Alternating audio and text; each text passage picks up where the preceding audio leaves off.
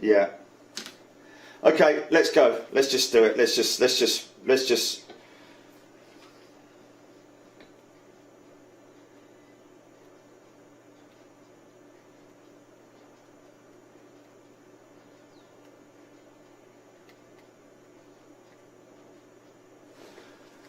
Sorry, folks. Just getting a bit of the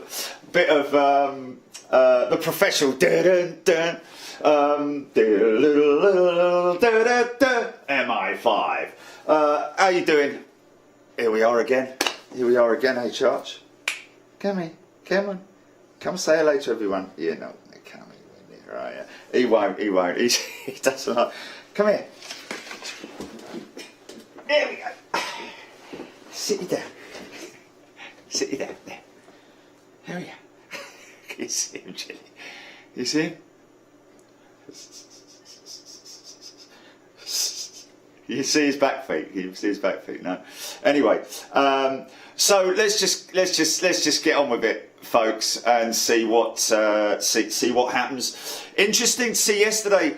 Quite a few people obviously up in arms about Heathrow and or not so much Heathrow, but our ports in general, about passenger traffic in and out of Heathrow. And it is confusing, I have to say. Even I'm confused, when we've been out there filming, and in recent times, and we've seen A320s, 321s, Neos, all that kind of stuff. TAP, the short haul stuff, the Finnair, Embraers. Now, what is on those aircrafts in terms of passenger numbers? It's interesting because it's likely that the short haul stuff is not going to be carrying freight. One wouldn't have thought. However, there are a lot of the British Airways, for instance, carry Royal Mail, so they carry post in their belly, even on passenger flights. So it is interesting, but one of the arguments at the moment is why are you allowing all these flights in from all over the world? It's just terrible. Look at these numbers that I'm seeing, with all these flights coming in and going out to America and the Far East and all that sort of thing. Well, we did. Obviously, it's amazing, isn't it? Twitter is a platform that's sort of sensible. A bit like LinkedIn. It's a bit more that's why I'm quite heavy on LinkedIn, and we're quite heavy on Twitter, because it's more of a sensible platform, is the best way to describe it. And but every now and then you do get the people who know their stuff, who think they really do know their stuff, and don't really go about doing a lot of research. And for instance, this woman yesterday who was saying about she's supposedly a big wig somewhere, listing all these aircraft coming in, and we put one back basically saying, look, at the end of the day, man, this is 99% freight, 99% cargo. We've been out there, we've shown you Virgin Atlantic carrying out a massive program at the moment for Brussels. I don't think they're doing the Cape Town one anymore, because I think Cape Town's a no-fly zone. But general, all of Virgin's flights are ram-packed in the belly with freight. British Airways the same. But there are some passengers on board these aircraft. Now, in terms of numbers, it's very small, very marginal. But my question, obviously, is, and my concern with Heathrow is that, and I've travelled through Heathrow quite a few times since the crisis began, and I've seen the testing station, the arrow for the testing station. It's empty. There's nothing in there. It's closed off. And there was all this talk, during the last lockdown about, about pre-testing, pre-flight testing, about making sure that, and the system should be quite simple. You fly out of here, you have to have a negative test within the last, to be honest with you, it says 72 hours, but really, come on, it needs to be, almost one of those, a 30-minute, 1 hour test. I know they are kind of available, but are they reliable? I know we've been through all of that.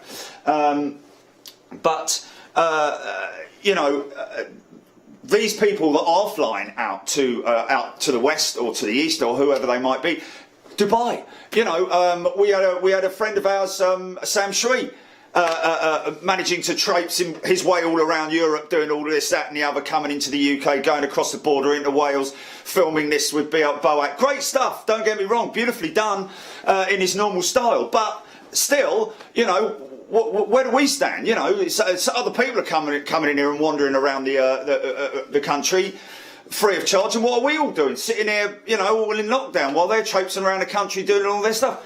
So it's a lot of it doesn't really make sense, and it is a little bit, you know, crazy that 9 months into this whole thing, and Heathrow only just we're looking into, or the government, should I say, not Heathrow, the government, I think, are more to at issue here. Heathrow are very, very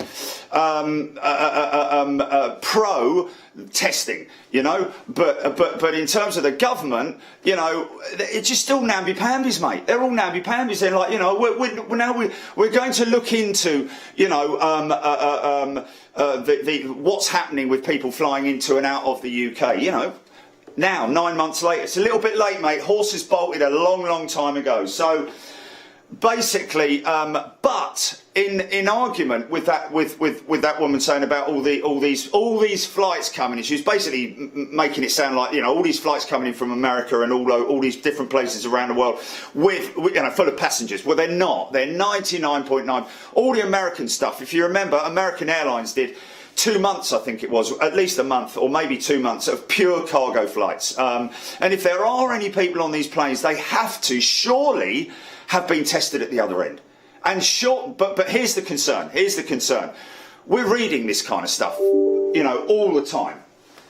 Somebody saying yesterday, came through Heathrow, straight out the gate, walked through the airport, through passport control, out the other side, picked my bag up, off I went. No one at any point stopped them and said, have you had a test? All they do is, I think you have to fill in the form, you know, where you've come from and how long you've stayed there for, and et cetera, like what I did. I was never tested, you know, during my times coming through the airport. So it is quite concerning that there is this trickle of people still coming through our borders, you know. I mean, somebody mentioning here on which sort of like the problem with a lot of posts is they get diluted the further down the page it goes. People start talking about other stuff, and the original subject matter gets diluted right the way down the bottom. But this fella's, you know, rightly so, he started talking about Gatwick, you know, and other airfields, which is like, you know, Ryanair, EasyJet, you know, they're operating flights from wherever. I mean, we all know where EasyJet fly to predominantly. It's down in Spain, isn't it? You know, in France and Holland and places like that. So it's European operator. So obviously, who's on those aircraft, and what is the situation with them, not just here but in the other country as well? Somebody's coming in from Malaga, for example, you know, or you know, the guys on, you know, with TAP. Who's on the TAP jets?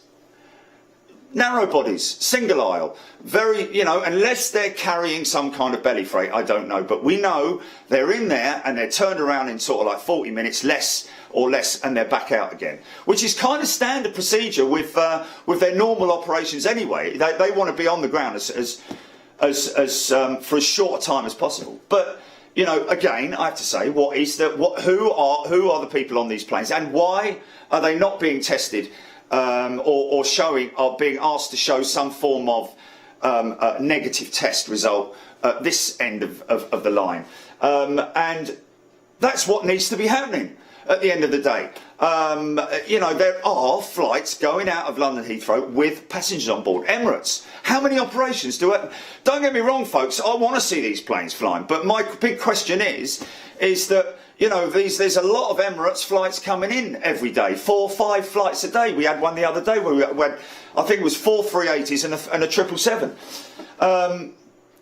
You know, it does sort of like make you wonder what's the deal there then out in Dubai. You know, well, we know for a fact that, you know, Mr. Sam Shui has managed to get himself all over the gaff, you know, in the UK, and and skipped it back to Dubai. Fair play, you know. But you know, what's the deal with them? And I'm not saying why can't we go and do it, because we shouldn't be doing it. Nobody should be doing it, man. We should. A lockdown is a lockdown, and a lockdown means borders, man. Close the flipping borders. Be a little bit stronger, eh?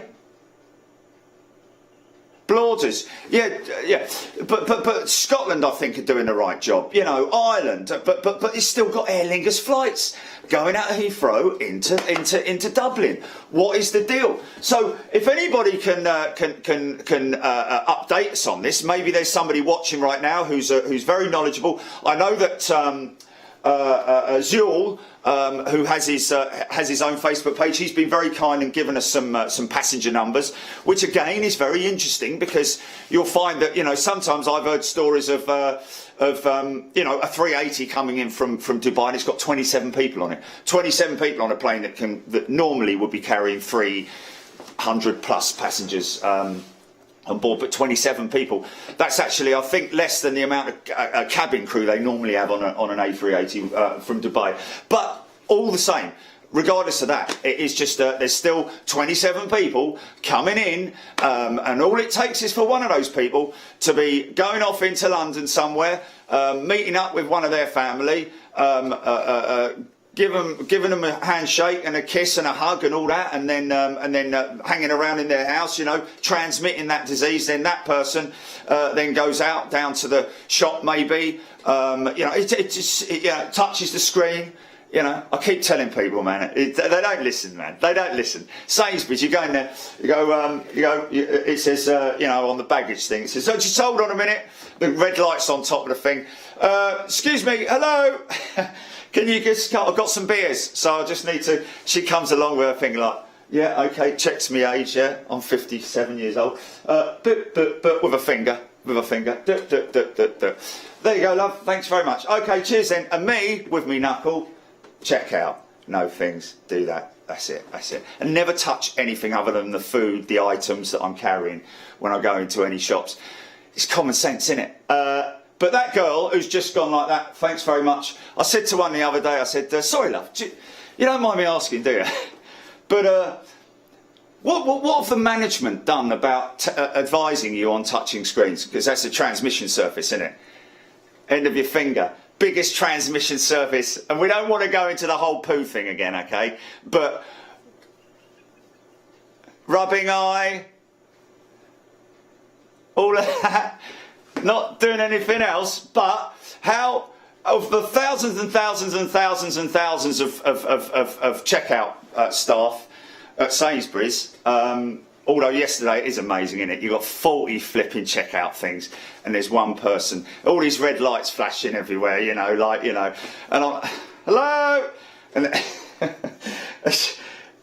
how many unemployed have we got? How much money has Sainsbury's got? I know you're losing money, man. I know everyone's losing money, but somebody like Sainsbury's, you're never going to lose money, are you? Employ some more people, man. There's a lot of unemployed out there who would be very happy to just stand there, but give them Sainsbury's, man. Come on. Sainsbury's, all the places where you've got high transmission surfaces. Screens, man. All the people. And I said to her, I said, so what have the management done to advise you on the screens, on how unhygienic they are in terms of, you know, people touching the screen and all that? He said, oh yeah, I wash my hands, I clean my hands every 10 minutes. I said, okay. So how many times do you touch the screens, different screens, like all the different screens, between 10 minutes? She was like, oh, I don't know. And I'm like, all right, okay, don't worry about it, love, don't worry about it. Because half of them, oh man, they're not advised right, are they? Management. And I can see the manager wondering. I know I spoke to him a long time ago, before when this whole thing kicked off, before even the lockdown. Before the lockdown, I think it was. Were we queuing before the lockdown? Or, well, I can't remember. But anyway, and I went up to him, and he's a little fella, and I said, hello, mate. So what are you doing about your staff when they're walking around and they're filling the shelves and all that, and they haven't got a mask on? They go, oh, sorry about that. Anyway, all over the yogurts. all over the yogurt pots. Big sneeze, you know. And he said, oh, no, we haven't been, you know, he gave me some lame excuse, that, you know, about whatever it was, you know. And I said, mate, honestly, why are you defending it? Why don't you, as a manager, yourself, as an individual, pick the bleeding phone up?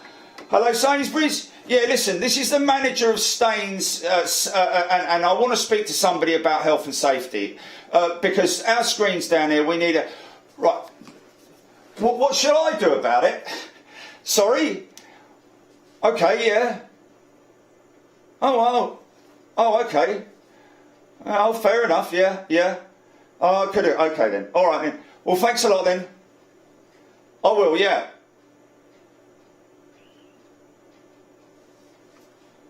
About 4:30. Okay, see you later then. Cheers, bye.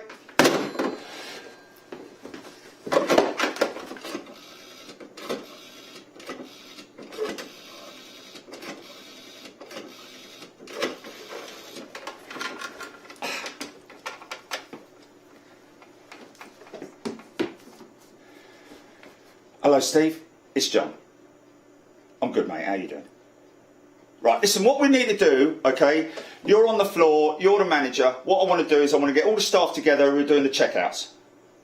At the end of the day, before they go home, make sure they don't go home, and those people who are going off early, get them to come and see me. I want to talk to everybody about a transmission on the screens.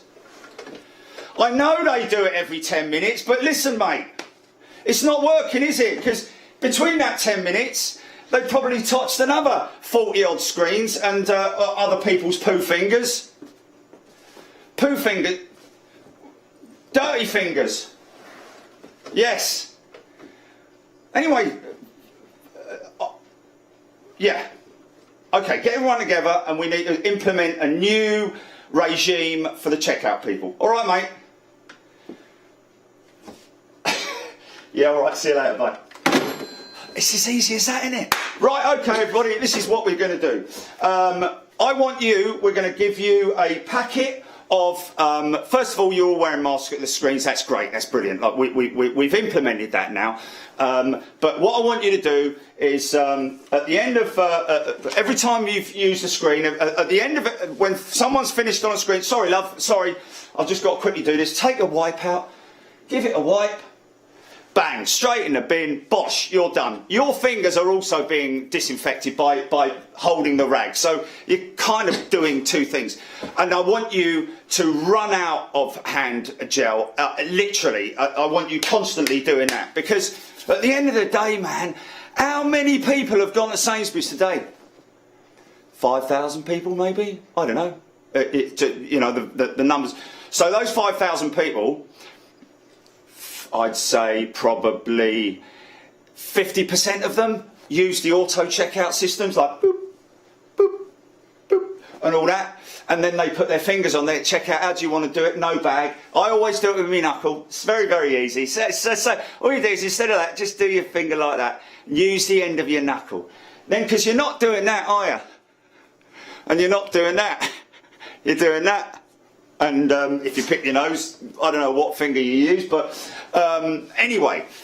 So if you use your knuckle, check out, card, bosh. Try it. Jilly tried it. She said she can get it to work because I said just trust me, it'll work. Just hit the flipping screen harder. Don't just touch it. Hit it. It's a bit of skin in it. It's not like it recognises the tip of your finger over your knuckle. Got to put a bit of pressure on it. So just try it next time, guys. Honestly, try it next time you're down at Sainsbury's or Tesco's or wherever, because the management will not flipping listen. And it's a simple regime that they can put into place.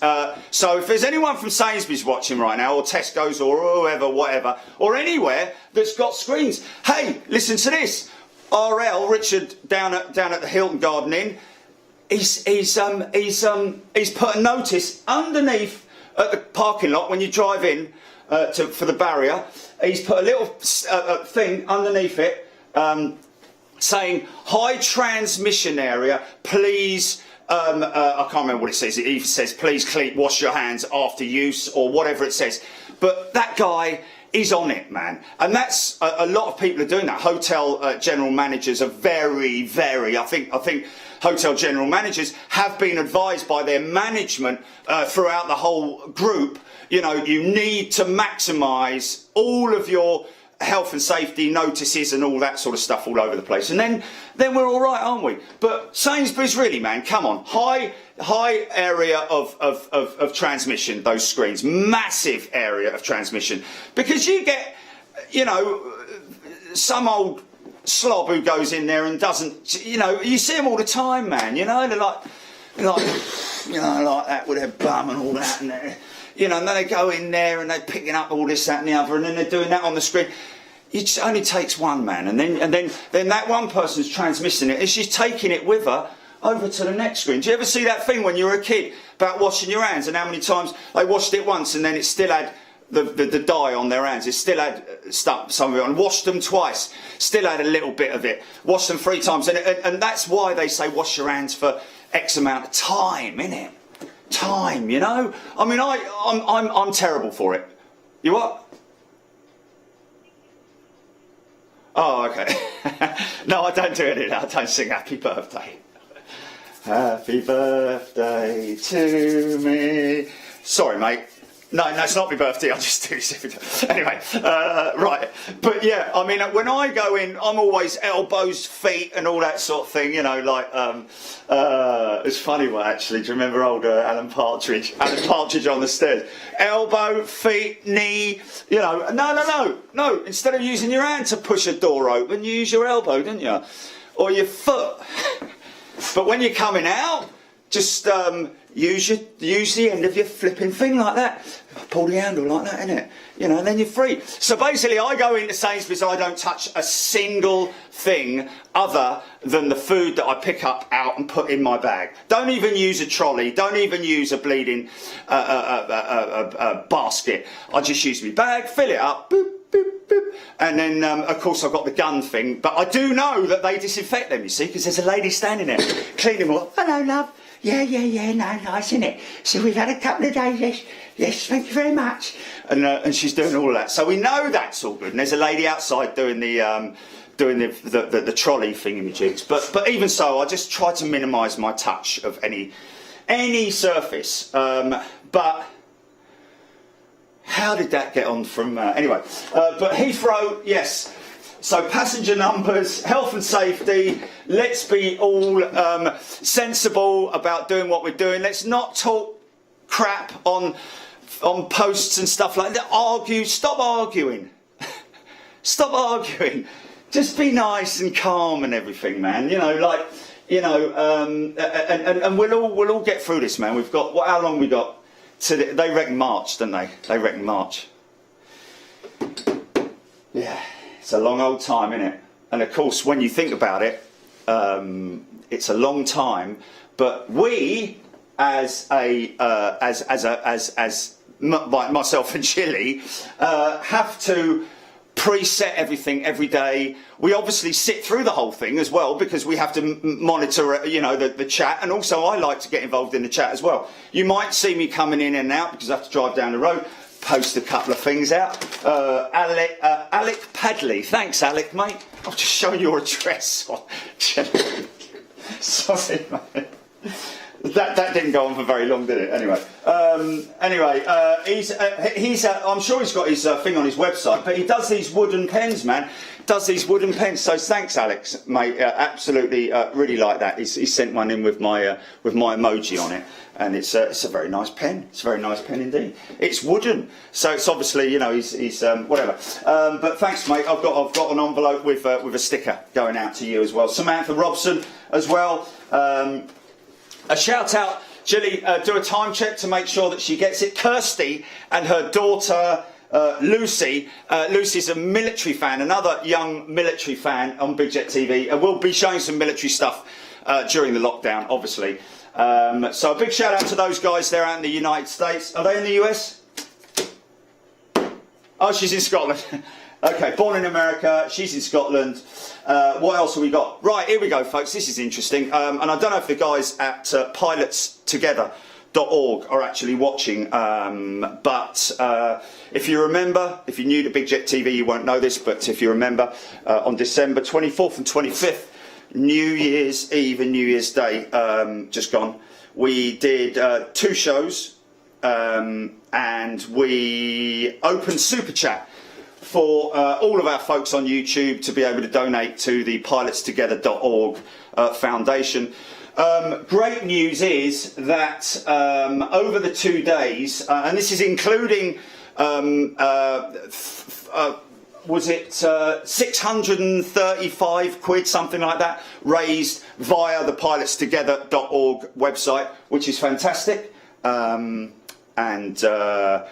Thank you to all those folks who did that. I think most of them, as Scotty told me, actually mentioned Big Jet TV on the donation, which is helpful, obviously. And then you guys on YouTube managed to raise £5,664 on YouTube.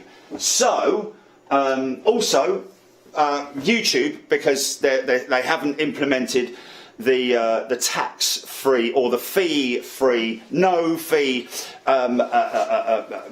a charity side of their business in the UK and Europe yet. They've just got it in the US. So we had to, what we've done is they've taken their 30% and VAT, believe it or not. So we're covering that shortfall. So we're making sure that we give, we are ourselves donating £2,492 from Big Jet TV. But what we're just about to do now is I've got Pilots Together here. Make sure you check them out, folks. I'm talking to people, aren't I, Gilly? I'm not just... Okay. So we have got... So what we're going to do is we're going to do it now. We're going to donate it right now. So hit the donate now button. Okay. Your donation, monthly, one time, custom amount is 6,000. Oh, no, sorry, 5664. And that's our amount that we're doing. Okay, let's just do this. Shall we do?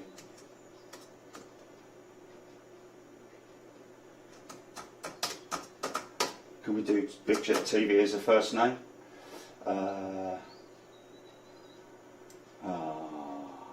Okay. Okay. Have you done that then? Big Jet TV. Oh, what happened there? What happened there? Big Jet TV. Yeah. Tab. Okay. Donations. Okay.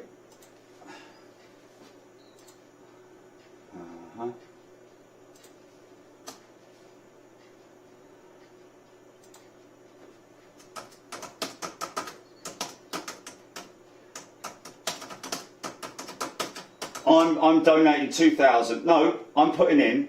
Oh yeah, I've told them £2,492 is our part that we're putting in as Big Jet TV.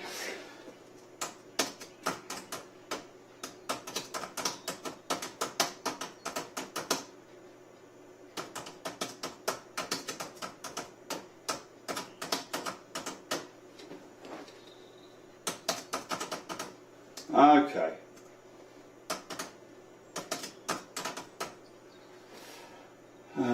Rightio. Okay. Boost your donation by 25p of gift aid for every £1 donated. Yeah, okay.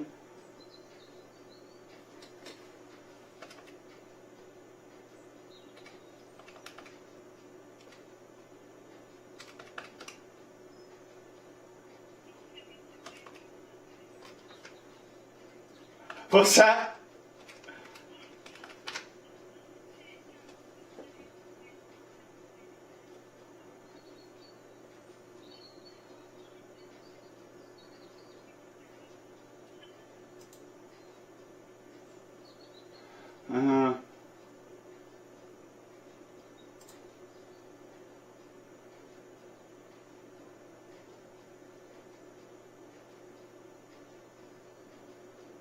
Right, okay.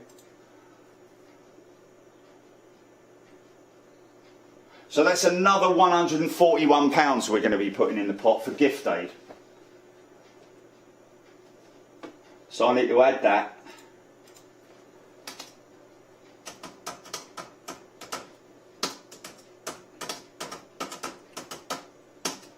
In comma 25p per £100. Oh, per £1. Okay. Okay, let's do this. Now they can't see me doing this, can they, Julie? Okay.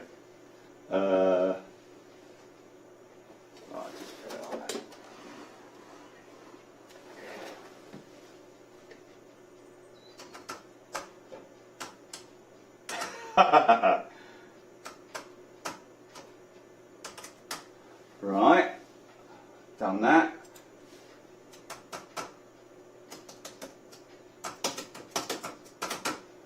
Done that.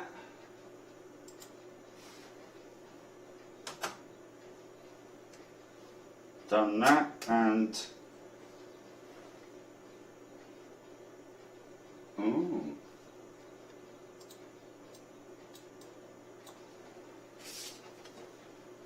Yeah.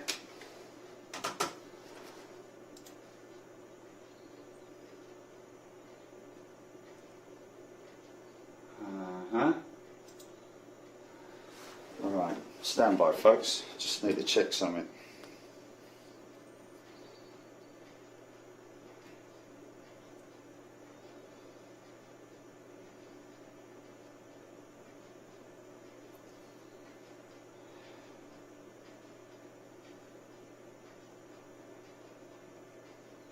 Because this money has not yet come through. It's going to take another month for it to come to. So we're going to have to, what we basically have to do is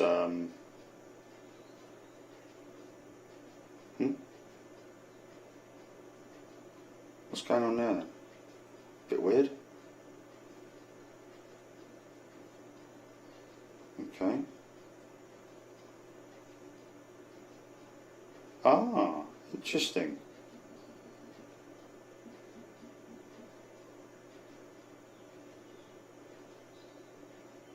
Okay, here we go.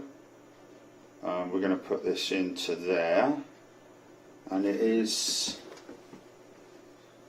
okay. Plus 5664, £5,805 and 60 of Her Majesty's finest pennies.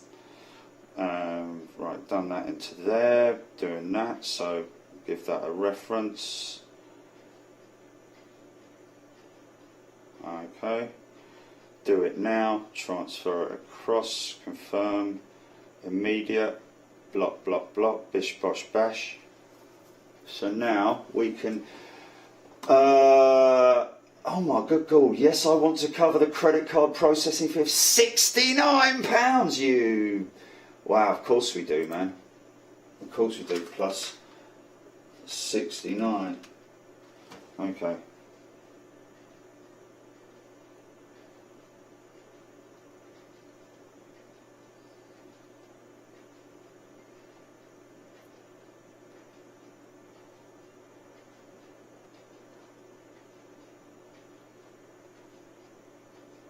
Oh.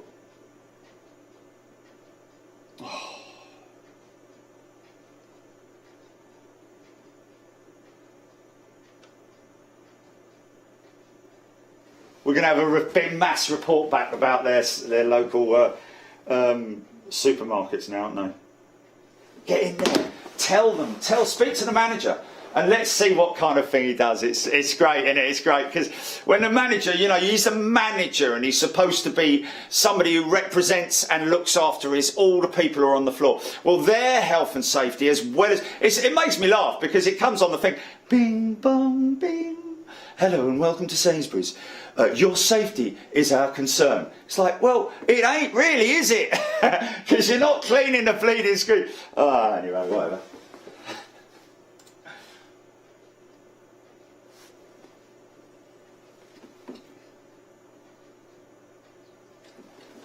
okay. Donate. Oh. Really? That can't be right. Uh-oh. Uh-oh. You know what? I think it's got a bug, mate. Oh, hold on.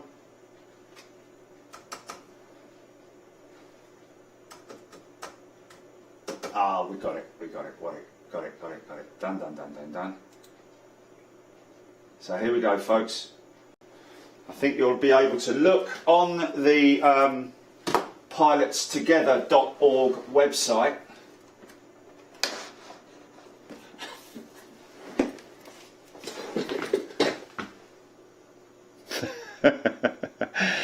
See that? See that?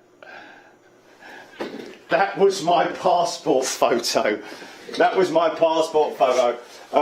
Actually, no, it was my passport photo. No, it wasn't. It was my driving license photo that I did when I came back from America before they brought in the whole you can't smile or laugh or anything like that on your. You've got to be sort of like blank faced, you know.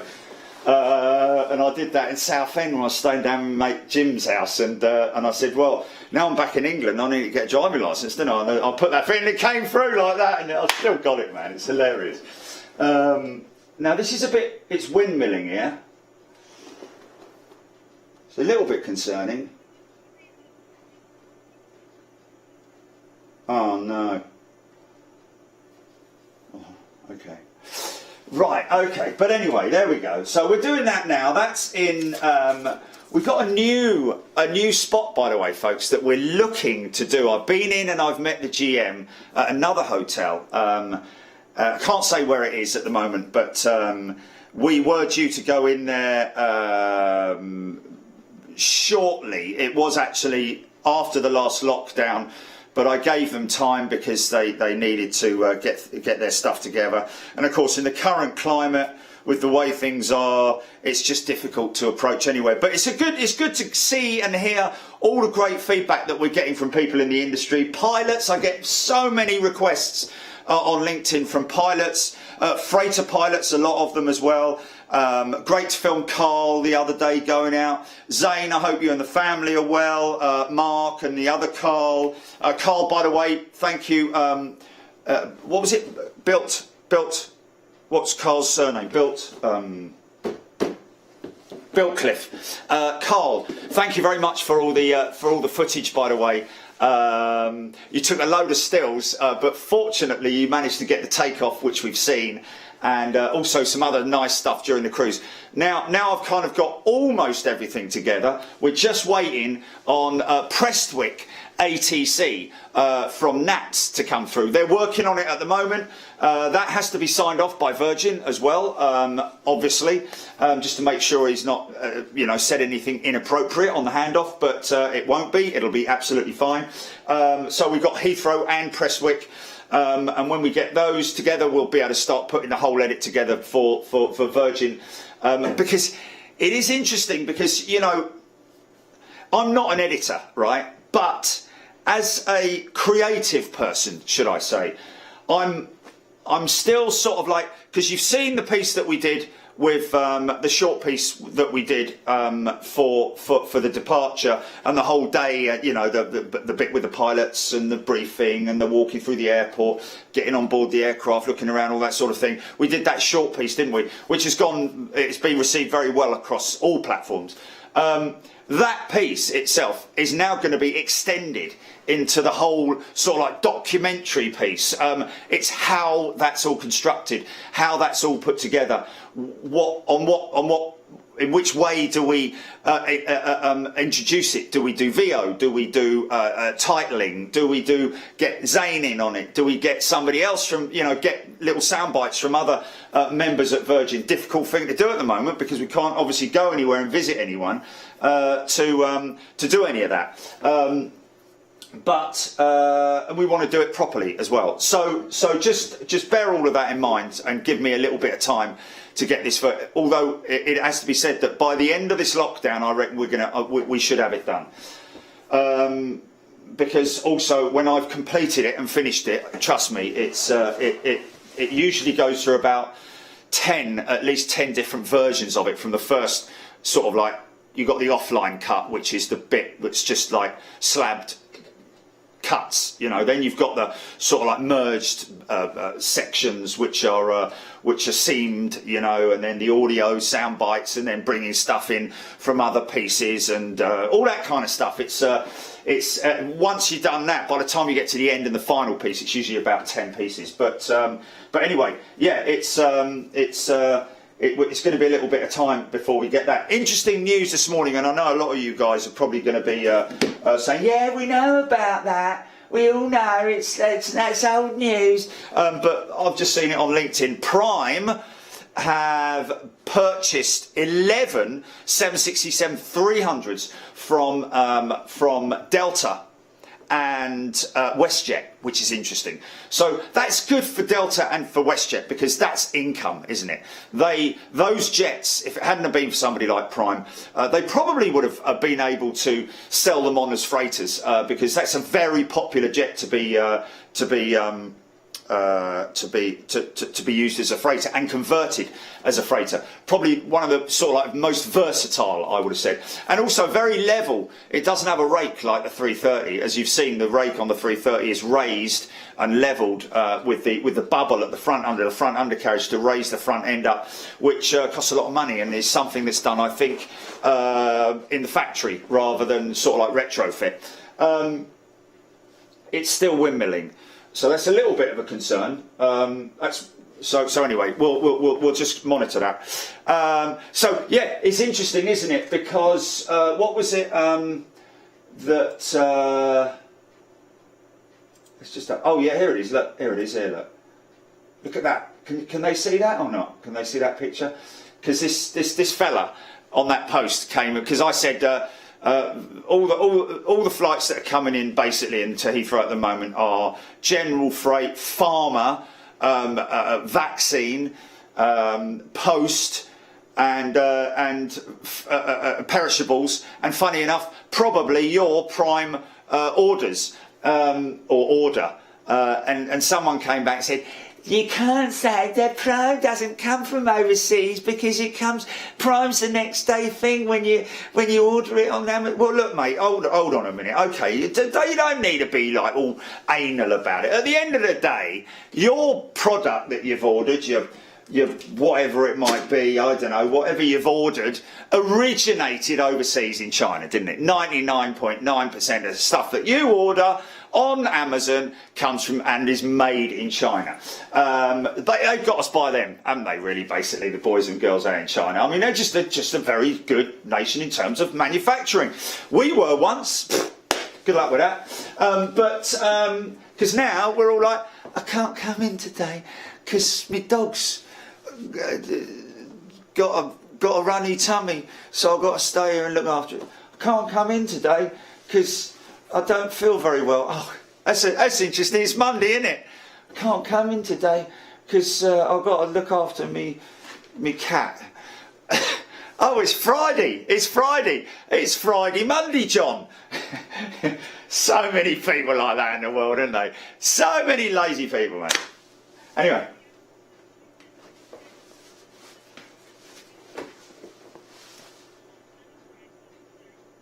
There we go. Condor. That'll be probably their 767, I'd imagine. I've just seen the Condor 767 Retro overfly here on its way to somewhere else. But Zul, thank you. We just got a DM from Zul saying that there is a Condor 767 due in from, did you say Frankfurt, Julie? Dusseldorf tomorrow. Belly freight, completely full of belly freight. In fact, that's what basically is happening all over the place at the moment. But anyway, getting back to Prime Air, so the fella on Twitter who said, your Prime order, you should have said Amazon. Well, you know, Amazon Prime, you know, that is what it is. And look what they write on the side of their plane, mate. Prime Air, yeah? So basically it's getting your product from the source of manufacture to your front door. So don't be so pedantic, all right?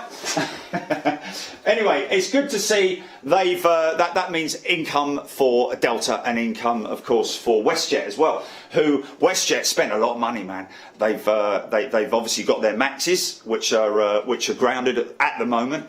Going to be interesting to see how that all plays out in terms of you know. I'd love to. That's one thing I'd love to do. I'd love to, you know, take the camera to, you know, and have somebody from Boeing explain to us exactly what it is they're doing to the 737 MAX in order to make it safe to fly, which is perfect, which is what you need. I mean, but at the end of the day, I believe it's just a software change. So they might just take that out and put that one in, which basically stops it from doing that. And also aids the pilots. Obviously, it's a lot more complex than that. But at the end of the day, the whole reason why it happened was because they've used an old airframe, which is a proven airframe, but they've stuck a massive great engine on it, haven't they, which basically upsets all the airflow over the wing, which basically the aircraft's always fighting. It's always fighting with itself. It always wants to do that or that, you know, depending upon what the airflow is. But the engine is basically upsetting all the aerodynamics because the aircraft was developed to have that smaller engine on it, the CFM56. And I believe, I understand that Airbus also had a few minor issues sort of on the same line because of the bigger engine, the bigger LEAP engine and the Pratt & Whitney engine that's on those Neos. But anyway, that's really good to see. So we'll hopefully see by the end of 2022. We'll hopefully see a lot.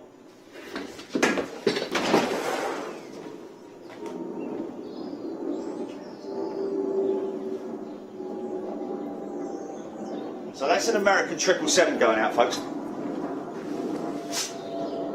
Can you hear that? Is it coming out? Yeah, but can you hear it on the... Yeah. Yeah, that's an American 777 going out to wherever it's Chicago or whatever. And it will be belly freight, folks. It will be belly freight. And that is general cargo as well. China Post, I believe, also somebody was saying to me the other day, I can't remember who it was it Carl actually who said that about China Post? But anyway, and of course, you know, at the end of the day, China have got the right idea, no matter what you think about China, okay? You know, say what you like, you know, whatever, you know, if you don't, You've got to take your hat off, man. They're all walking around. They're all happy. They can do whatever they like out in China now. One person gets it, they lock the whole flipping town down. Do you know what I'm saying? Until that one person is dealt with, you know, and all the people around that one person are all tracked, traced, tested, and everything's okay. Then they open that town up again. So they got zero. And they've done almost the same thing now in Australia, I think. I think Australia is very. They've done a fantastic job down there. Japan, on the other hand, I don't think they've implemented it. Basically, in the East, China in the Far East. I think it's just as rife as it is everywhere else. America, of course, well, you just do your own thing, don't you? You make your own mind up. I mean, there are so many very, very sensible, intellectual people in America and around the world who understand, especially now, the needs of us, because we're all fed up with it, man. We're all fed up with it. And you're fed up with it? I want to go out, man. I want to go and film. I want to go and, you know, play golf once in a while, or just be able to, you know, just meet people. And I mean, that's just like, it's terrible, isn't it, man? It's really terrible. But anyway, we'll get through it, man. And what we'll do is we'll get through it by basically, let me just make sure whether that's still windmilling. We'll just get through it by doing sort of stuff with you. Great. By the way, folks, if you've got an opportunity to download it, Appointment in London, fantastic video that's VHS. But I don't know if you can get it on wherever you can get it from. But Appointment in London, if you're into your Bomber Command stuff, absolutely brilliant. Bert Bogart is in it. But anyway, Samantha Robson, got a sticker coming on its way to you. We've got lots of other stuff to get through. Lots of people that I've spoken to and I'm still speaking with. We've got stuff that we're doing, edits that we've got to put together. This guy here, by the way, I don't know if you're watching. Oh, who is it here? Oh. No, this fella, this young lad, I think. Or was it Samantha Robson? I don't know. That's a shame, isn't it? So, I don't know whoever sent that, but obviously, look, now this is the sort of thing I did when I was a kid, because my dad flew DC-8s. I wish I could find that picture that I drew of my dad standing there, like in his uniform next to his DC-8 and all that. But this fella, look at that. Or is it Samantha Robson? I don't know, whoever it is, but they love their Eurofighters. And look at that for I think it's a Eurofighter, isn't it?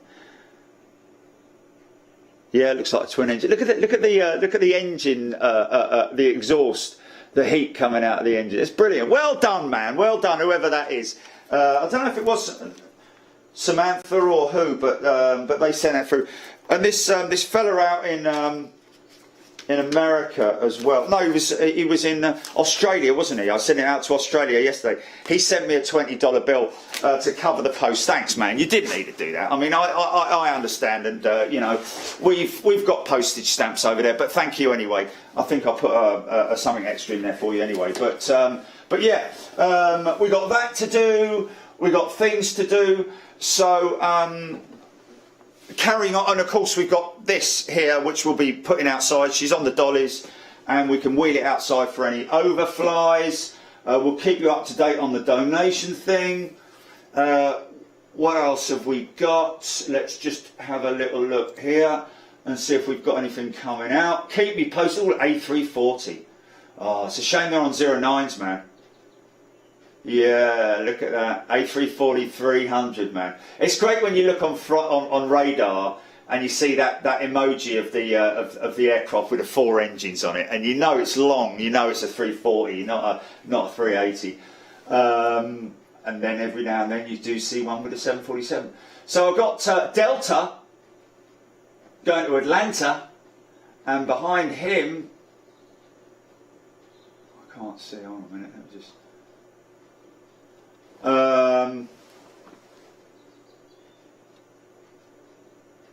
Doesn't say where he's going. Okay, so we've got a Delta 7. What is it? Oh, wrong one. Say it back there.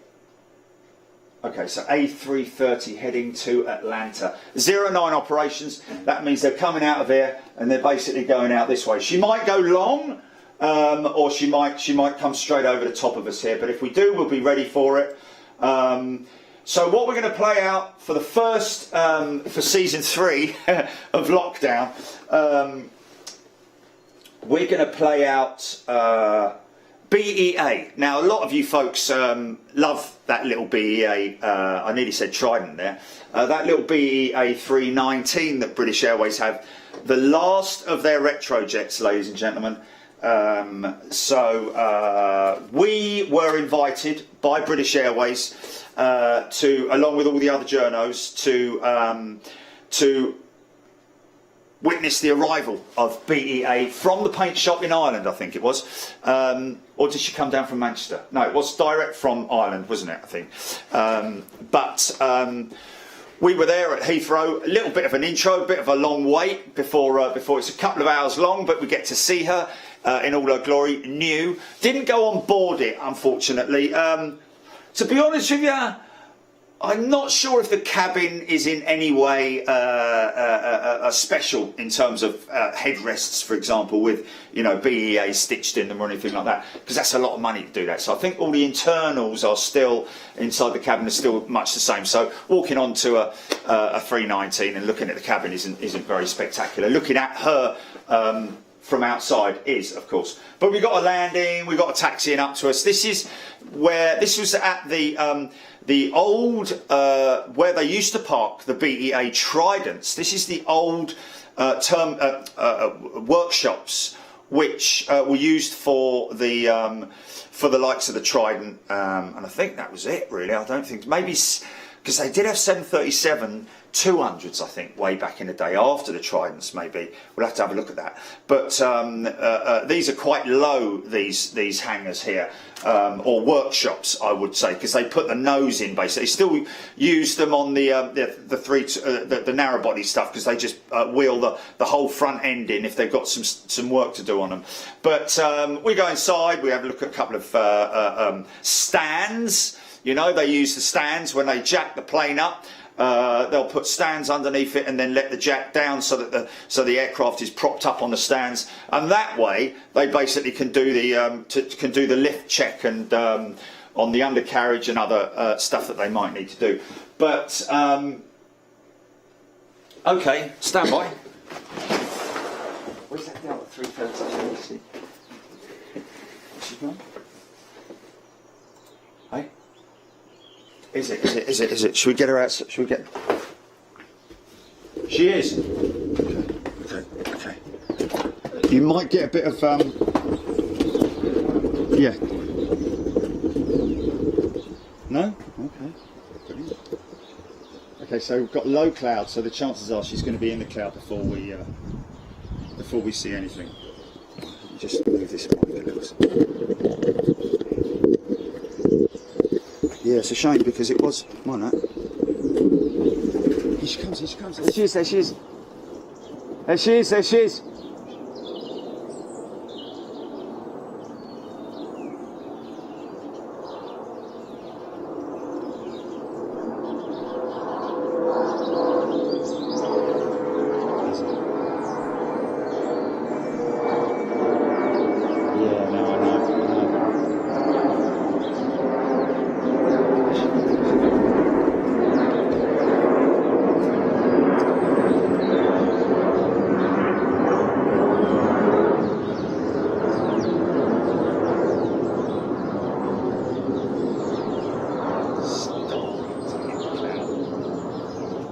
I'll do the rest of the PTC out here. Lots of birdies.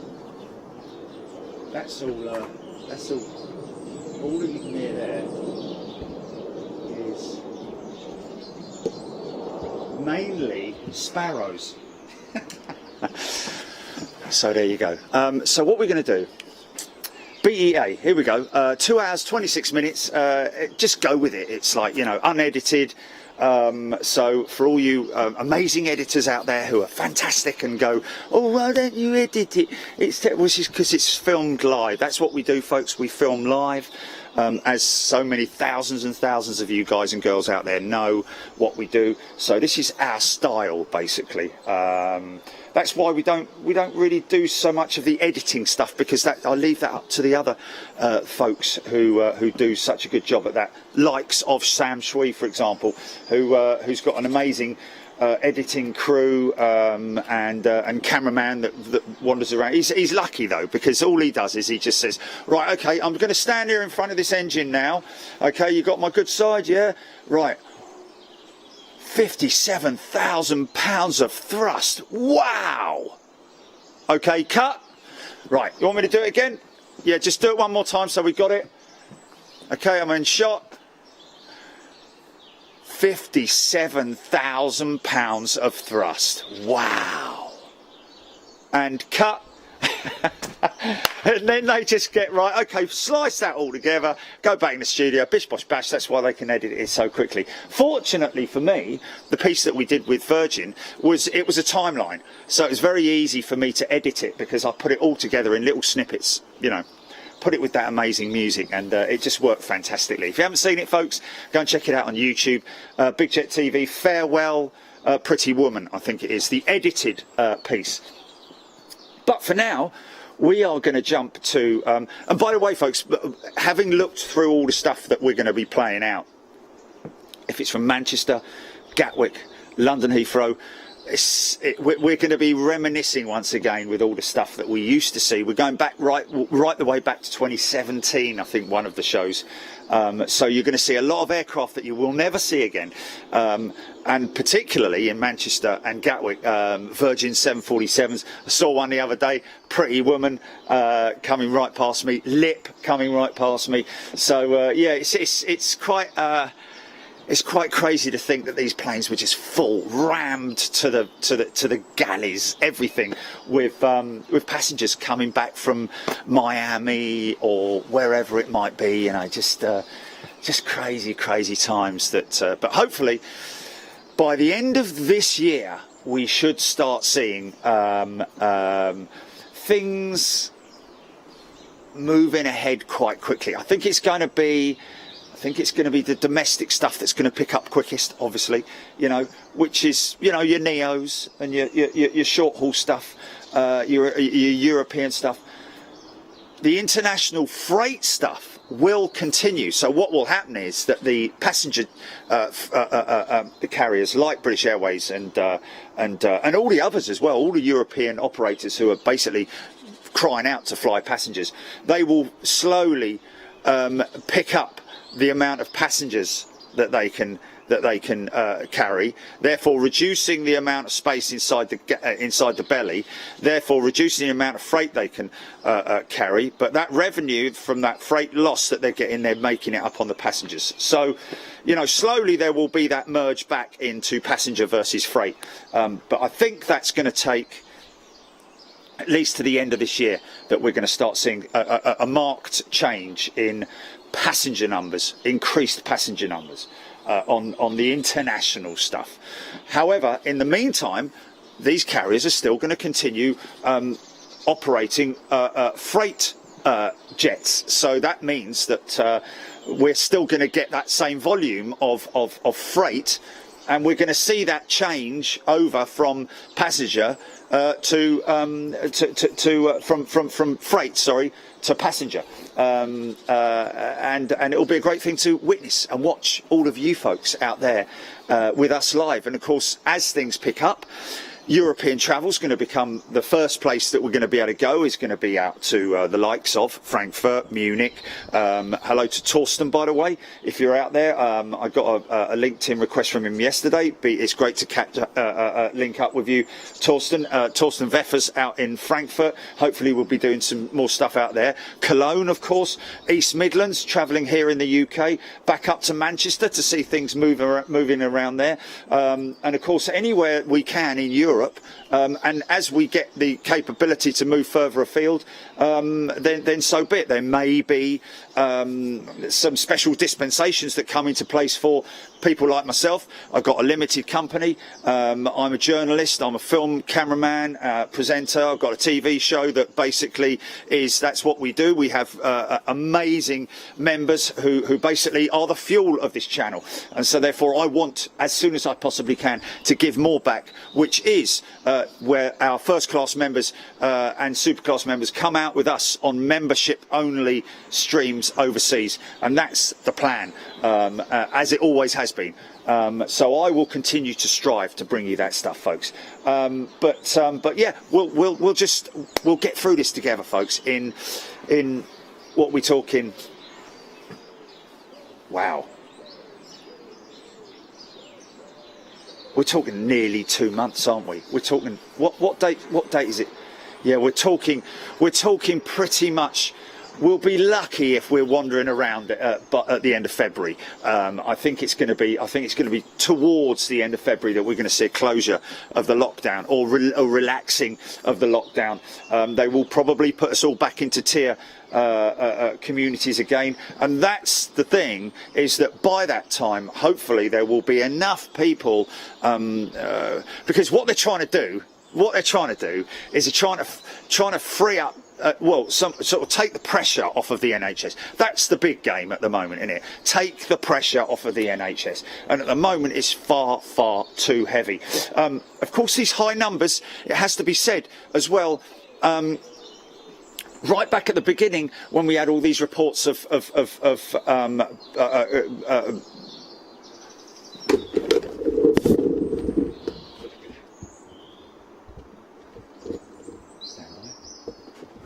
it's good though. It's good. I've got it. Nice bank shot. Yeah. Look at that.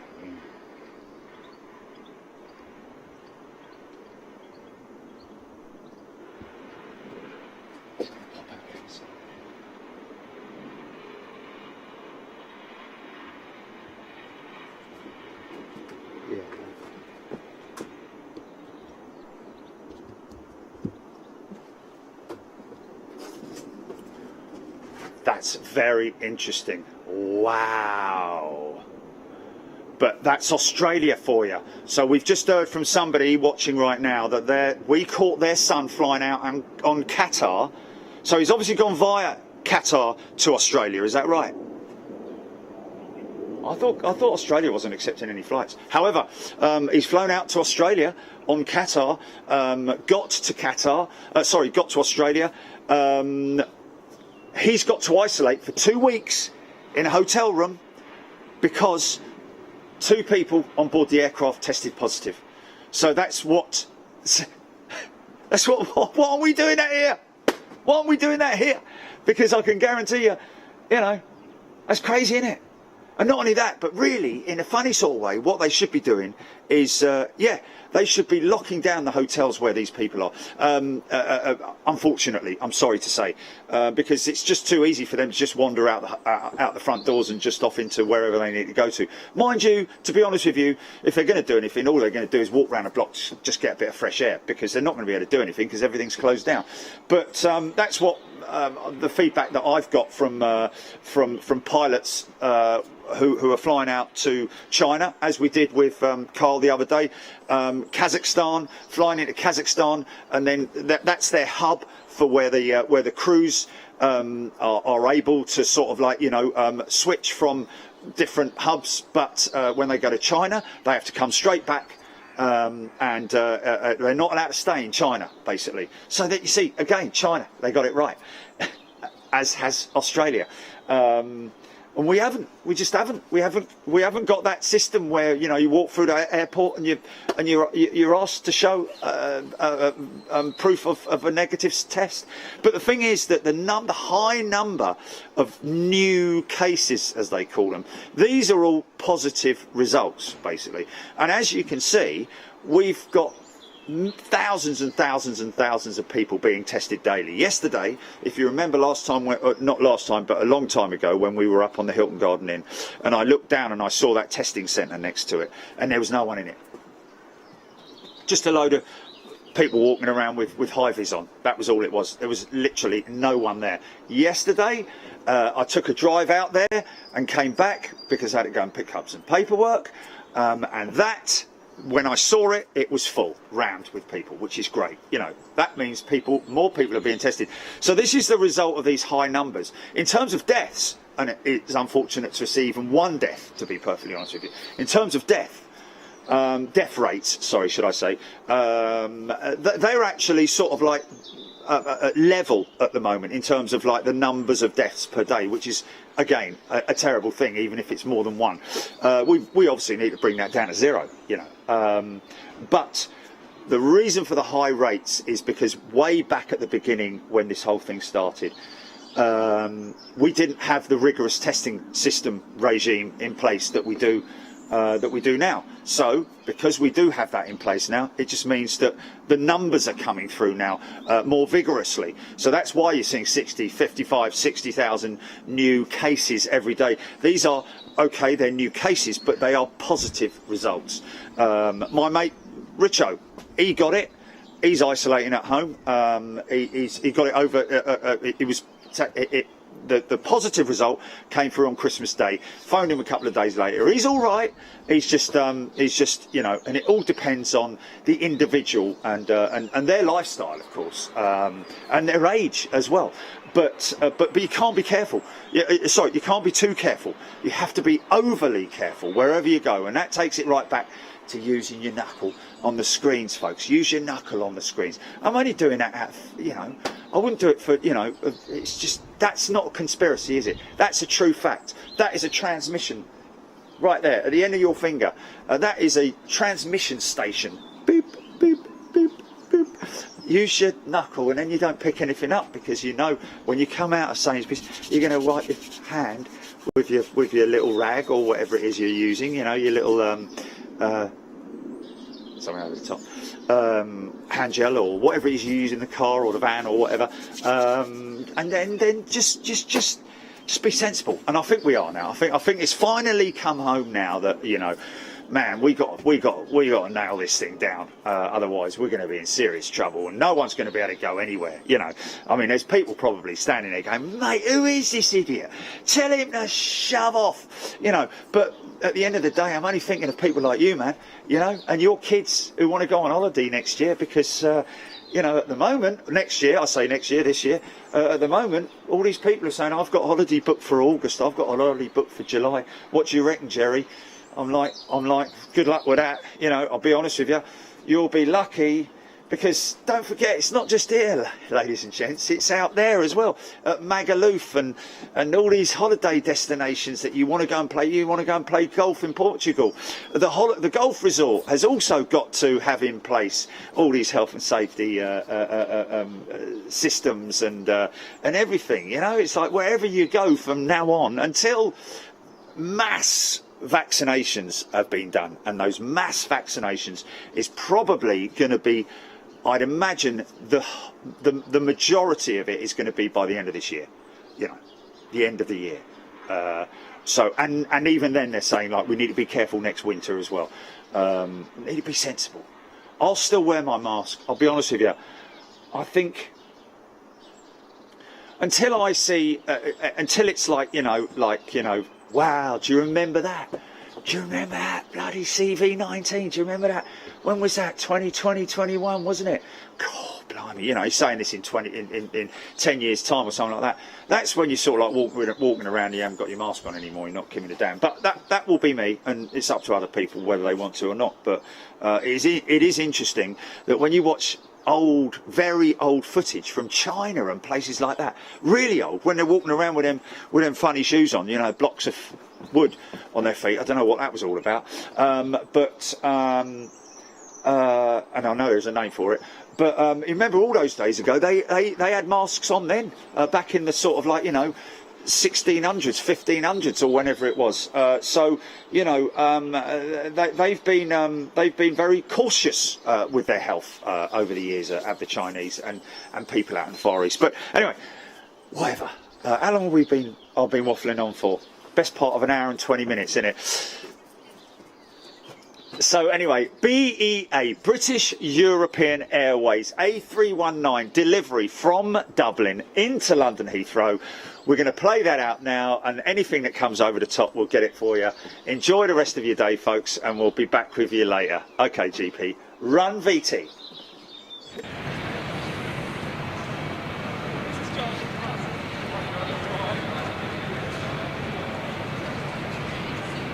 Are we good? Are we live? Hey folks, good morning. Just check we have got audio. I'll tell you what I'm going to do. I'm just going to quickly... Yeah, we're good? Okay.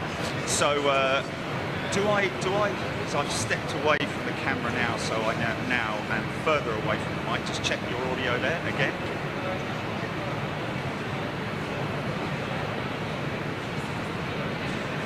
It's a little bit... Yeah, just stand by. Yeah, just stand by. Okay, how's that? How's that? Okay, well, I know it's going to be fine. Okay, so very good morning, good afternoon, good evening, wherever you are in the world.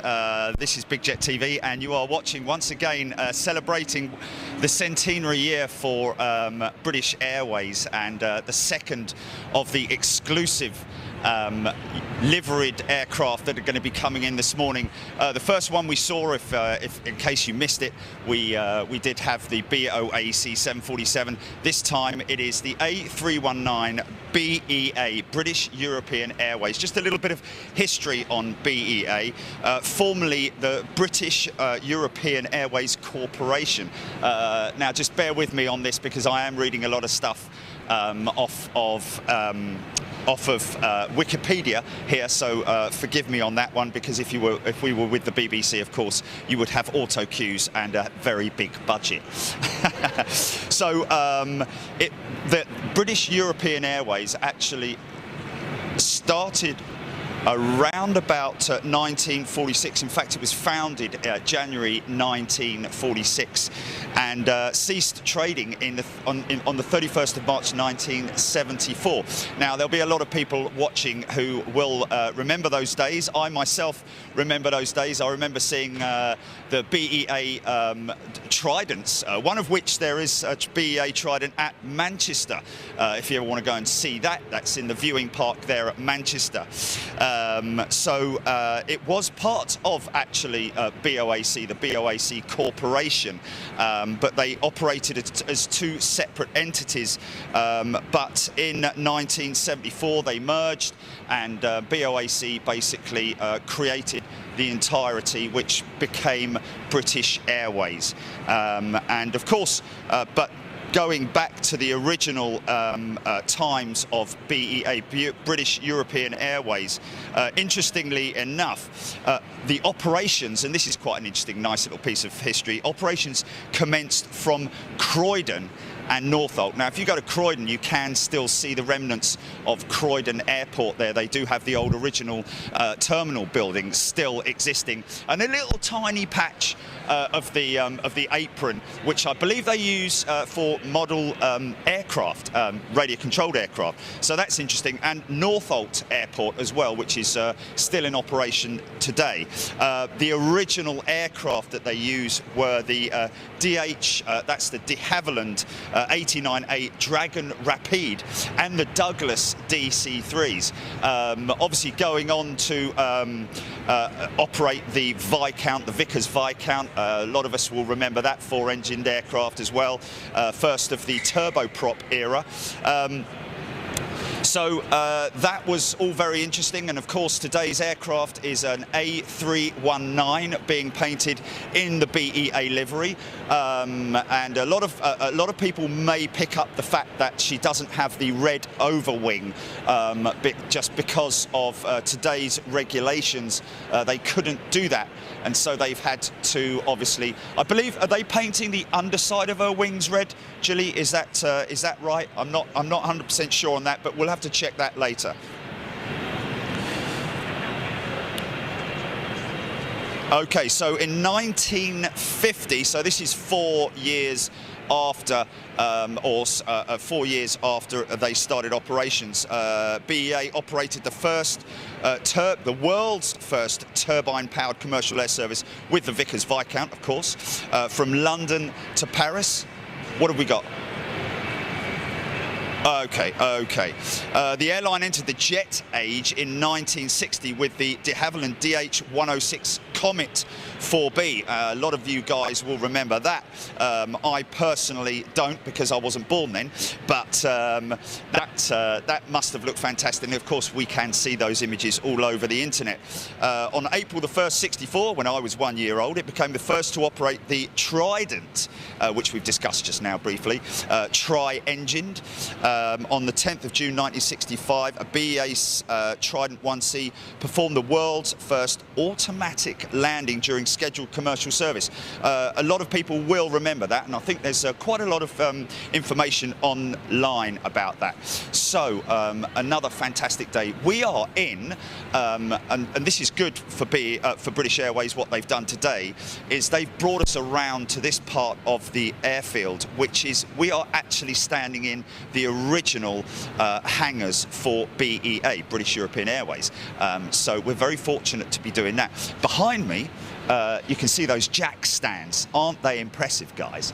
That's the kind of thing that they would lift. You can see the jack points underneath the aircraft, and that's where they will lift the aircraft to test undercarriage and when they need to take the weight off of the aircraft. So quite impressive there. I'm not exactly sure on the load that those will operate, but it's pretty impressive anyway.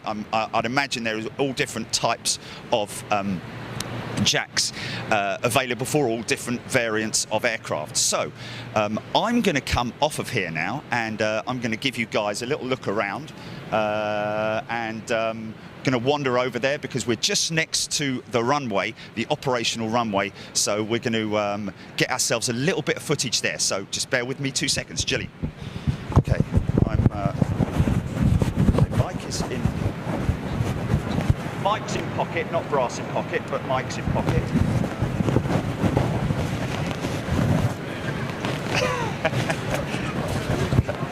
Here we go. Right. I'm going to unhook. You still got audio, yeah?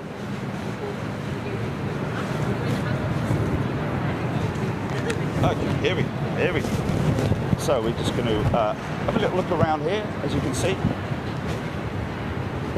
The original, this is where the short-haul aircraft are serviced and maintained inside this hangar.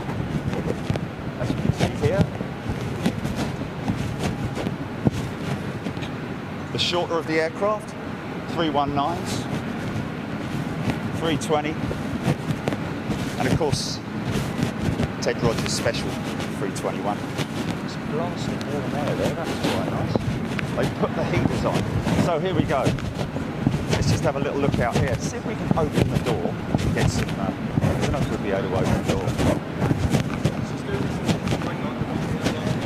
Sort of go upset jump cars. 1747 stand by. Go out there.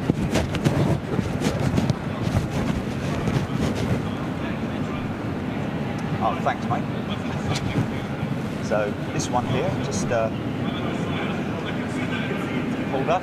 Everybody happy on the feed, Jilly? Singapore Mini Slinger. Not that mini. 777-300 ER standing by to go out. 747 Queen of the Skies. Now, to our left here, folks, a lot of you guys will be knowledgeable about the layout of London Heathrow, and you will know that to my left is, or to our left, is Concorde. So just at what point we're going to be allowed to go out and have a little look around, we're not sure yet. But obviously what they're trying to do is obviously contain all the press and media inside this position just for the time being. Not sure whether that's a Trent or a GE or what on that cradle, but it's looking pretty good. One of BA's 777-200s. So let's just switch quickly to that position.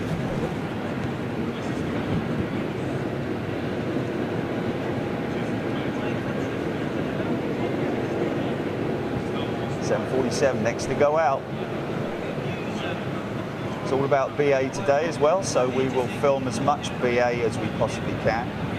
Just a little bit of information, we do have a lady and a gent flying in today. I'm not 100% sure if it is, let me just grab my phone, just stand by, if I can find it. Sorry about that. Flight Officer Holly Sims, quite an apt name as well, pretty cool. And Captain Julian Hall are the operators today of this BEA 319. Hopefully, there we can hear her going out.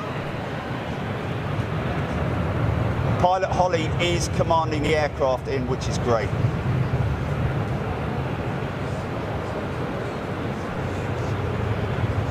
And we do hear that apparently they're going to bring her in rogue. So she's going to be, even though this is the 27 left is the operational departure runway for today, it's one of our favourites going out there, folks. I know we don't like to, British Airways wouldn't be too happy about us filming Virgin, but you can't help but when there is a 346 in shot, be a little bit rude to ignore it. So a little bit of airport activity right now. There's your lineup for the active 2-7 left departures. So they will be bringing her in rogue, hopefully. That is the plan, folks.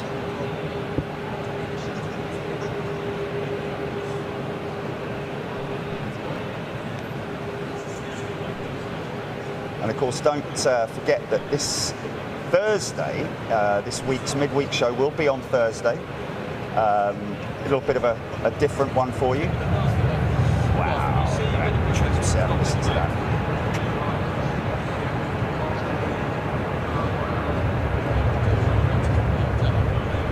This is all remote, by the way, folks. I'm completely manual here. I'm not on the sticks, so forgive any shaking or any movement. Obviously, the deeper we go. Picking up audio, GP. You're all good on the audio?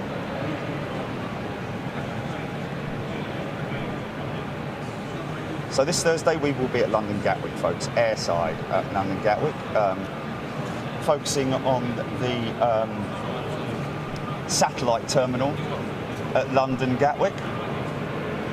See, listen to those Trent 5s going out, listen.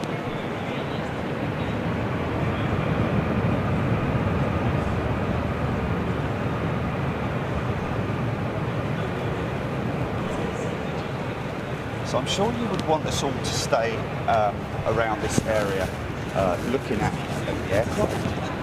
But let's just have a little wander around. Now, like they did with BOAC, they do have some pretty cool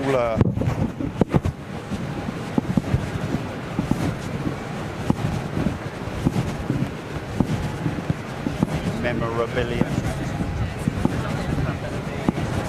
I know why all these people are standing here with this nice warm air. So there's your BEA Trident.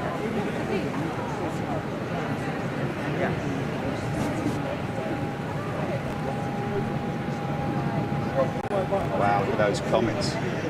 Oh no, they're not. They're Tridents. Sorry, Viscounts. My apologies. There's the Comet.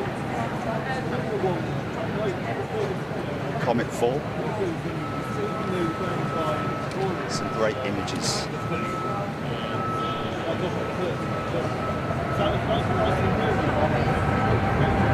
at that old thing.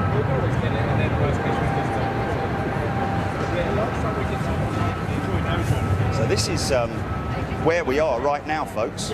See this Comet is landing, London Heathrow, 27 left, and that building that it's passing over there is the building that we are in right now.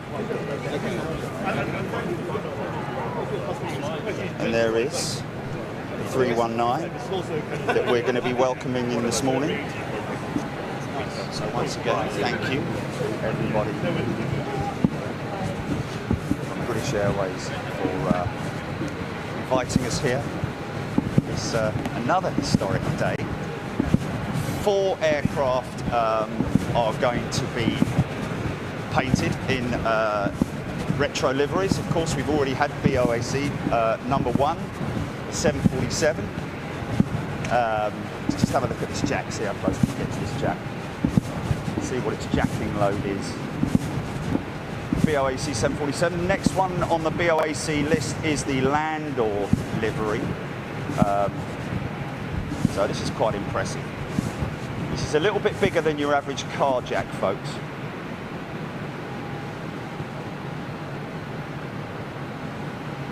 So looks to me like that's I'd say that's not for a 319 or a minibus. I would have said that's more likely to be for a larger aircraft type, 777 perhaps. I may be completely wrong, but to me, just judging by the height of that jack, it looks too tall to go underneath the wing of a 319 or a 320. So the original doors here, now if you're familiar with London Heathrow, you will know that on the eastern side, southeastern side of the airfield are the maintenance areas at London Heathrow for British Airways. One of those hangars, in fact, the hangars out on the east side are still governed, and you cannot actually make any adjustments to them because they are part of English heritage. So these old hangars are the originals. You can imagine the old aircraft being wheeled in here, big sliding doors. Of course, that over there is a hoist, I'd imagine, a hoisting system. That's a smaller jack, an ever such smaller jack there. So those jacks, more like for the single aisle aircraft.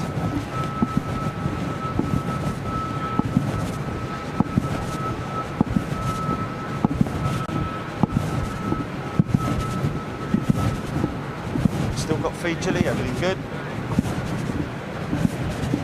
Yeah.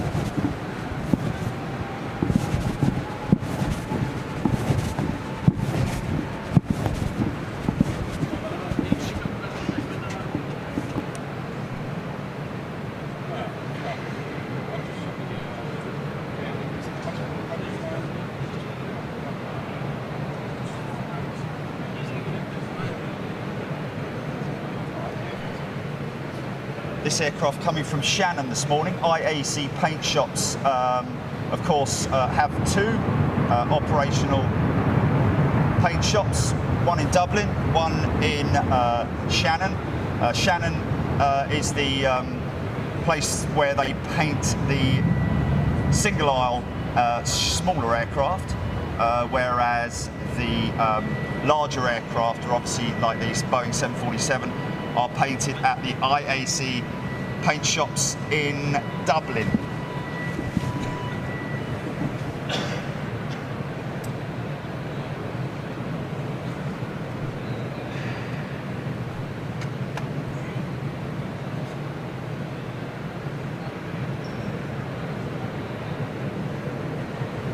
Gulf Streamliner.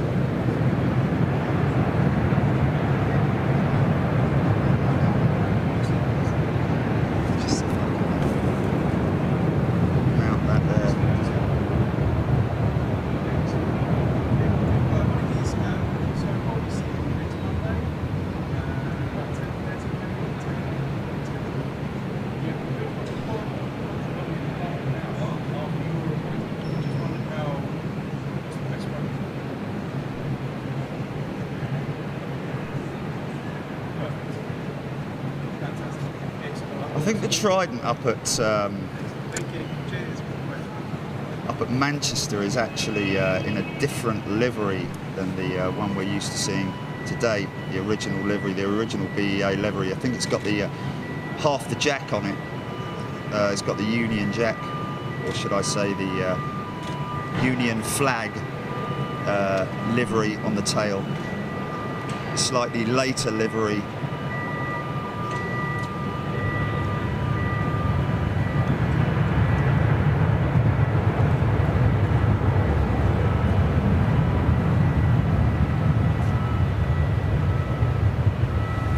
Started her descent apparently. Okay. Going over Pontypridd right now. So she's over the Welsh coast, making her way along the... I don't think we're going to be able to go outside this time. Somehow I just don't think... it's a shame, because if we were just told to go up to that line there, that would obviously be a wonderful thing. But it is what it is, and we have to go by rules and regulations here. Obviously a very sensitive area, airside in an airport, especially an international airport like London Heathrow.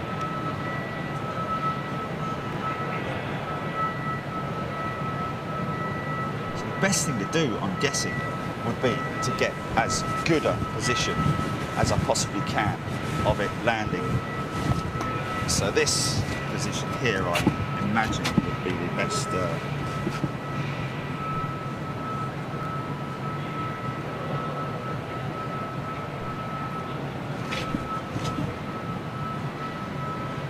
The what, sorry?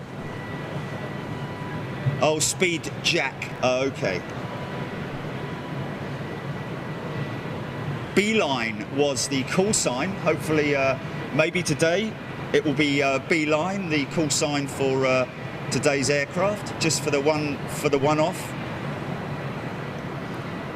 Or will it be Speedbird? Oh, don't park there, mate.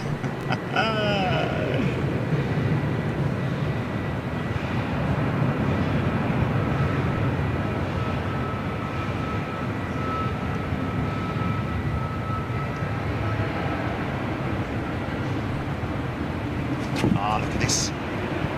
Okay, this is worth following.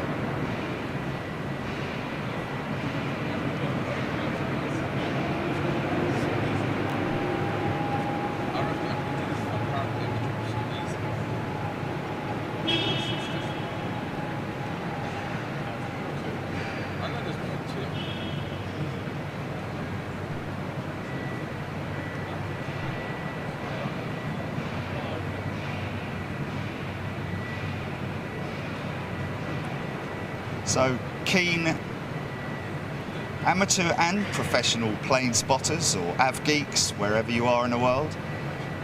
First opportunity to see this thing live on air, and of course people travelling from all over the world just to get a look at these exclusive liveries. I'd imagine that summertime is going to be real busy around London Heathrow with plane spotters from all over the world. Don't forget, we got special rates at the Hilton Garden Inn if you're interested in staying over at London, as well as, of course, the Renaissance, positioned to the right-hand side of runway 27 right, overlooking the runway. Great positions there. Hilton Garden Inn overlooking this section that you're seeing now. You can does have great panoramic views over the southern side of the runway. So regardless of whether you're on 09 departures or 27 departure operations, you will get a great view from the Hilton Garden Inn. Just check them out. Room 747 is the one to go into. If you go online on YouTube, you'll see, and Facebook, you'll see the little promo that I did for Hilton Garden Inn.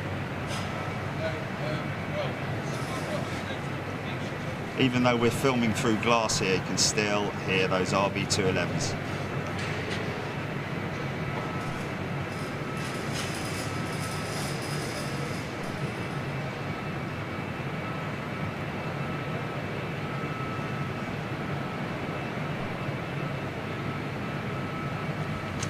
Sorry about that.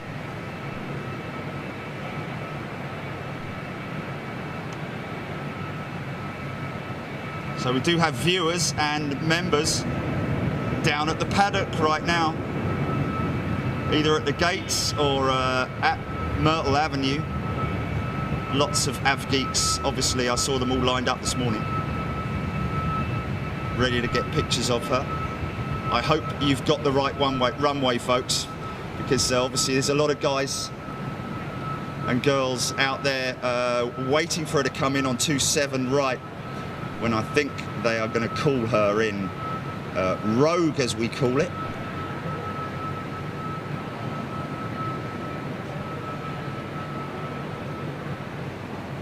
They will open the doors once she arrives, I believe, anyway, so that we can get a good close look at her.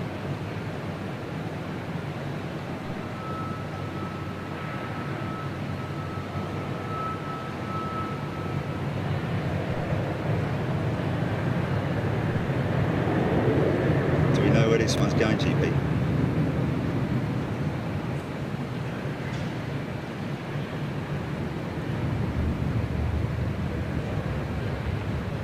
It's like a little intersect. She's off to Lagos.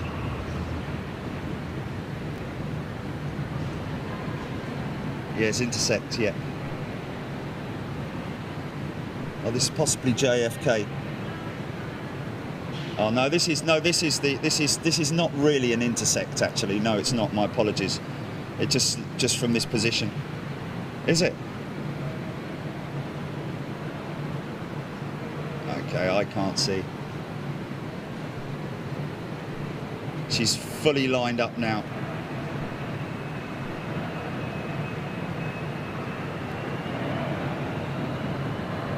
Off to Lagos, folks.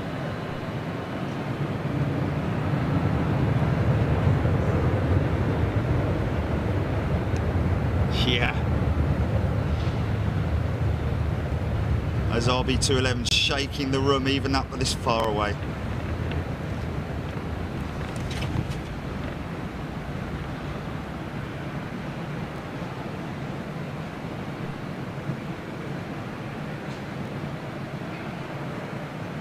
Here comes the other one. That's one thing we get a great deal of on Big Jet TV, folks, at London Heathrow. Never a shortage of 747s. A350 is, I believe, due into the fleet this year. We're going to see the first A350. I think it's around about June, July time, is it? Okay. Now, we do have a lineup of people over there, so what's going on here then?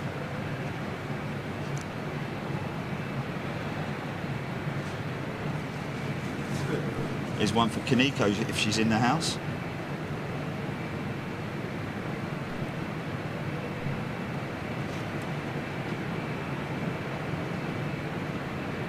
Give me a call on the aircraft, Jilly.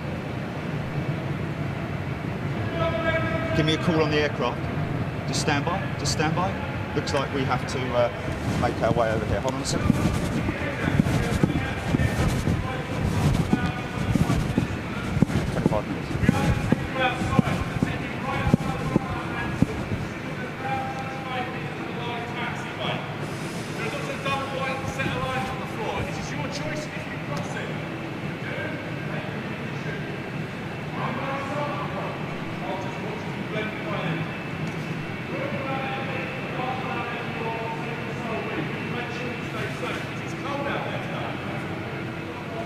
Going outside. It's confirmed we're going outside. And we're going to get a real good look at Concorde as well, folks.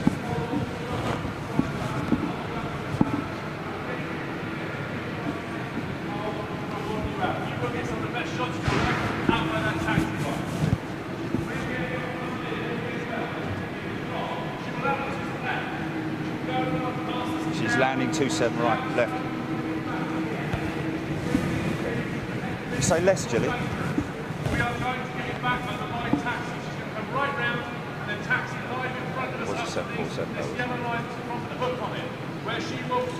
Yeah, you wait till we go outside. I think you might see it shoot up a little bit.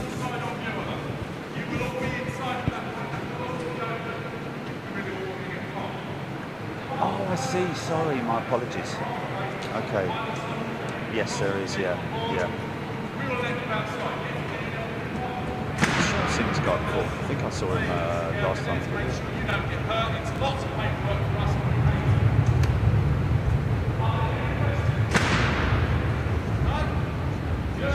I'm here all week, running today. Right, okay, so give it literally 5 minutes on suggested bacon rolls. Do it now. Bacon rolls, eh? Next will be 18 holes of golf as well. Oh no, I'm not going to. 5 minutes we've got. I just want to go out there now for my viewers.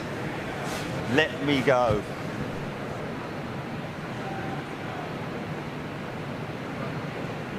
Yeah.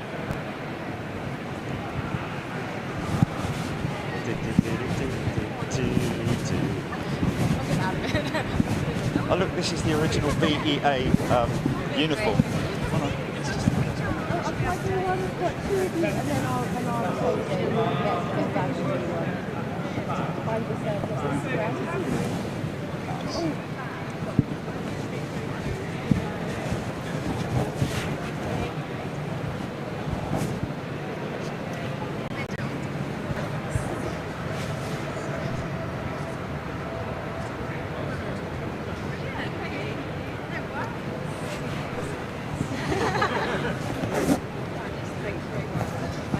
Sorry, sir.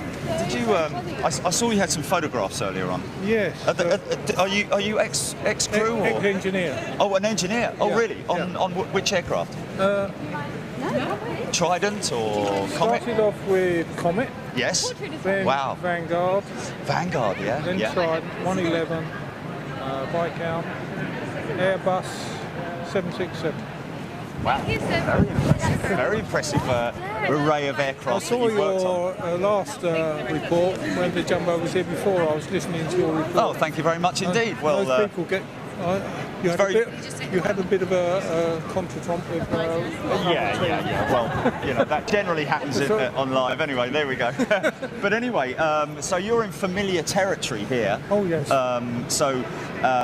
Back in the day, they would have used these jacks, Yes, but a slightly less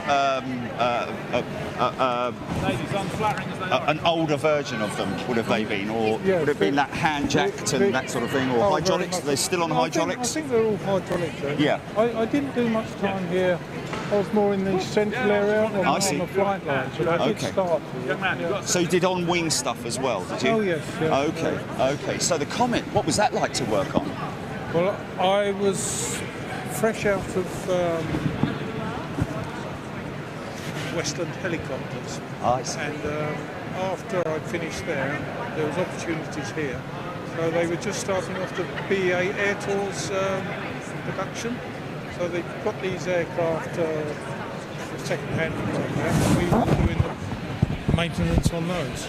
I see. And was that mainly engines or? I was mainly on the airframe side On the of things. airframe, Then, right, I being see. a new boy, Yes. I managed to get all the dirty jobs, I'm afraid. Okay. Did you get to look at the engines getting? Not then. No. I didn't work on the engine at all on the Comet. No. Okay. Later on, when I was working on the Trident, the Spey engines, I was working on those in the engine overhaul, doing the hot end rework. That was Oh, really? basically The high pressure turbine at the back end. yeah, and the LP turbine. Yes. Stripping those down and then rebuilding them again. Really? Yeah. Here at Heathrow? Or? Yes, Oh, yeah. really? Yes, very Wow. much So they so. had those facilities here at London Heathrow. To Oh yes, very strip much the so. engines. We and, had our own engine overhaul facility here and our own run pens over there as well for the Spey and Viscount as well, I think. And the Vanguard engines, the Tyne. So a lot of obviously a lot of difference in the engines as they were then compared to now. Oh yes, sure. They're much more economical now, Yes. easier to work on. Yes. Yeah, I would say. Far more fan blades in those days. And Oh, tiny engines as well, tiny Yeah. little cores. Oh yes, yeah. Yeah. So it is actually quite impressive these days. The interesting engine, I used to do engine runs on the Trident, and the Trident 3B had a boost engine. I don't know if you The realise. third engine at the back, is it? Yeah. Yeah.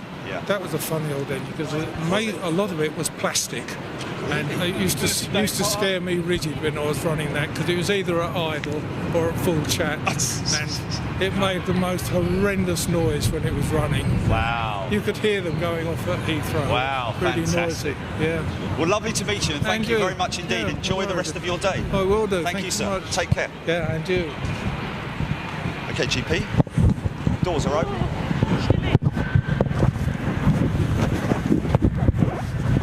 A bit colder than Doha, isn't it? Okay, so here we are. Out. Set free. Now, the first thing I want to have a look at, and we will be able to get a look at her hopefully.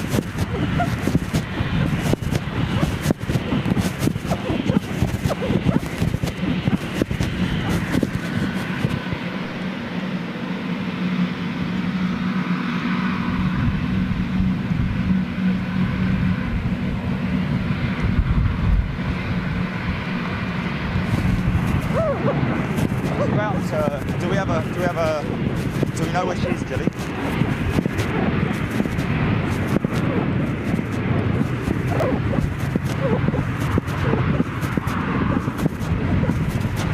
Wow, look at that, two bandits. Two bandits next to each other.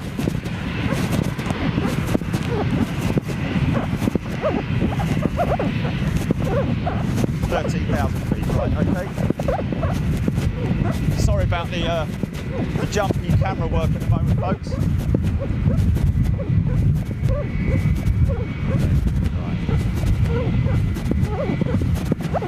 Oh, Concorde's shrouded, unfortunately. Yeah, got a Dreamliner right in front of her. Just about see the. Just about see her behind that Dreamliner.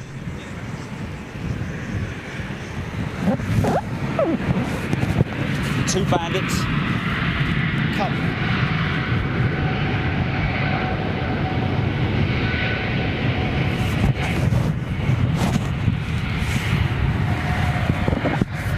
Okay.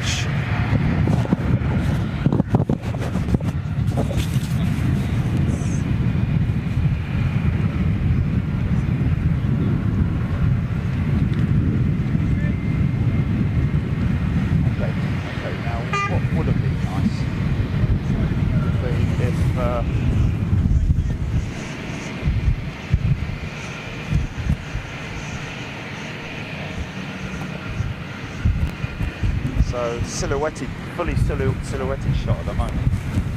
Okay, nice 777 on its way down.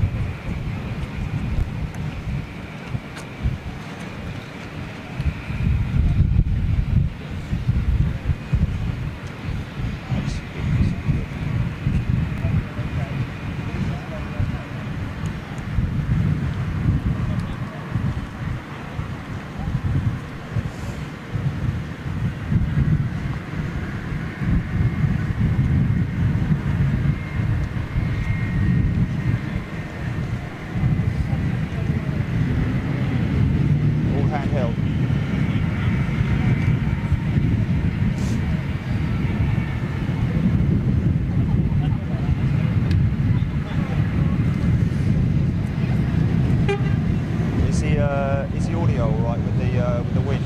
I've got the I haven't got the fluff on it. Oh, it's good. It's fine. It's fine.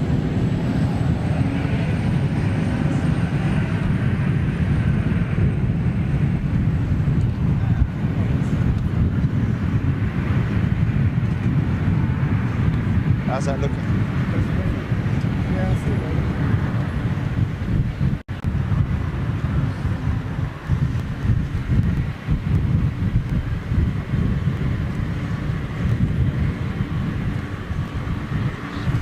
Yeah, keep me posted on the altitude.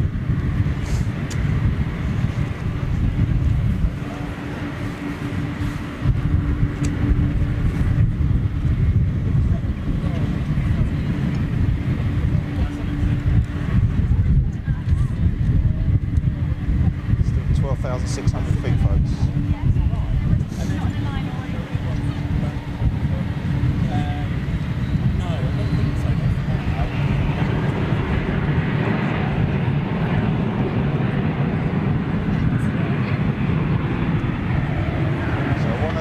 Fellas is what we're waiting for. 319 variant.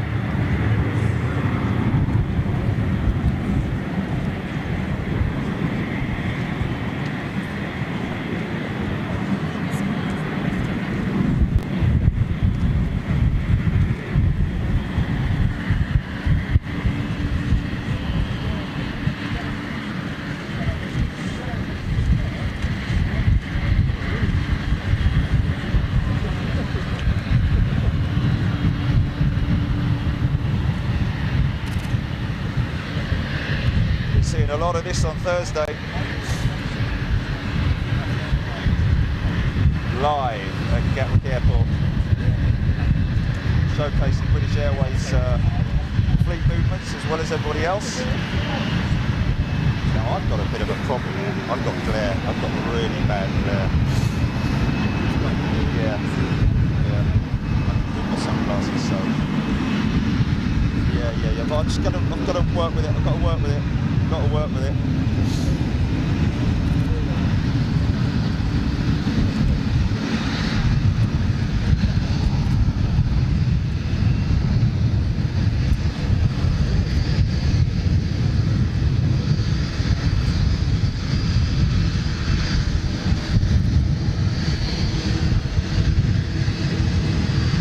got focus, yeah? Focus good?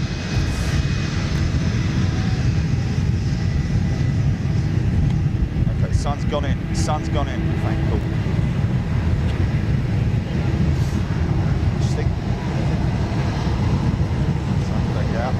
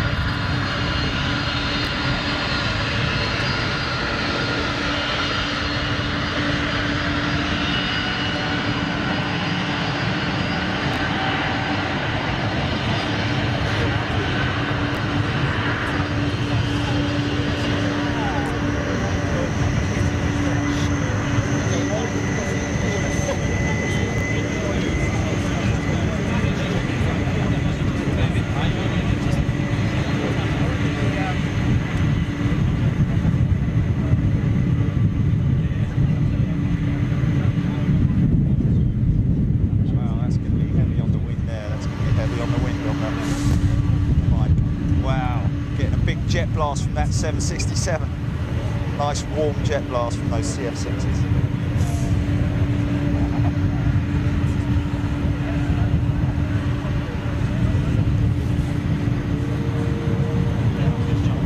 Altitude check.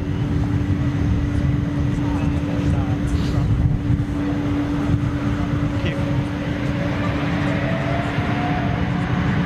9,800 feet, folks. Just about get a little look at Concorde there.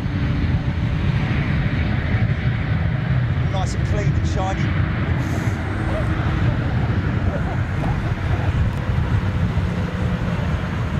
Into a hole, okay. Into a hole, folks. Can have something cold. Big and hole, folks. Good morning. No? Good morning, what? Good morning, Nikki and Ben here for Point Sky. We are on the apron at Heathrow awaiting the arrival of British Airways' BEA painted livery. Right, that's a weird word, what would I call it? Ockham, okay. She's in the Ockham hole, folks. British Airways. Centenary livery. New Centenary. Or second.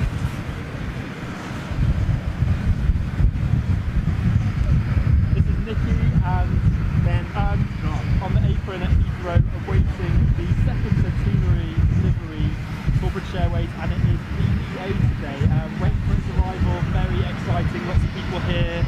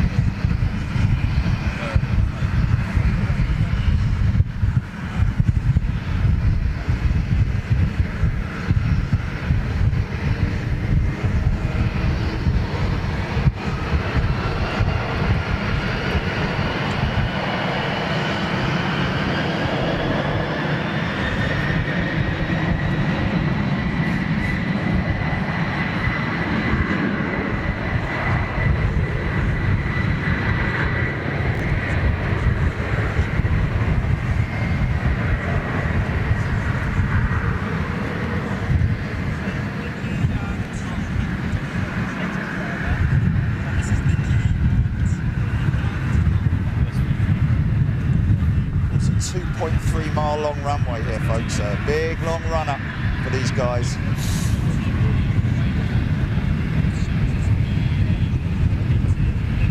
One of BA's 200 variants. Rolls-Royce power. Trent 8s on this puppy.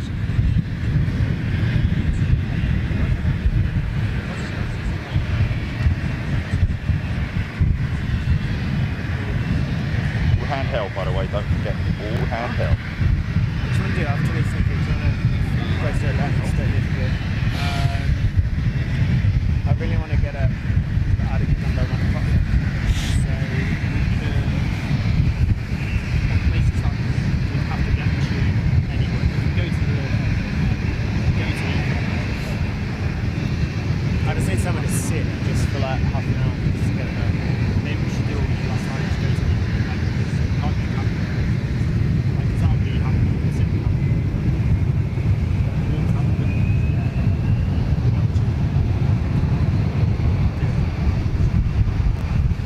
Oh, really? Captain Dave, if you're watching right now, Captain Dave, A380 pilot with British Airways. Thanks for serving us, and also thank you for representing and retweeting. We appreciate it, Captain Dave. A lot of air crew, of course, both members and viewers on Big Jet TV. ITB's 3 days. Across the world. I'm doing a tutorial. And we always welcome you. This is First Officer Holly Sim. Holly Sims. Is it SIMS or SIM, Julie? Holly Sim is Holly Sims is commanding the aircraft today, bringing her in, First Officer, and three of us are going. Julian Hall will be the captain on board the aircraft. So he will be the one. He will be the one on the radio, whereas Holly will be bringing the aircraft in on the controls. I just don't know what it is. Okay, altitude check, 7,000 out of the Ockham hole, folks.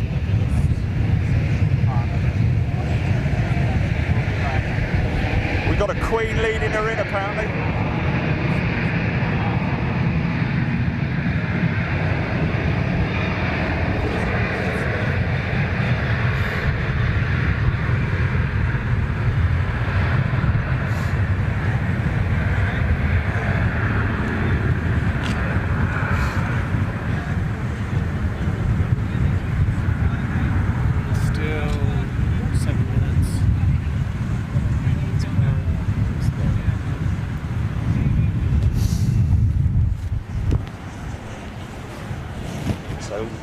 Delegation.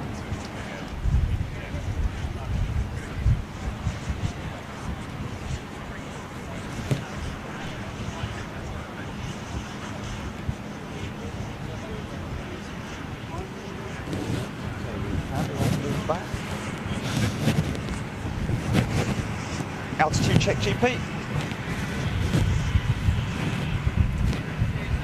Just short of 6,000, folks. Not long now.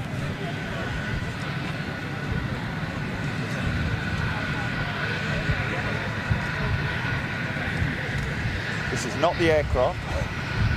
Don't want to confuse people. Of course, this is one of their Dreamliners.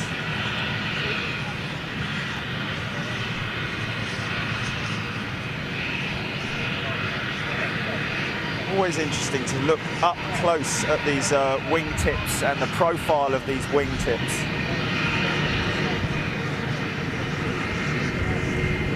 Very interesting that it's not a perfect curve, it's actually a sort of like an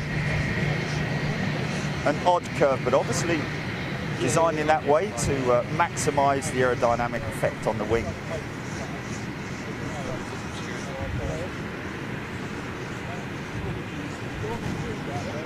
What is interesting that I did see earlier on was these old tannoys.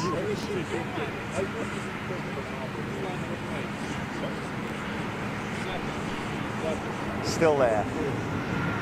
Okay.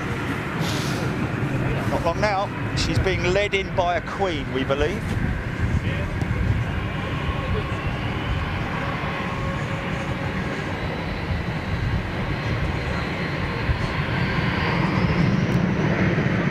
6,400 feet.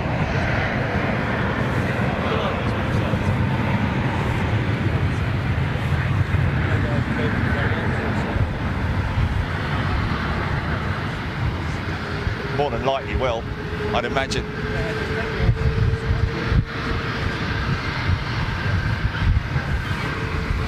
bit of a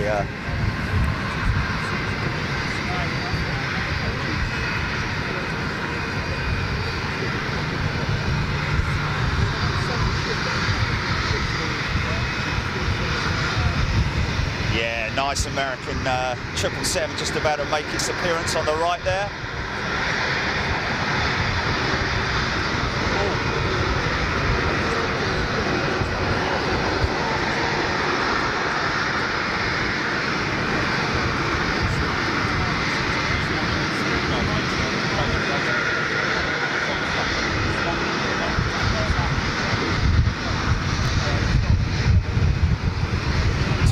Pilots who are members of Big Jet TV. One of those is Rich Torp, A330 captain with American Airlines.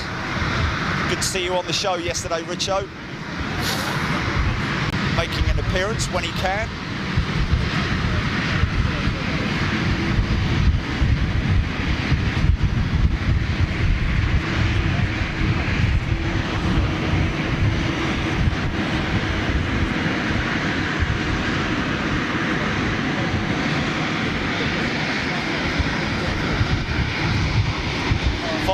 .500 feet, joining the ILS.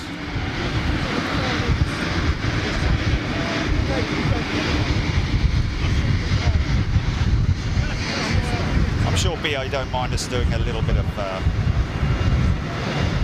airport apron action. Ah, listen to those engines.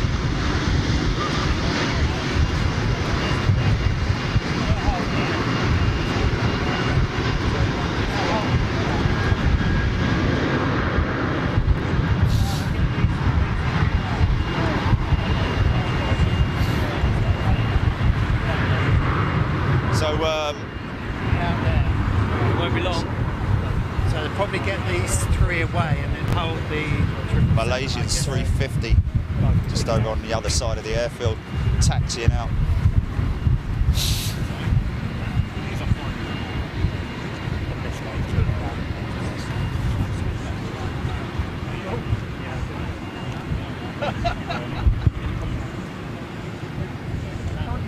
Give me a shout when she's 3 out, Jilly, 3 miles out.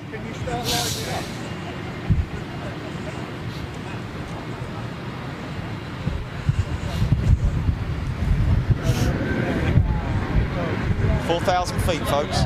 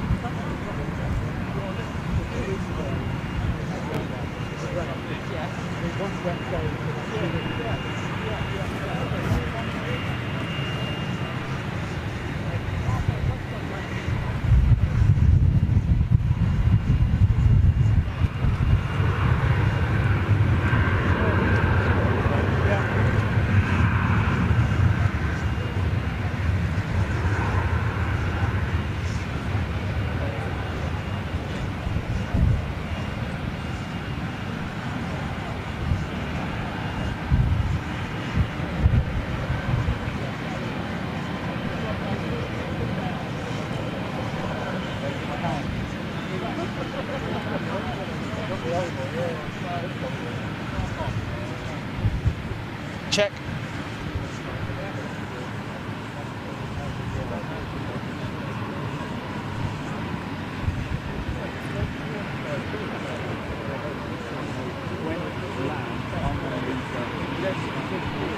Okay.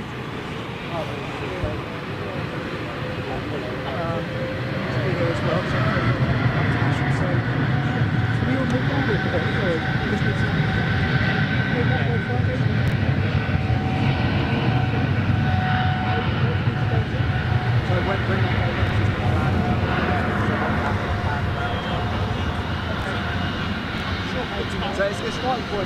Red. Yeah.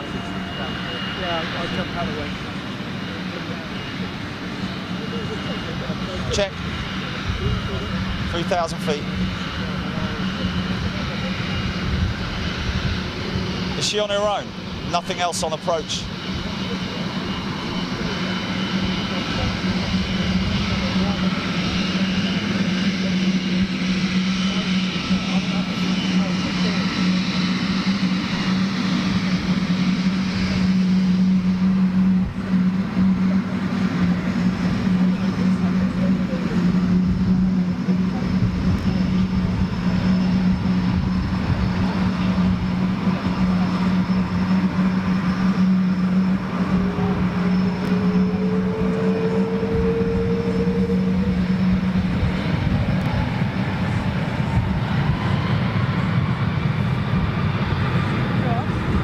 I'm going to video as well.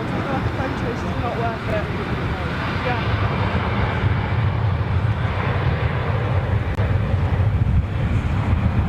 2,000 feet.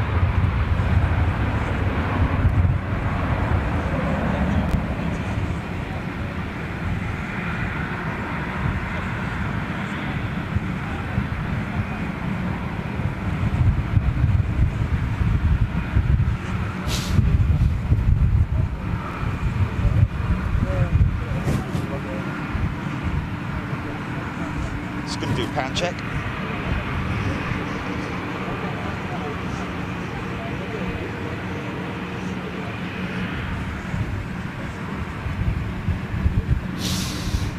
Okay, looks like they're actually waiting now for this rogue arrival. This is what this Malaysia's 350 on the opposite side waiting. This BA 777-200 holding at the active. So any moment now we should see it appear over the top of the sheds. Give me a altitude check. 1,500. So Holly Sims flying in this aircraft must be a very proud moment for her, of course.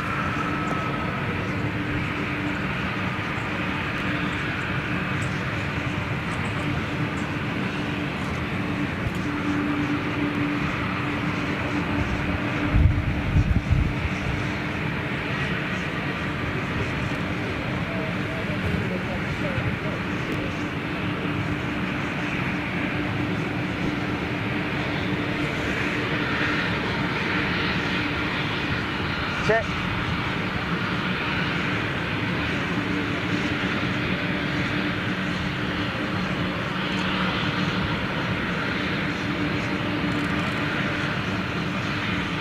$1,000.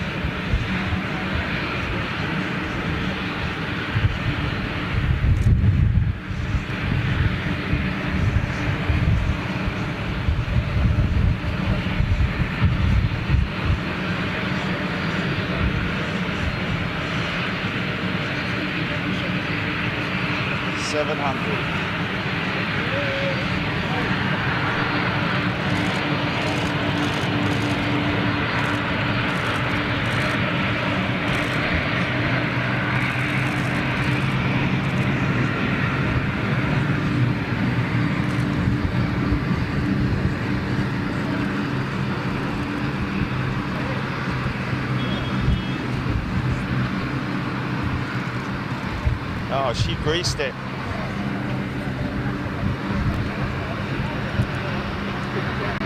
Nicely done.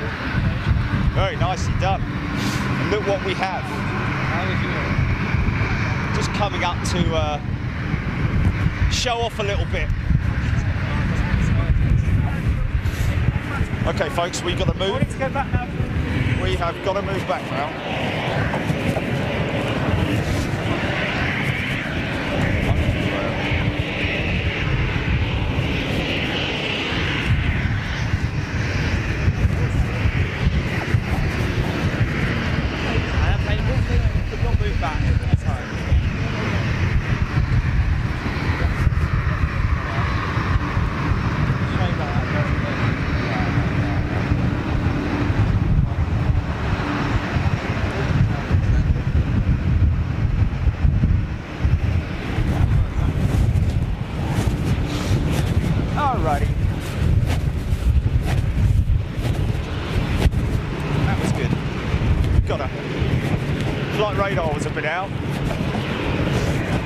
like about 600 feet.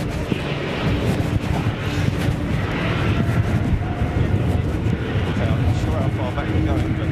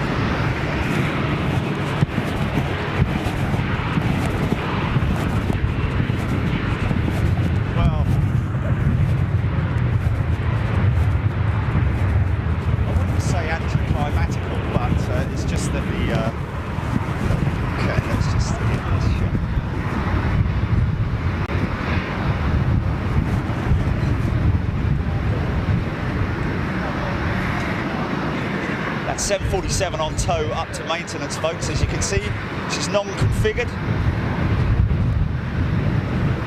Making her way up to the other side of the maintenance sheds, around the other side of us.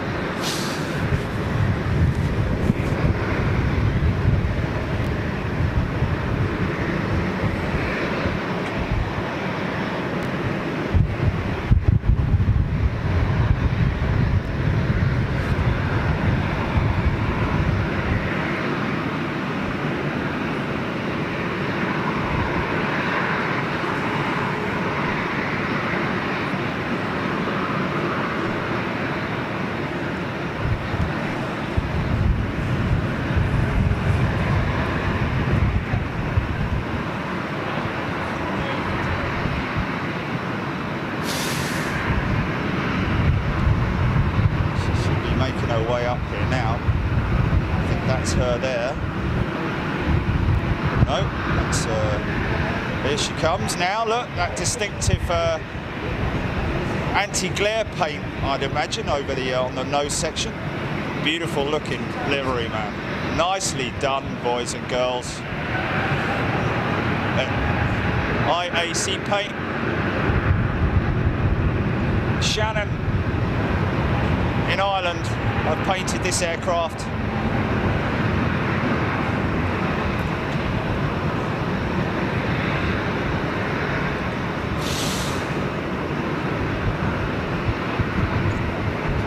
Holly Sims taxiing the aircraft in.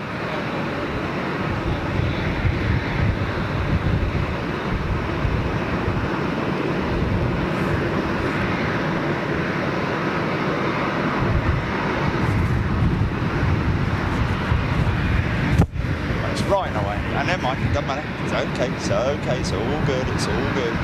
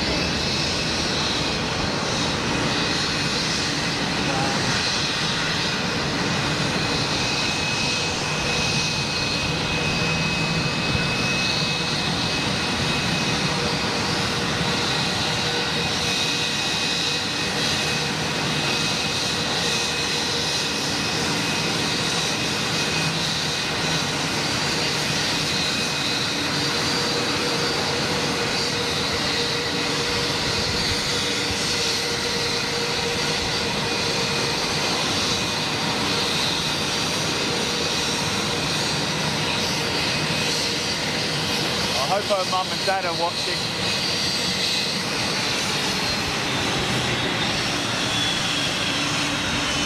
Taxied in on one engine.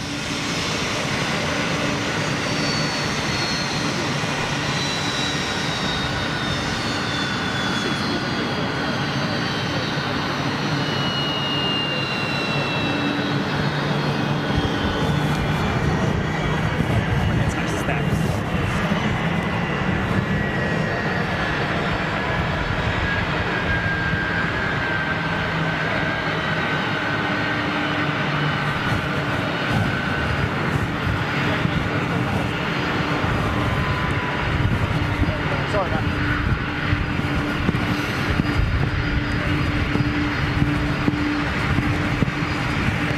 Wow, lovely smell of kerosene. Beautiful smell of kerosene. Oh yeah, she has got red under wings.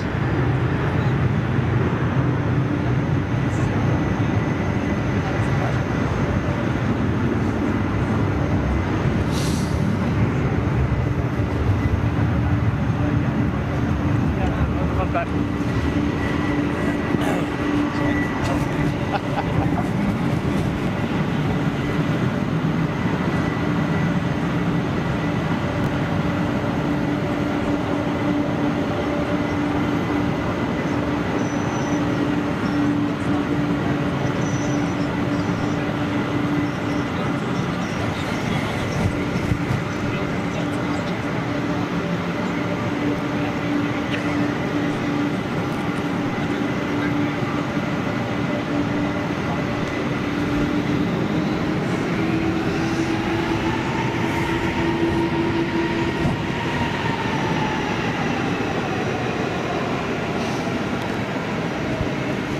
Now we won't have anybody moaning about the Union flag today, please.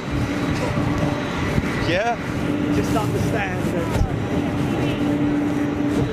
Dave, why are you watching Bridget and not me?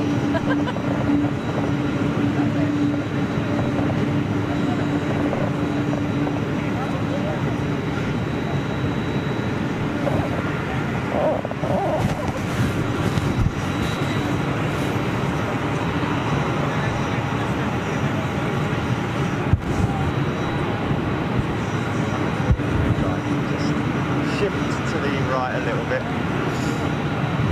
Right.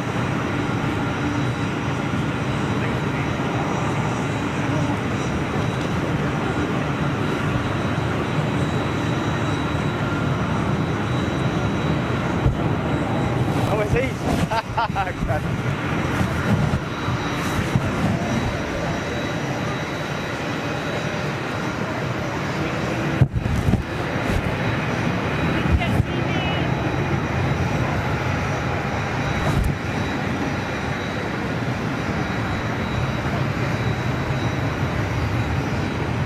So, just waiting for the steps to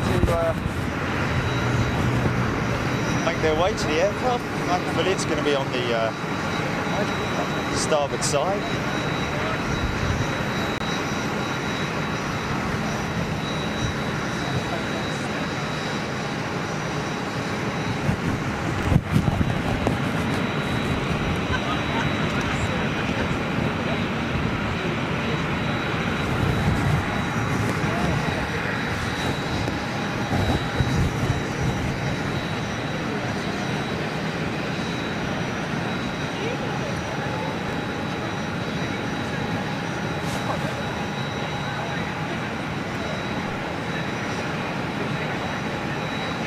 All they needed was an authentic set of BEA old school steps going up to it. That would have,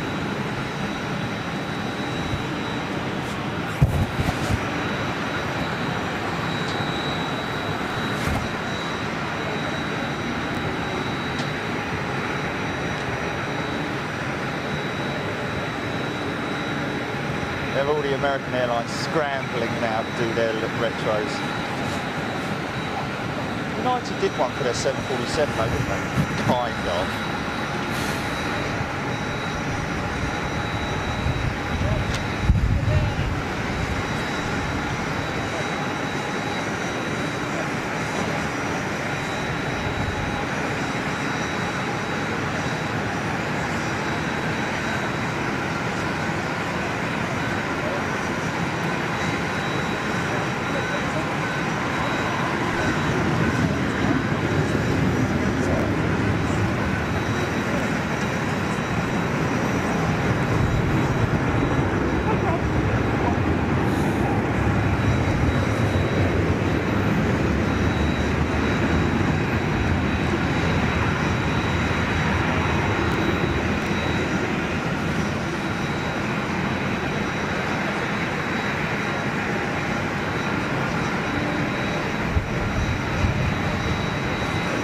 look after? Do you look after Holly? Who was no?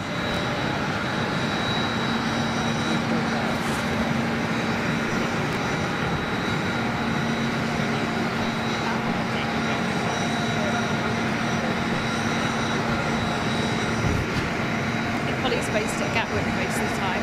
Sorry. Holly's based at Gatwick most of the time. Oh, is she? Yeah. Oh, okay.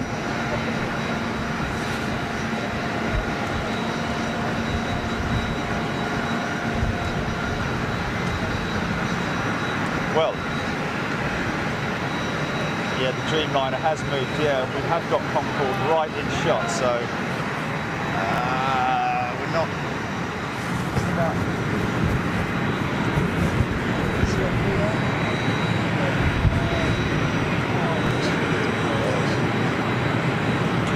She got a look in at least.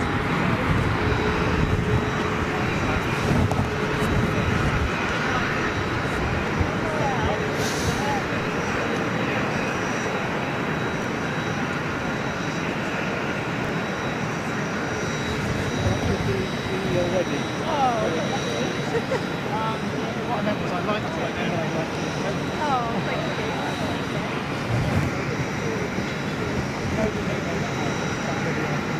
Yes, I do.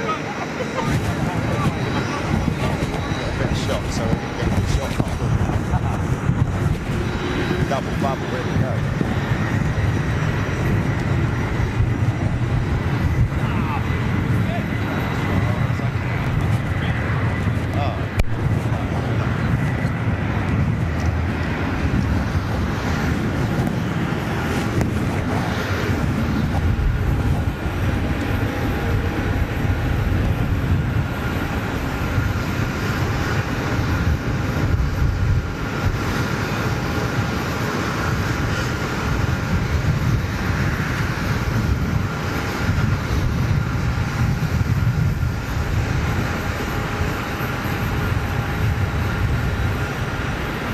Very nostalgic paint job, loving it.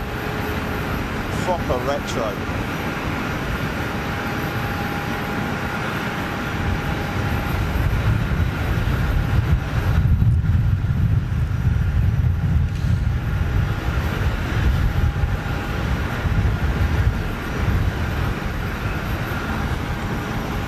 And of course nostalgic because she's parked up right outside the original hangars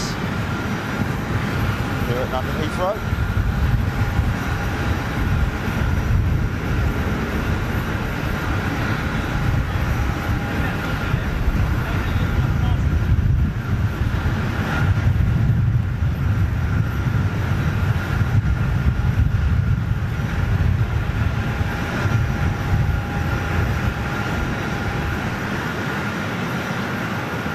Get the pink coat out of the way, that would be good.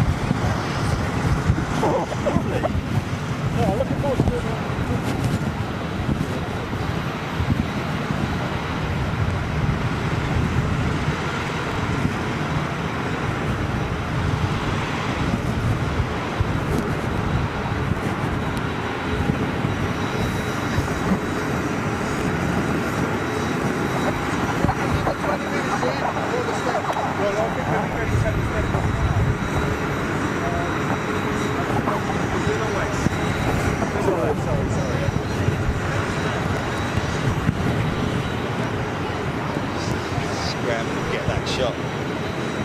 Not going to happen, really.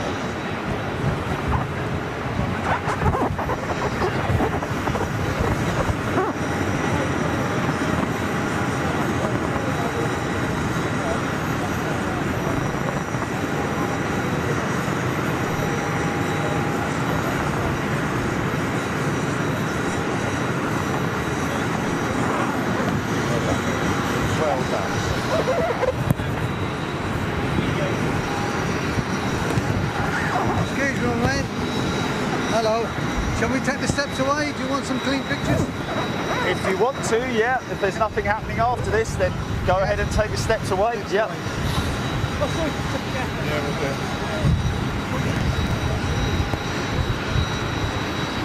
Get the last shots, please. Got their legs hold.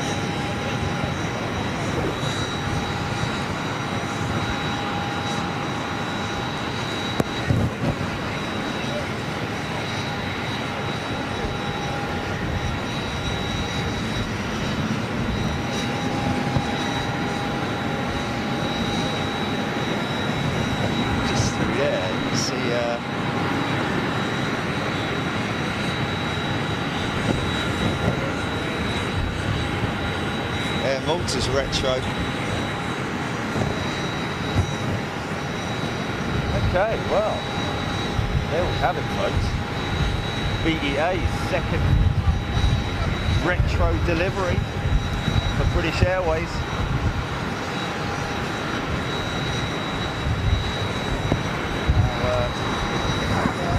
Unfortunately, couldn't get out far enough on the apron due to restrictions, which are fully understandable. Not able to get out there far enough to get a good close shot of Concorde.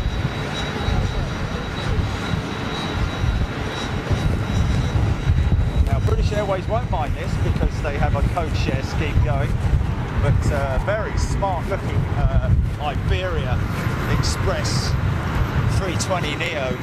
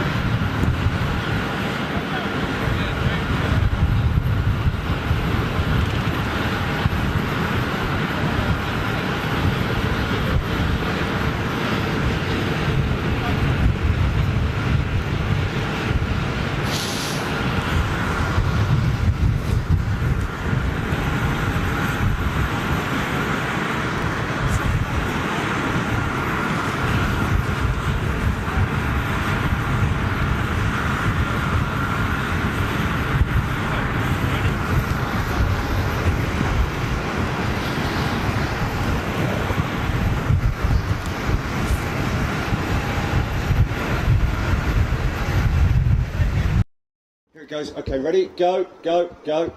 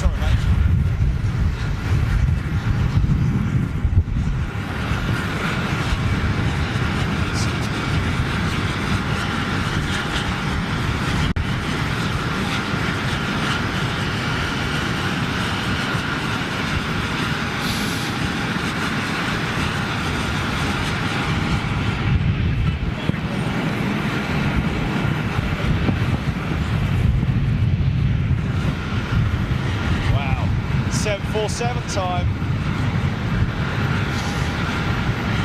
Heavier clock.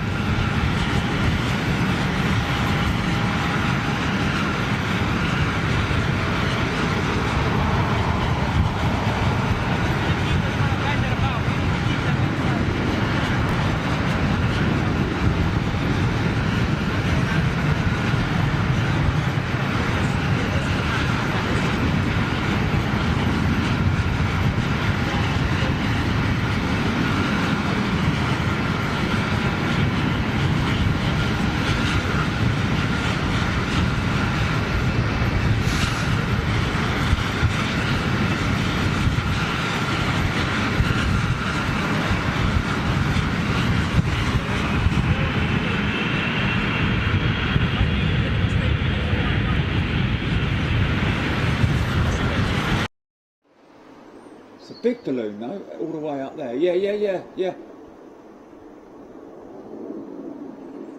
Did you get that? Did we get that on the screen or not? Did you not get the balloon? Oh, okay. It's all right. It's still up there, man. It's still up there.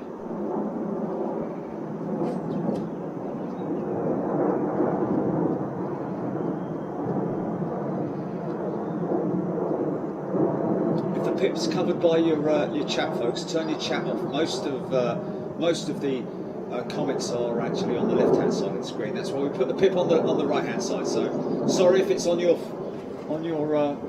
devices. I'm just see if that. Oh, it's gone now. It's gone.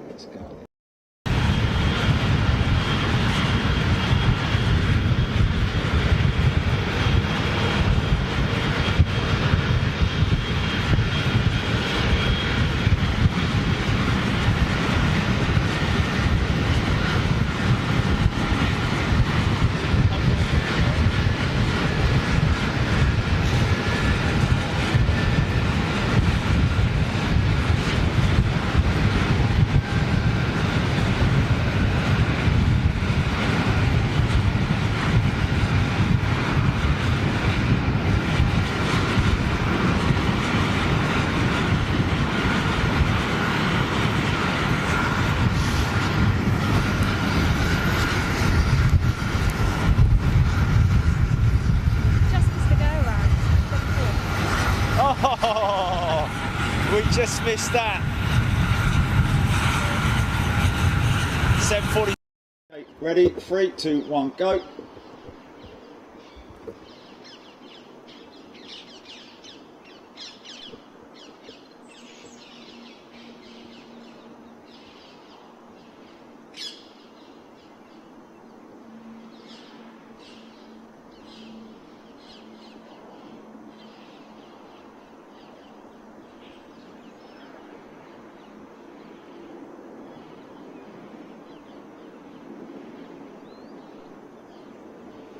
She's going to pop out. Sort of follow what she'll get. She'll go with it. It's going to be.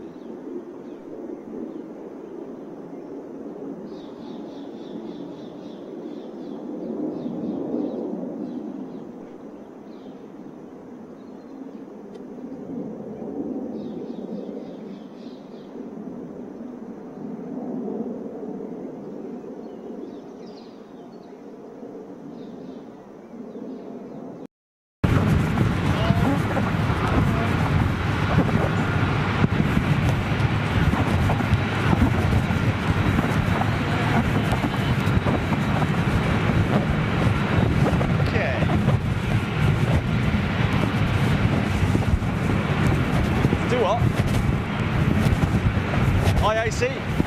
Oh wow, cool. Well, IAC, if you're watching now, you must be very proud of your latest achievement. Amazing how quickly they are putting these things out, it has to be said. I think this thing's only been in the workshop, in the paint shop for a couple of weeks. Less than that. She only went in last week, wasn't it? It was only last week she went in, so you guys are doing a great job out there at AIC. This really gives you a good idea, a real clear indication here of the rudder. See the rudder, all the hydraulics have drained out of the system. So the rudder is free to move in the wind. As you can see it moving there, freely in the wind. Still got audio, GP, yeah?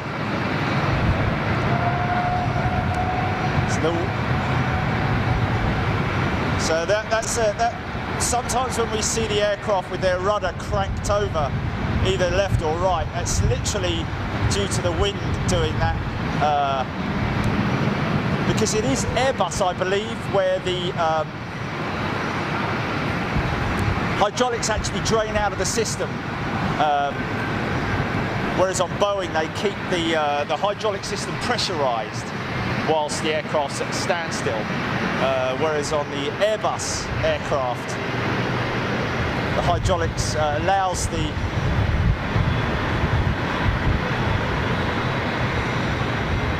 and you also see sometimes the elevators also in their down position. Fans are moving literally because they are high precision, free to move.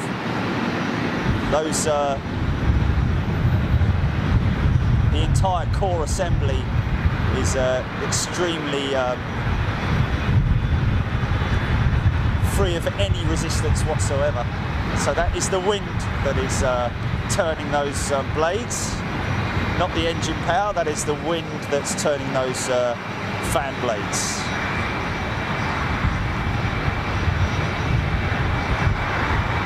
So here we go. Still a bit of move in here. We are still live. My sticks in the way, of course, of everybody.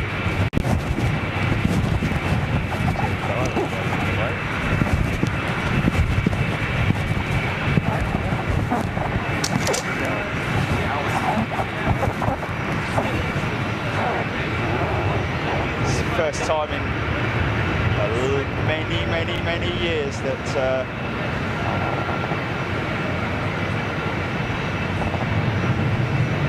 is that Trev in the tug? Oh.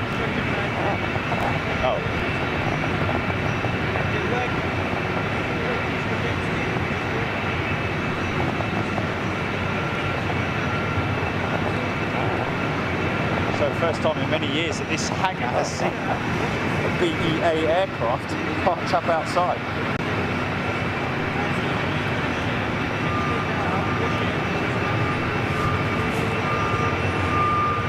(1974), I think it was, that British Airways was formed by the merger of the two groups, BEA and BOAC.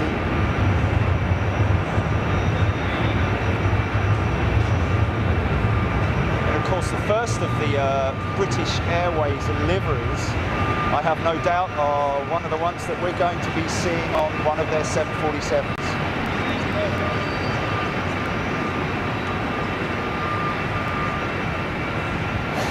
Which one would that be? The first British Airways livery? Do we know which one that would be?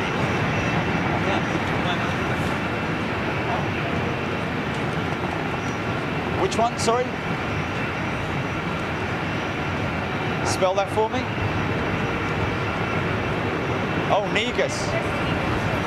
As in Arthur Negus. Okay.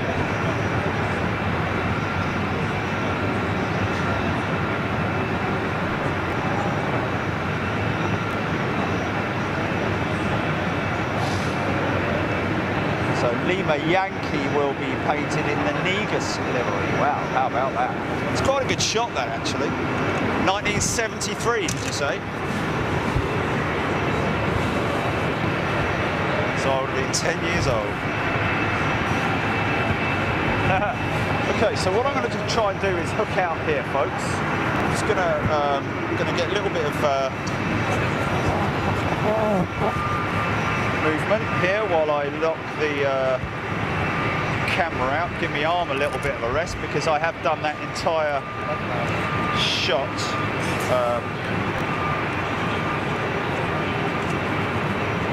right, let's stand by. Let's just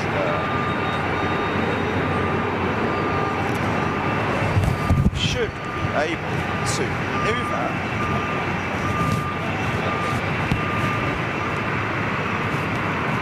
That isn't.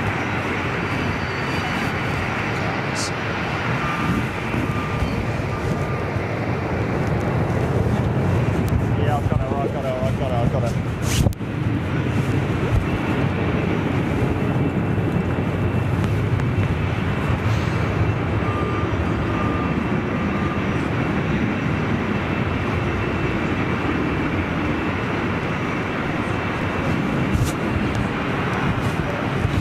Oh, blimey. Wow, okay.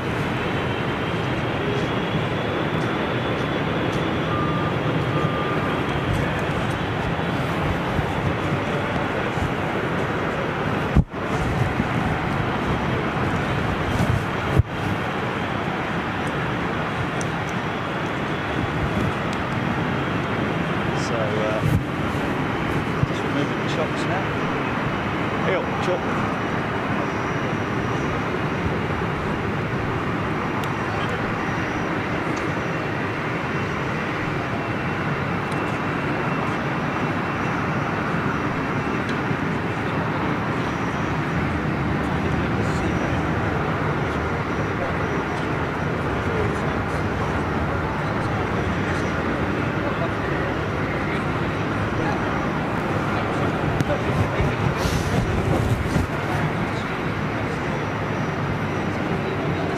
The old to the new.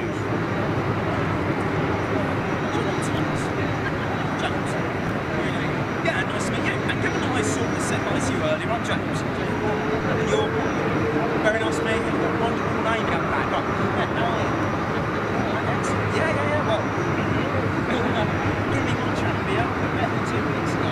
Yeah. So I think I recognise you from 2 weeks ago. Yeah. I hope you had a nice one. Well, too.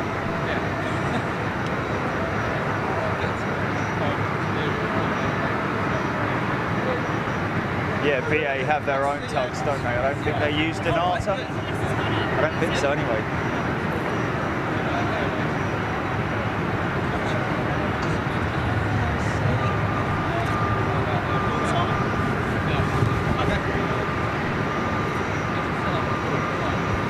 That's a 350.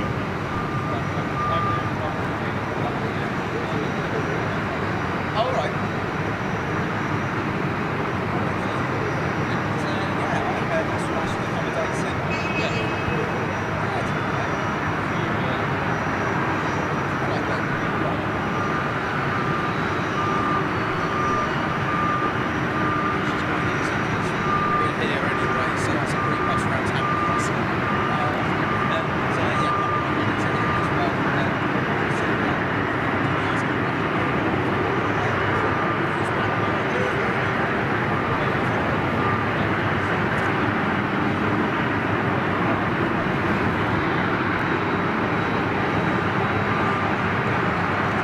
Big hats off to British Airways for putting the heaters on in here. Got the big blowers going. Very appreciative of that.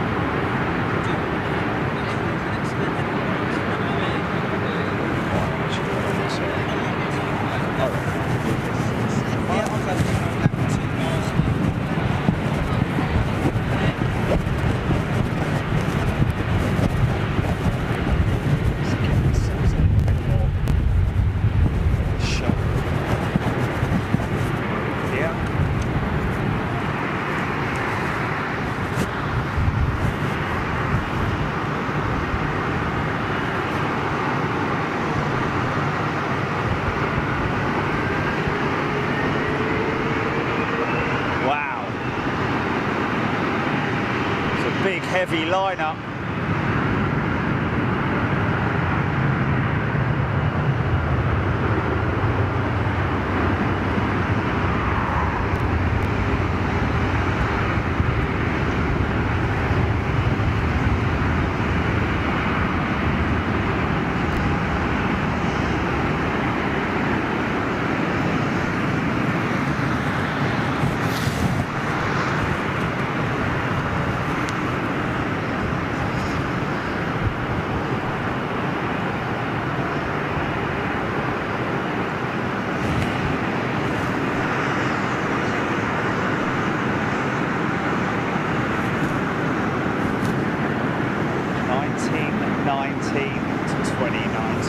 Wow, that's pretty impressive.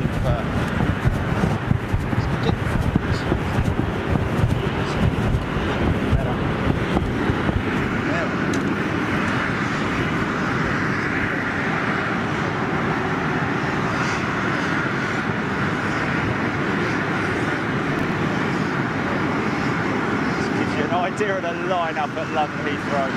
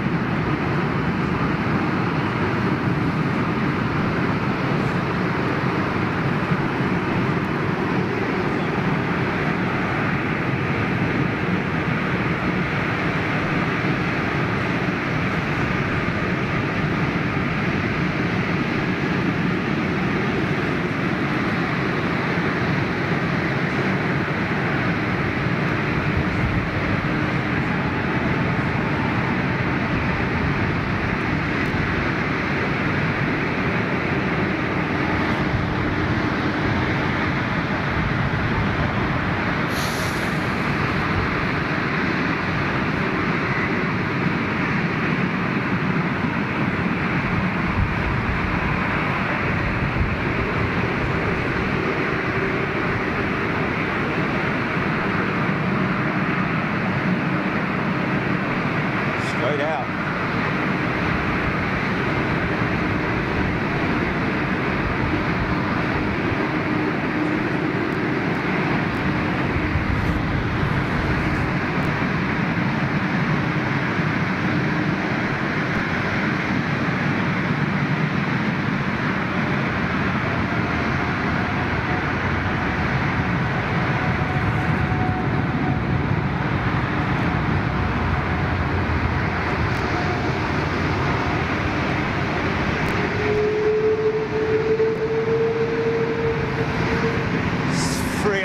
Listen to those trends, man.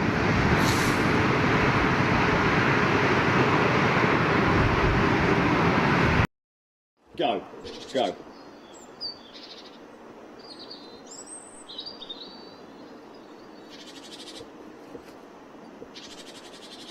Got audio on, yeah? First sight of R&B, innit? Purple Rain.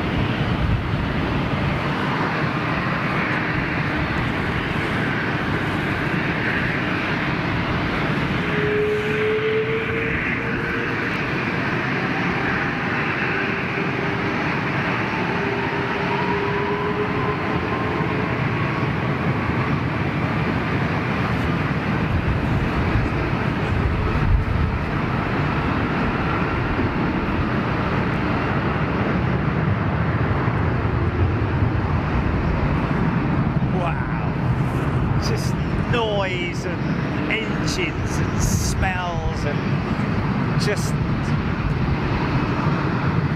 give me a little shed and I'd live in it here with my cat and that would be it. You know what I mean? Yeah. All I need is Wi-Fi and somewhere to wash. Yeah.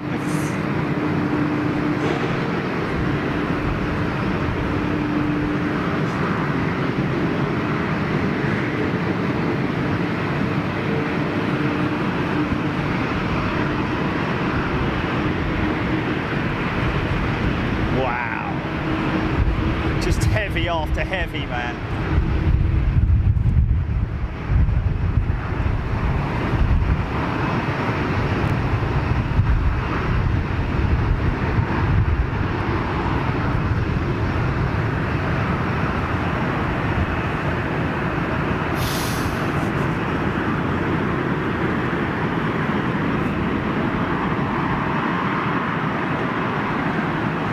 Swing back as it is after all British Airways Day.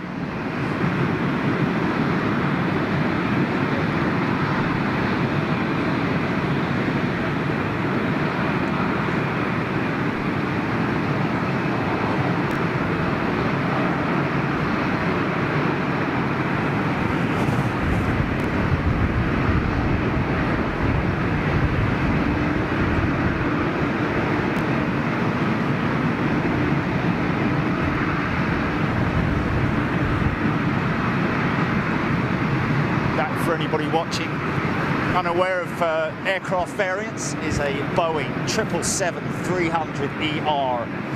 The ER designation is the extra range. Also the LR variant of the 200. ER is powered by the GE 9115B, as are the freighters.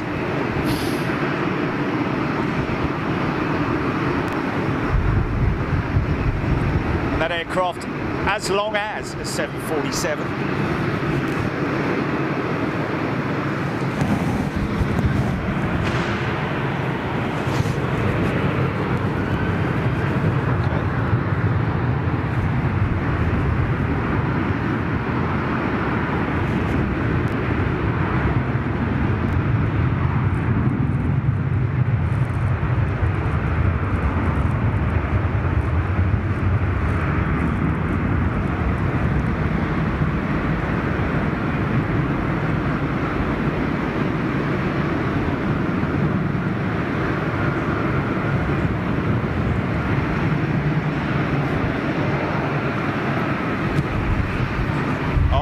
747 making its way up, folks. So we will grab that if we can.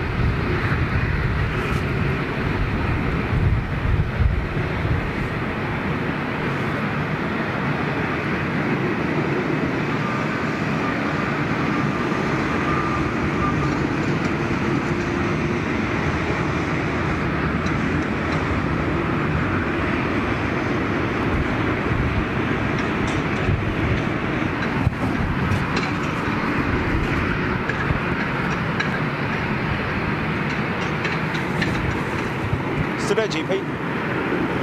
Okay, sorry.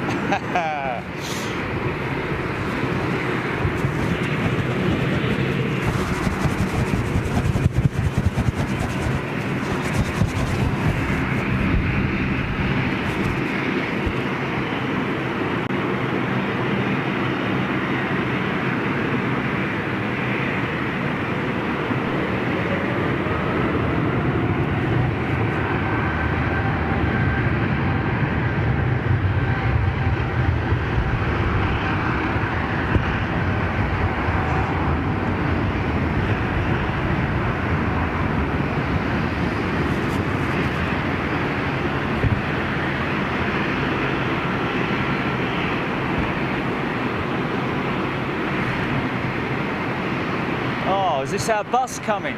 Hope not. No, I don't want to go yet. No.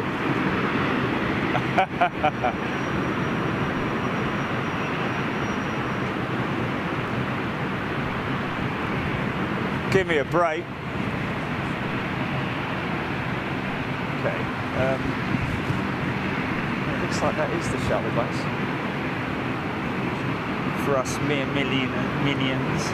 Just to the back of us, you can just see that is the Qatar Amiri flight 747-8 sitting over there. Obviously, either here on diplomatic business or shopping at Harrods. One of the two.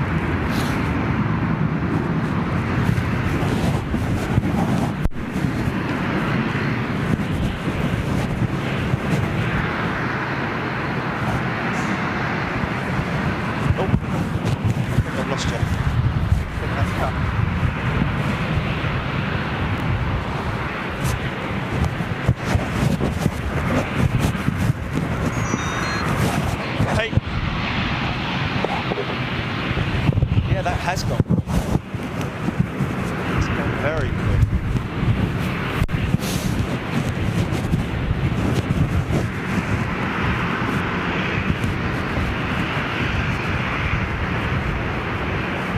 We didn't know whether, didn't get any notifications of Holly's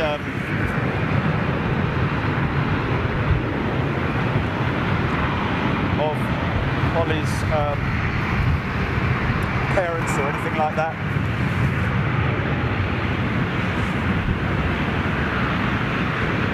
No? Okay.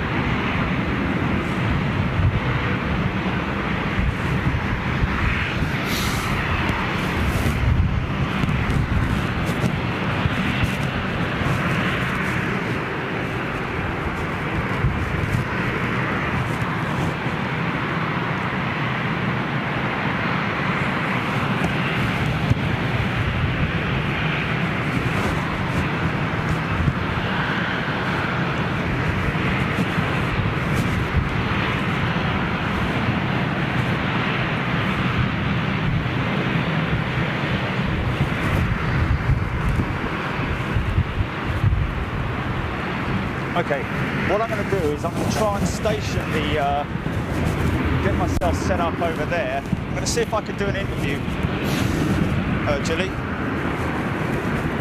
It's going to be a bit of a task. Let's see if we can do it.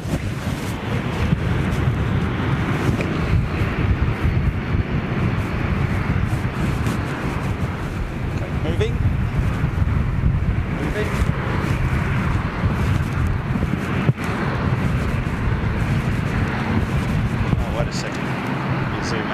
Otherwise people will feel sick.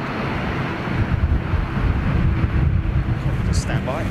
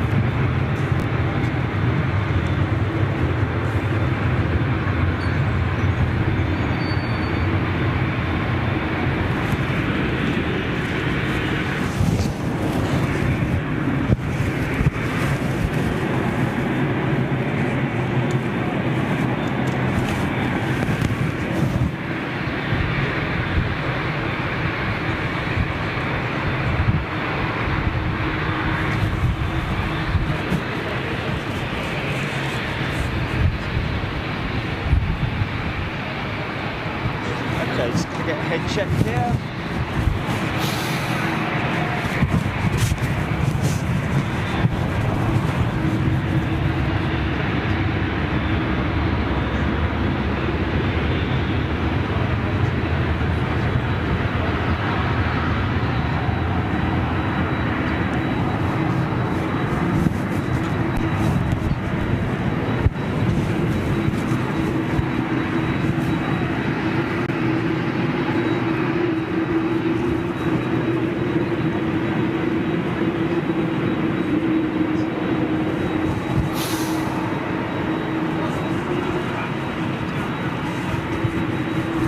Check.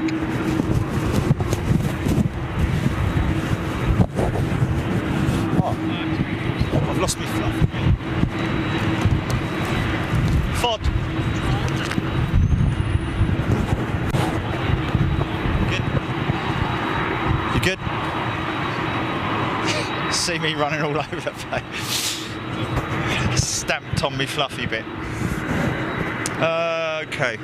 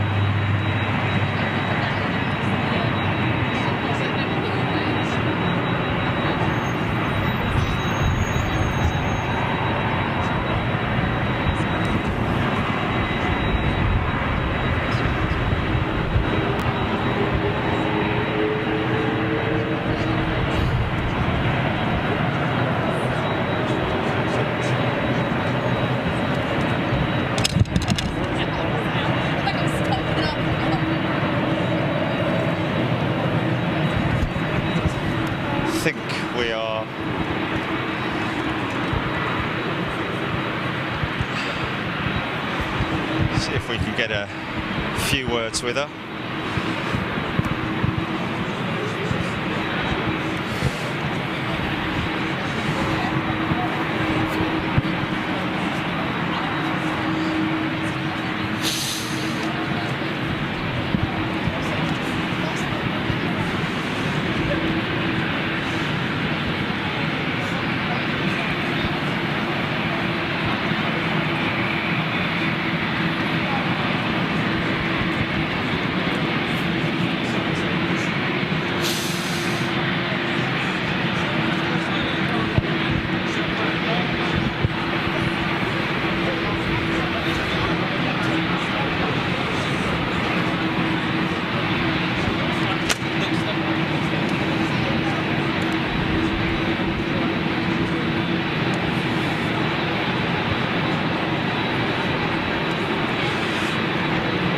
How long this is going to take, but behind us we have oh dear, oh, look at that for a backdrop, folks.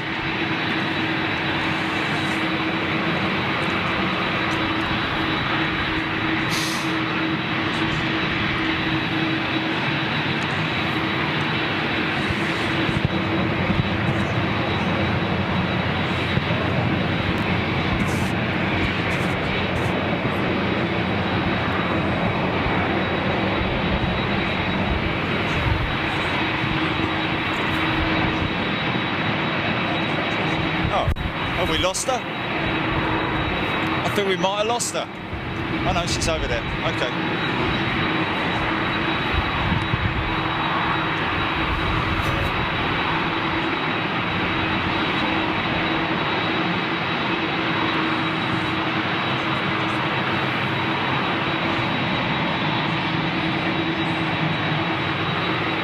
Wow. Lots and lots of engine noise.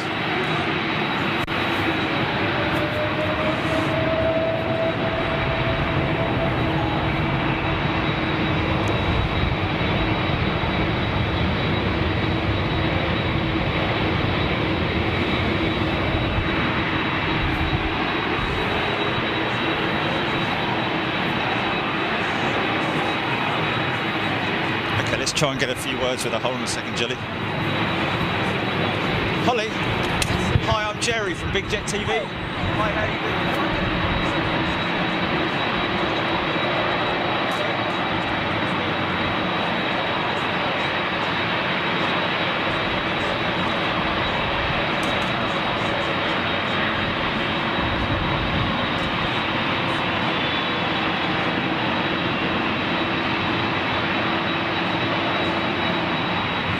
Okay, so folks,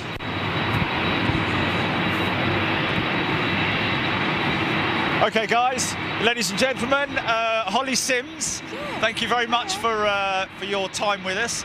You must be very proud of flying this aircraft in today. Oh, it's been a really, really great pleasure to actually be part of it, actually. Yeah, I just really appreciate it. I have to say, a great landing as well, because you flew it in, didn't you? Well, we flew it in, but I have to say that the captain, he landed it. Yes, absolutely. Okay, His but privilege. I dare say you've had your good landings. Oh, I hope so. Of course, of course.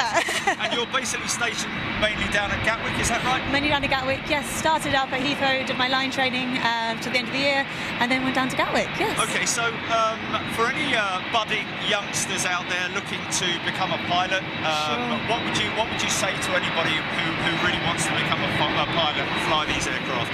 I feel like if that's your passion, then that's definitely just something to kind of keep pursuing.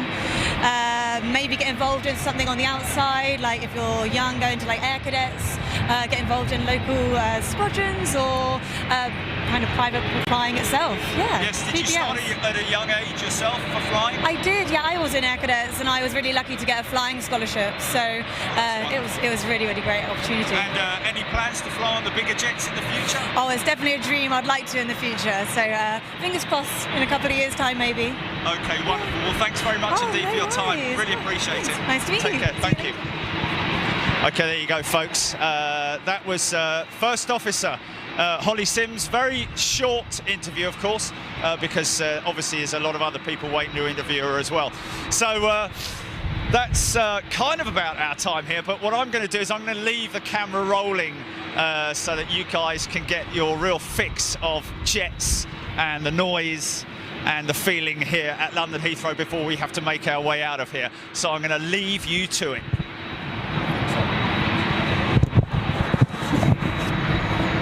Is that all good, GP? Is that okay?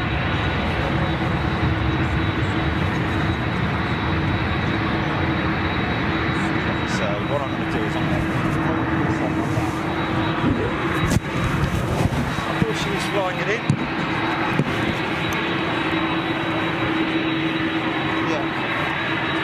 I think somebody official here said so as well. So. Sorry, mate.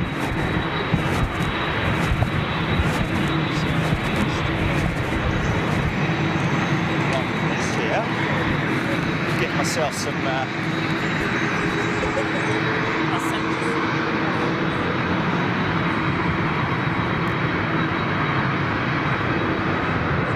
What's that? Say that again.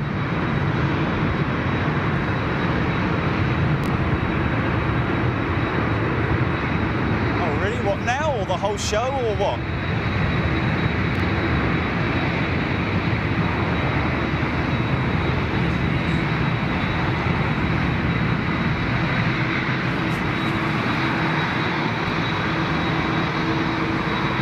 What, is it doing it now?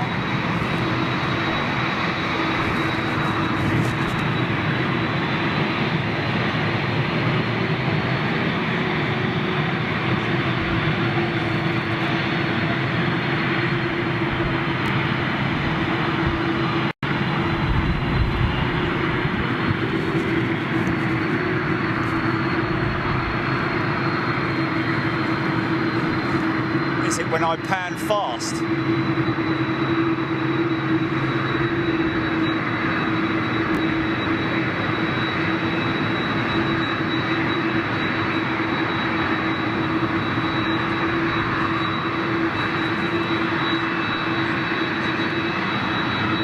All the way through, or?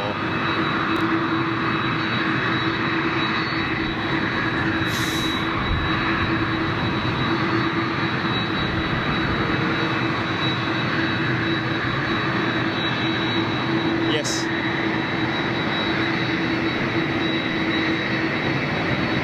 Oh, that's interesting.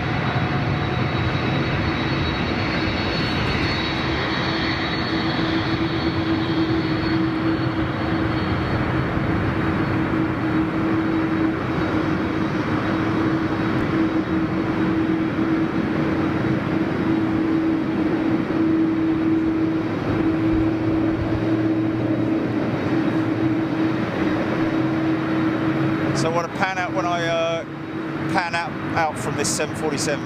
When I come out from this 747, I pan left.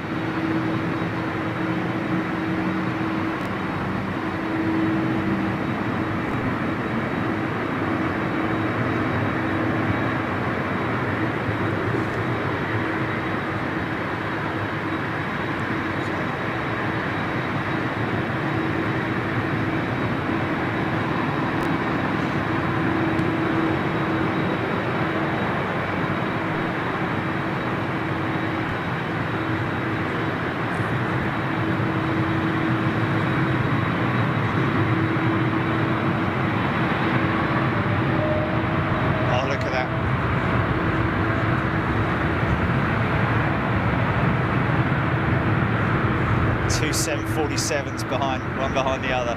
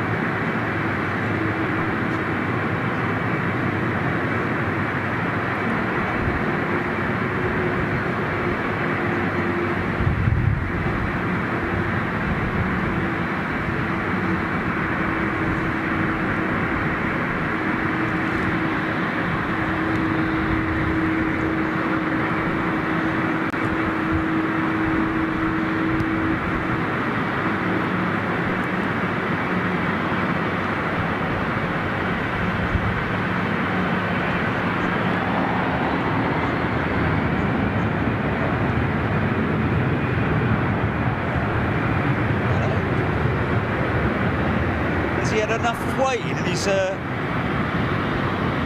sorry, he's going to turn right any second now, turn towards us.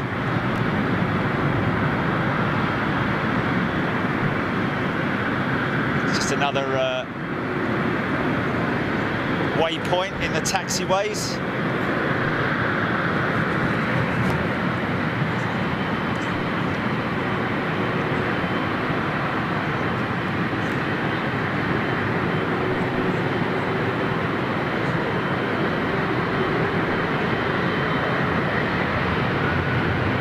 I see him, yeah, I see him.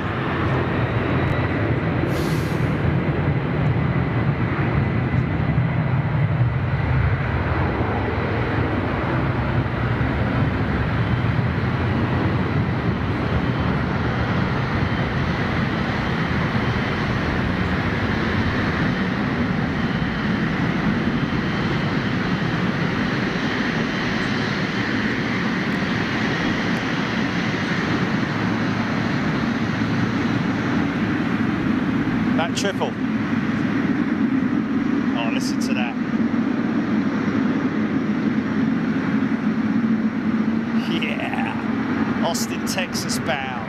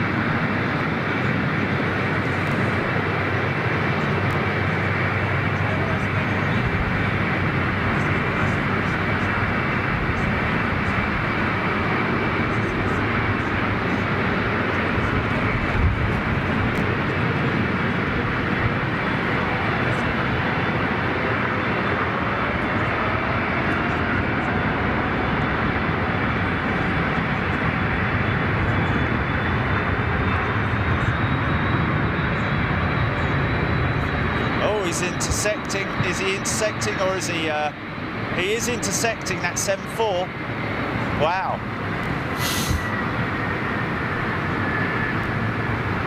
Where's he going?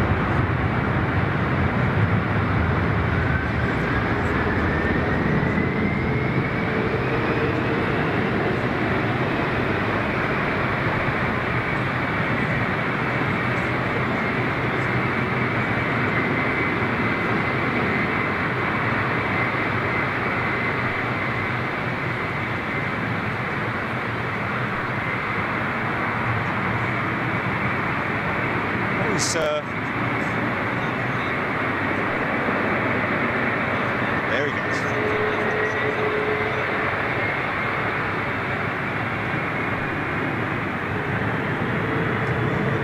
Wow, straight out.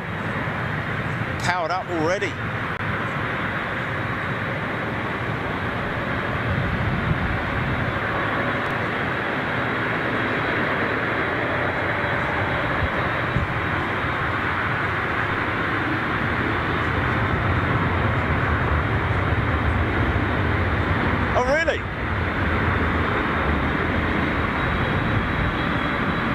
See if I can grab hold of him. There he is over there. Is it?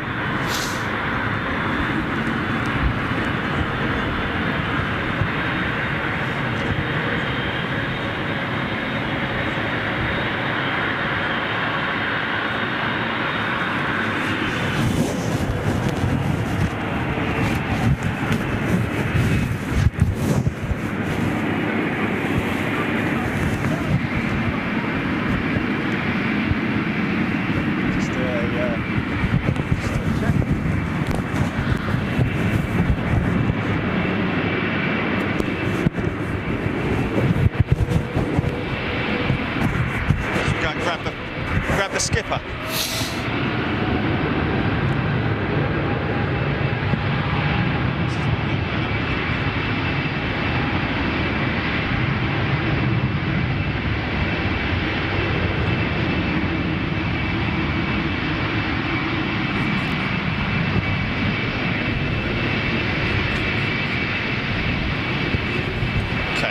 Let's just see if we can go and grab him.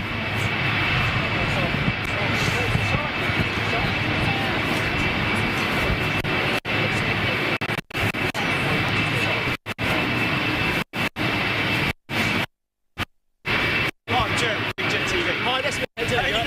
Yeah, good. Can we go grab a couple of bits with you? Oh, okay.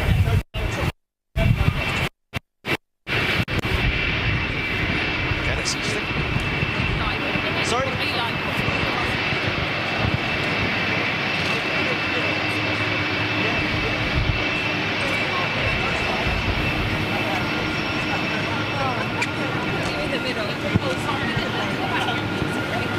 Thank you. In the middle? No, Absolutely. No, no. Absolutely.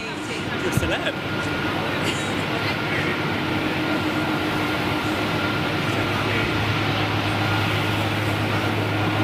Great, thank you. Thanks very much. Thanks. Okay, that's interesting.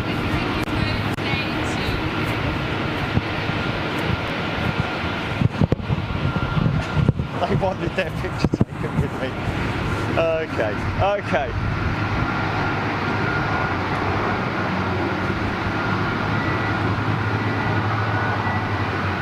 That is insane.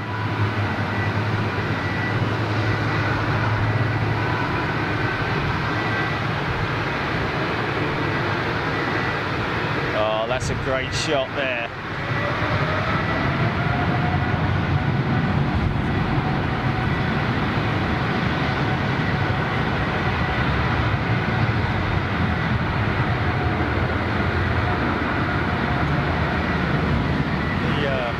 Must give that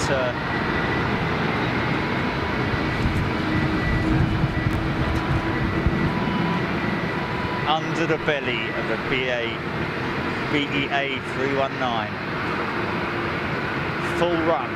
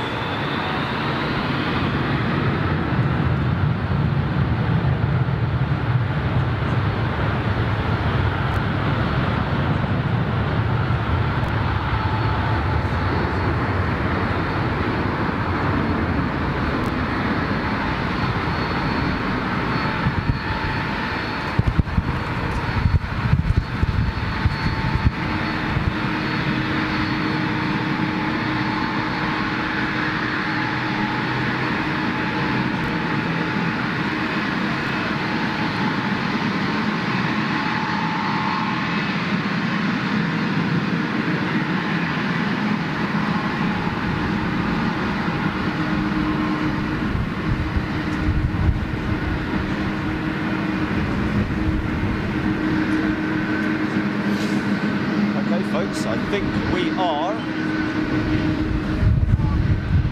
think we're nearly done. Wow, well, how about that? I don't know how many of you guys are still watching on YouTube or Facebook, but we really appreciate your company. Hope you enjoyed the show today. We will be back this Thursday for the midweek show on Big Jet TV. We will be live airside at London Gatwick to bring you much the same sort of stuff that you're getting here, but close up around the satellite terminal, showing you and showcasing the movements, the long-haul movements that they have at London Gatwick, and a lot of that stuff, of course, will be with British Airways as well. So thanks very much for tuning in, really appreciate it. I've been Jerry Dye, you've been watching Big Jet TV. Welcome to all our new elite members as well who've joined us, and we will be seeing you on Thursday. All the very best. Thanks for tuning in. See you later. Bye-bye.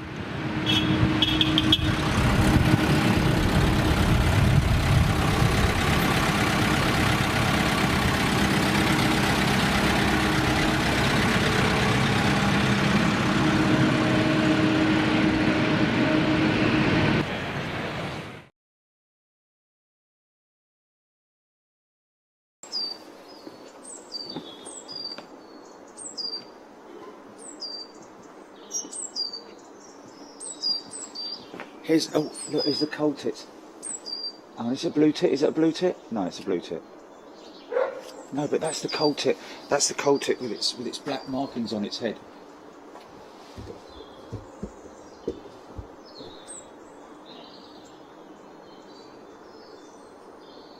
think that's a cold tit.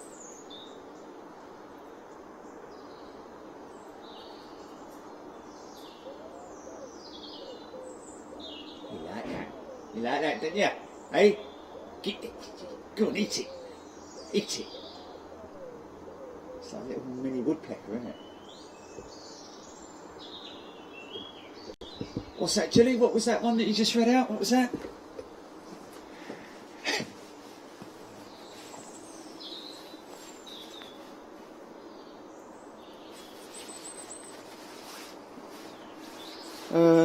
Don't quite understand that.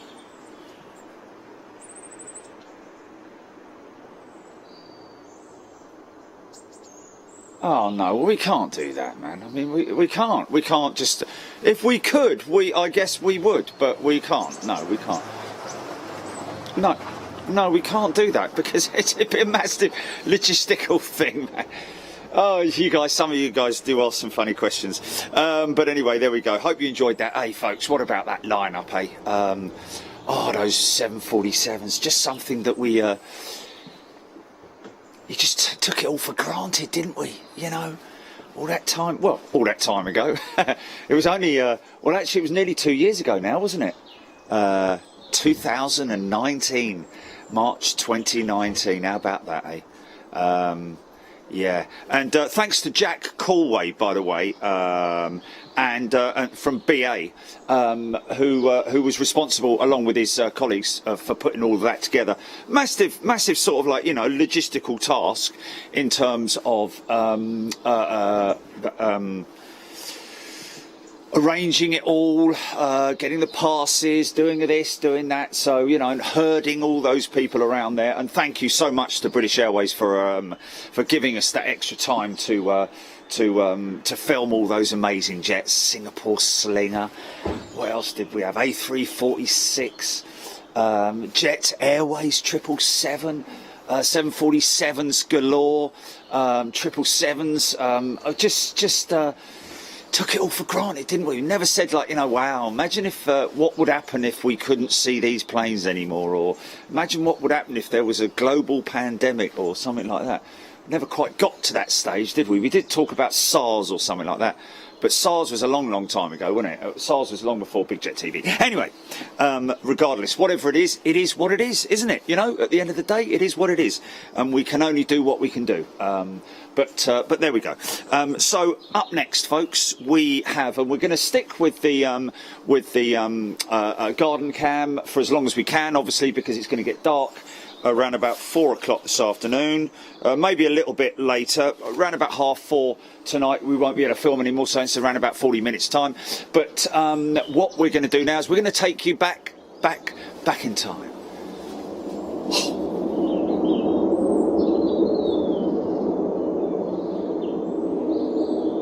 Did that pick that up?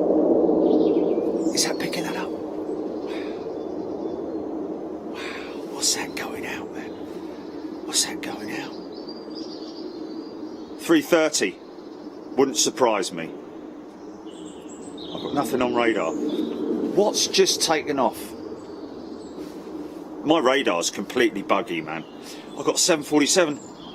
Kalita 747, Julie, over the top. Yeah, he's coming from that direction. Yeah. Okay, but is he going to come right over the top of me there, or is he going to be sort of like there? Okay. Well, let's head straight to this then, shall we?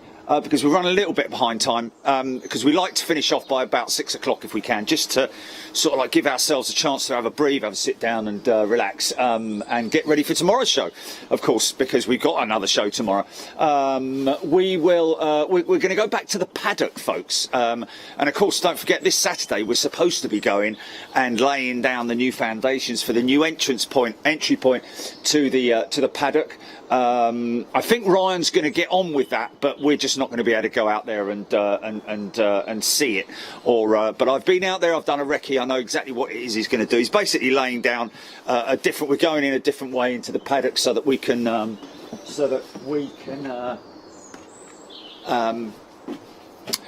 get the van in there with ease. So he's putting down a load of Type A1 hardcore, which will tamper down and make a little roadway up to the top of the field so that we can get in there and out of there very easily. So this is the paddock.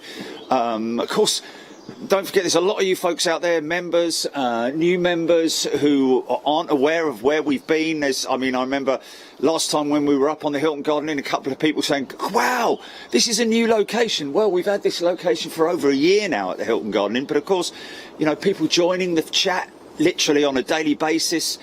Oh, what's that? Flipping heck. What's that?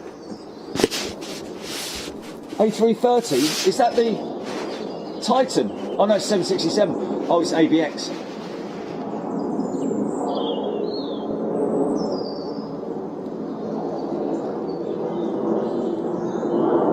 It's a freighter, folks.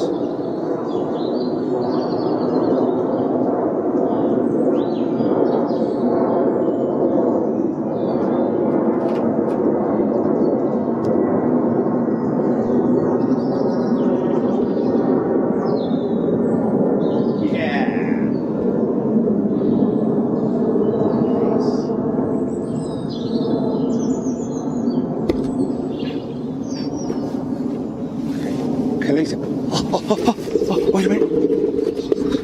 She's. Stand by.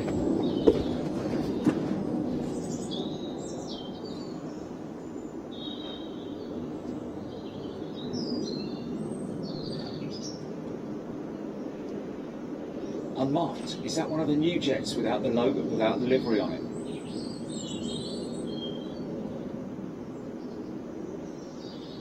Yeah. So that's the temporary livery before they stick her in a proper livery, I'm guessing.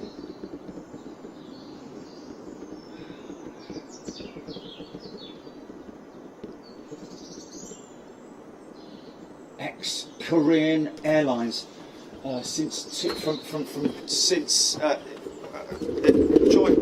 2016. Wow.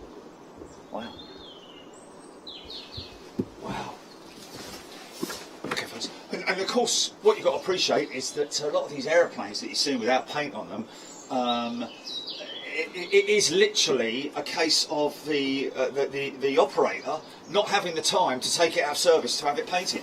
Can't find a slot because the aircraft is constantly in demand, and of course that is their major source of income, of revenue at the end of the day.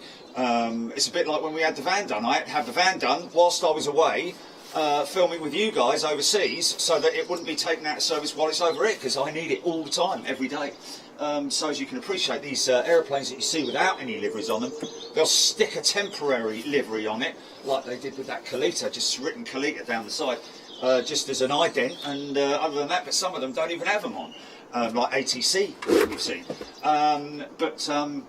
But yeah, right, okay, here we go then. Paddock arrivals, little bit windy, nothing too dramatic, but again, give you some idea of the location, the position that we are at when we go into the paddock. And of course, we'll be bringing you all of this, folks, later on in the year. no doubt about it. So listen, enjoy it.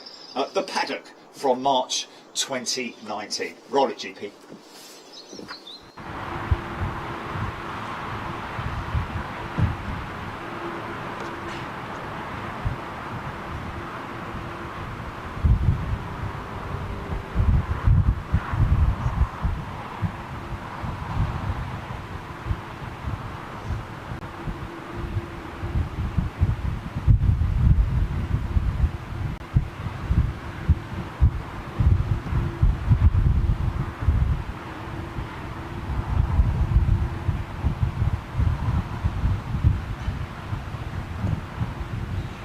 Ladies and gentlemen,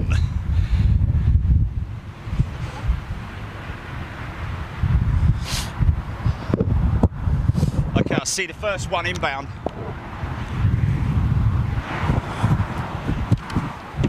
Are we good? Quick PTC.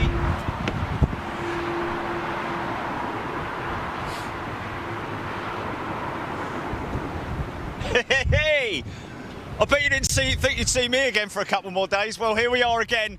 Got quite a lot of work done today, folks. Emails going out all over the place. Had another run at one of the major car rental companies here at London Heathrow. You've got to keep trying, guys, because, you know, maybe the guy that you dealt with last time has switched positions, got a new manager in, somebody who's a little bit more sort of like, wow, yeah, I really like the idea of that. What, you mean you can put our logo at the bottom of your screen? Oh, blimey, yeah. What, you're doing it for the Hilton Garden Inn? Oh, yeah, we like that. So, yeah, let's talk, you know. But it's just one of those things that we just have to constantly keep pounding away at. And of course, I'm doing all of that for you guys. I just need to bring you content. So today, I decided, spoke to Jilly, told her, look, the winds are blowing, howling a gale, literally. I don't know if you can see it or sort of like get an idea of what's going on with the... that kind of gives you an idea of how windy it is. Got the first one on approach now. We're going to bring you some Freeview skilled pilot skills for the foreseeable future, literally as far as we can go through till sunset. And we do have a big line of heavies coming in, folks. A380s. Now, one thing I would like to mention, guys, I'm a real big fan of engineering and the complexities of flight, which is just quite interesting. So with the big A380s, because it's such a big long wing, this is kind of what you see when you look at maybe a big bird of prey in flight, when it's sort of like just when it's sort of like gliding up there on the thermals. He makes slight minor adjustments with his feathers all the way along his wing. And that's kind of what you're going to see with the A380. Look along the outboard section of the wing. You see the low-speed flaperons, because on the 777, 747 and the Dreamliner, you get that massive big flaperon in the middle that you can see moving up and down, sort of like all in control with one movement on the stick, kind of like controls all the other flaperons. But with the A380, there is no big flaperon in the middle. They've got flaperons along the wing, and that's kind of like leveling everything out. So they like flap, literally, like come up at different angles and all that. So wait till you see that. I'll try and get a little bit of that for you. I know there's a lot of you guys out there who love your engineering. I'm right for it. And that's why I keep going on about the engines and stuff, folks, because, you know, it's not just about the beauty of flight, the aircraft. It's all about the engineering and how these things fly and the new technology that's coming on stream. So I think I've gone on for long enough. Oh, just to let you know, folks, on Saturday, it's going to be elite only. We're going to give you 20 minutes of Freeview. We're expecting the Landor livery 747, the next in line of the British Airways exclusive elite,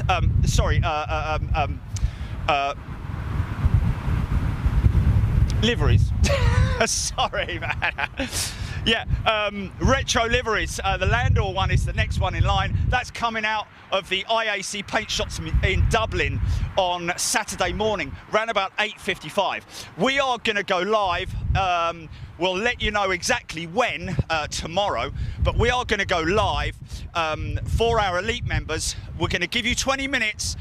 If you want to watch the whole show, then of course you can become an elite member. If you don't want to, that's fine.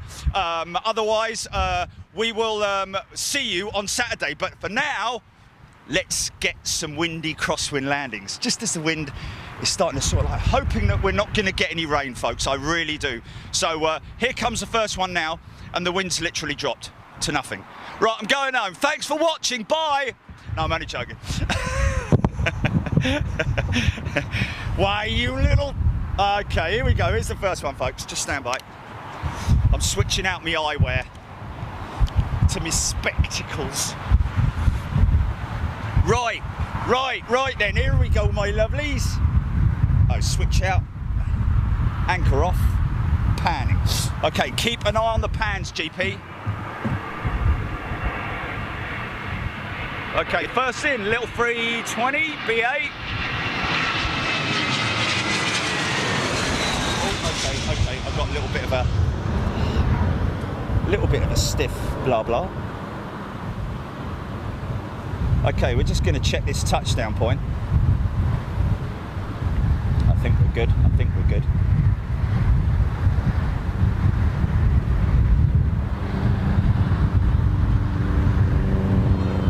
Okay, decent. Okay, got a pretty nice stack forming actually. Just have a look at this, guys. Oh, mind that. I'm strapped down literally all over the place, like. Okay, let's see what this stackaroo. Hey! Check that out. So here we go. Let's just have a chat with some of you guys. So what I'll do is, as the winds increase in ferocity, and that's what we're hoping for anyway. Gilly, can you send me the link, please? Facebook.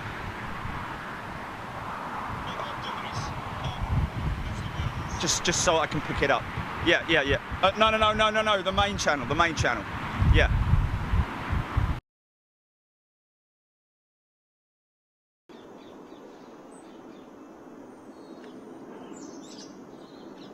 Oh, you got audio on?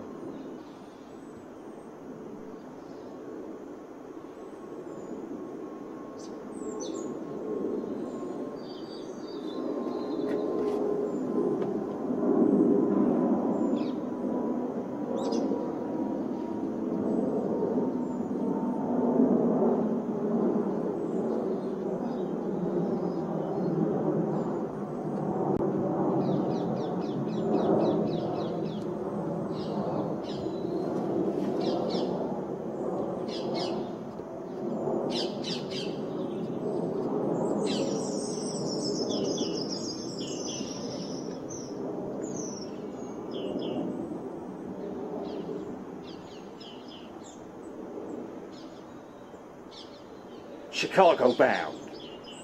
Okay, cut, GP. This is what I do for paying members. We are in a field, but we are very lucky to be in a field which is exclusive to us here at Big Jet TV. This is the ILS field, owned by a good friend of mine who is a property developer, and he's given us permission to film from the field, and we call it the paddock because there's horses in it. Okay, little sort of, you know what it was like when you were a kid and you went to the cinema? Well, way back in the day when they used to have a sort of like a pre-show film, and then they used to have a Chung Ices Peanuts. And all that. This is kind of that.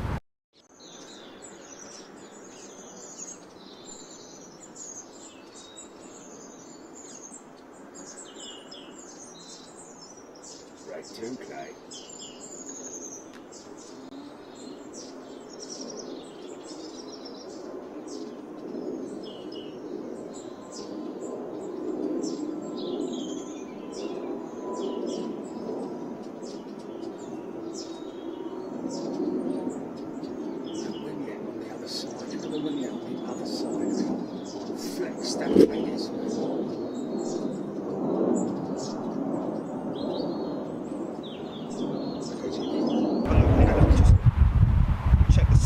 sure I haven't got the Wi-Fi on or something stupid like that. I have Bluetooth's off, Wi-Fi's off. Facebook is on, won't load. I'll come to you in a bit, folks. Now, the thing is that it is a direct, more or less a direct headwind, so we're not getting that crazy crosswind activity, but at least we're getting something.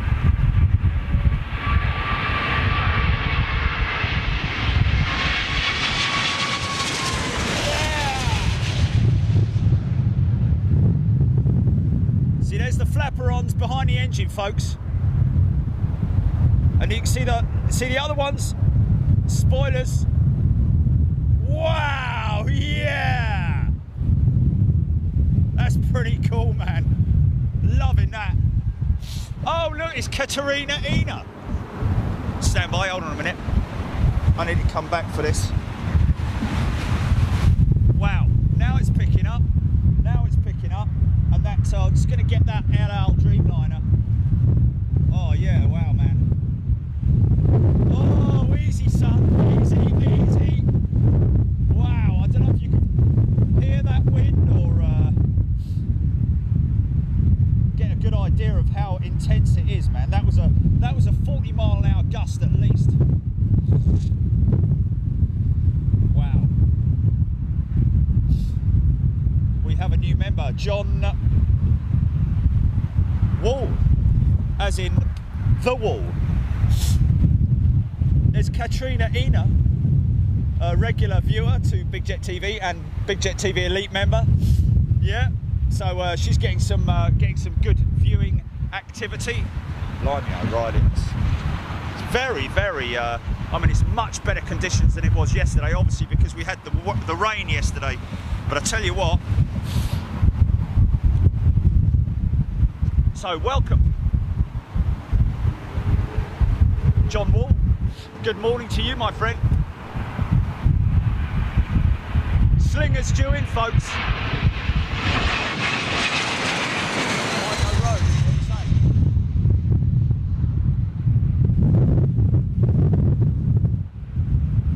Wow, struggling, man.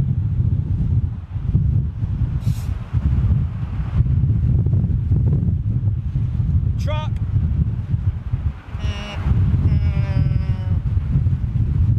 Okay, so I don't know if you can just about see the sock through there, guys.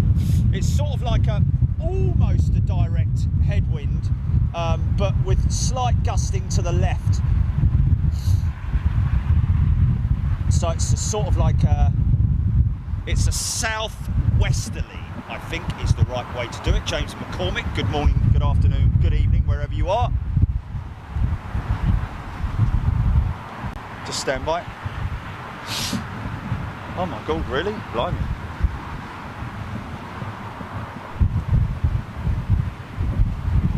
Okay, so here we go. Looks like a oh no, it's a Neo by the looks of it. David Kavanagh, Mike Payne, Sky High Aviation Gaming 342. Alan getting jiggy with it is in the house. Jamie Maltus, Dane Grayson, Emma's Blue Skies. Mr. Blue Sky. Looks like SAS's Neo. A little bit of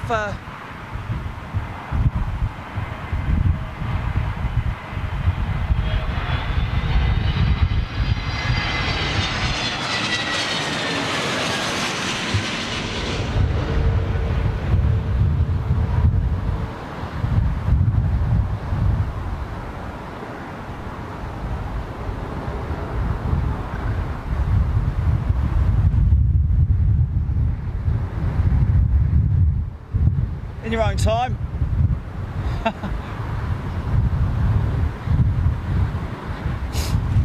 Wow. Wow, look at that, look at that, look at that. What's that? Who's that? Where is it? What's going on? Whose is that? Nice little smart, looks like bloody BMI's colours, isn't it? BizJet. Smart little thing. Oh, we've got a bit of crabbing going on here, son. Yes, that's what we want to see. Gaming 342 wants me to zoom in on Concord. Will do in a moment, my friend. I do it regularly, so don't worry, I will do it. Oh, hello.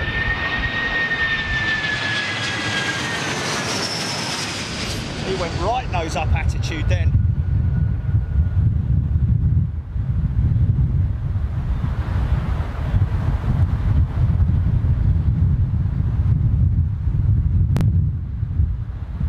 So because of that heavy headwind, that's why they're sort of like floating it. It's difficult to literally lose the lift when you've got such a heavy headwind. There you go. She's looking very, very clean and tidy. Thank you to the guys and girls who clean Concord a couple of times a year, I think, or when she needs it. No more tears. I'm sure that's some kind of baby shampoo or something. But they call them tears. They call them tears. I see a 747 on the back of the stack, folks. Right, where's that? Oh, you can't, Gilly. You're going to have to. You're going to have to. I can't get the Facebook feed up on my iPad, and I can't do it via a. How did you do it yesterday? Oh, here we are. I'm on it. I'm on it. I'm on it. I'm on it. I'm on it. It said watch. Brian Helton, Martin Lyons, Gelf, Fausto, Greg Lear. Was it Greg Lear who yesterday gave me information on a on the room that he stayed in at the Hilton Garden Inn? Away! I thought he was referring to the Renaissance, or the Renaissance, should I say? Kathy will pick me up on that one. The Renaissance, but it was actually Hilton Garden Inn that he stayed at. Room 172, I think it was, or something like that, or 712. No, it'll be 712, wouldn't it? Because that's the top floor, 7th floor. And the great thing is with Hilton Garden Inn, don't like to sort of like harp on about it, is that you can stay in either of the rooms right the way round the whole hotel. Look. So if you stay on that side on the 7th floor, you get them coming in, as you're seeing now. I think 747 is just behind the post there. You can see how good the winds are, folks. That's what we're dealing with. Right, we've got a crabbing 777. Oh, hello. Hello. Oh, hello. This is good, this is good. Those big extended wings, man. Big, long wings. Oh, here we go, son. Listen out for these engines, folks. Might pull on a little bit of power. Here we go.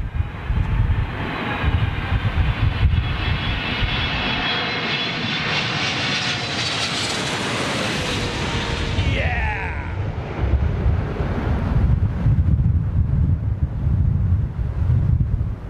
All sorts of things going on there. Elevators, rudders, way! Or rudder, sorry, in the singular sense. Yeah, look at that flare, man, look at the flare. Ho-ho! Wheelie King. Welcome, new member, Michelle Baker. Hello, Michelle, how are you doing?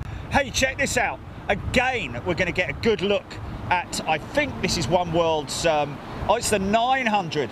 Okay, so we've seen both the 1000 and the 900 this week. Just going to get a good look at her as this 747 makes his approach.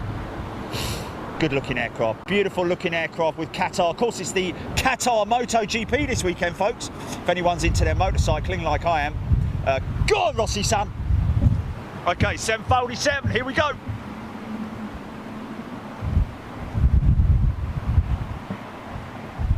Stephen Owers, Tom Ernst, Mike Payne, Michael Klein, Jamie Maltus, Sonny Skay, is it Shake?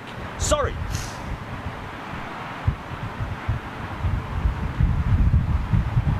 Gillian Watson, they should be on a surfboard. Okay, here we go. RB211s, cool on the power, son, cool on the power. Here we go, hold tight.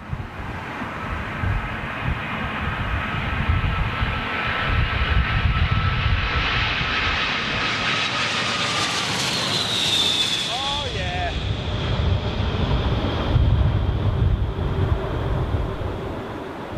get a full shot of the wing here.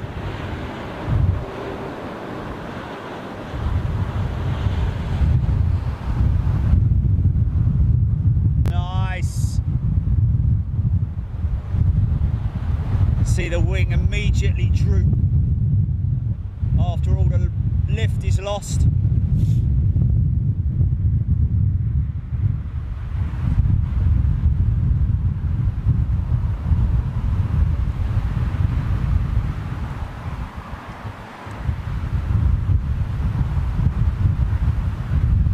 Yeah, be good to hear the sound of the motorcycles again.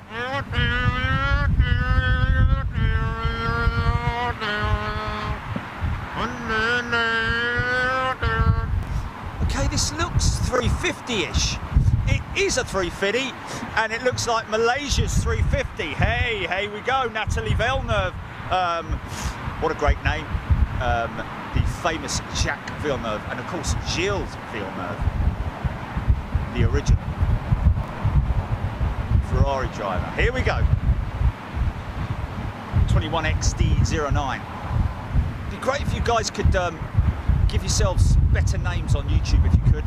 So I could call out your name like John, Steve, Harry, Bob, whatever, rather than 21XD9074144470. Don't know why you do it. Don't know why you do it, but there you go.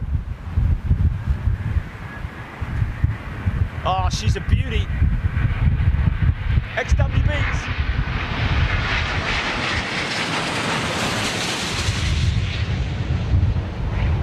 Oh man, no issues whatsoever. But an Airbus wing, look at that big long Airbus wing. See all those spoilers working in unison.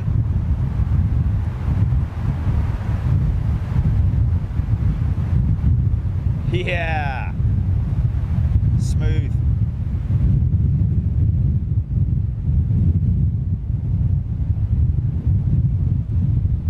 Little bit of elevator flutter just to bring her down nice and safe, nice and soft. Oh, Canada, 777. Beautiful livery, gotta love it. Gotta love that livery. So what have we got in the stack, Jack? Tiddlers by the looks of it. Read a few comments out. Ted Avery over on Facebook. Bob Cotsey. Tony Baghdad. Wow. Rajesh Danranj tuning in from Trinidad and Tobago. How you doing? Joe Alberto Lost. How you doing? James Nichols. Ed Hurley. Loads of rain north of London Heathrow. Wow. Well, that's a good thing that we're not getting that. Robert Chaplow. Hello from Hartlepool in the UK. How you doing? Matthias Gunn Papete. I'll try and read this out. C'est mon anniversaire aujourd'hui, j'ai 36 ans yoppie. Congratulations if it's your 36th anniversary, my friend. Married to your good husband, or if I'm completely wrong there. John Roycroft, Gary Nuts and Phil Senft. That's Philip Senft. Frankfurt Phil. Phil. Coming out to Frankfurt this month with the elite members.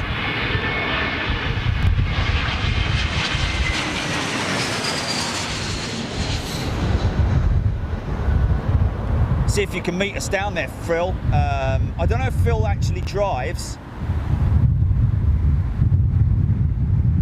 Do you have a vehicular mode of transport, Phil?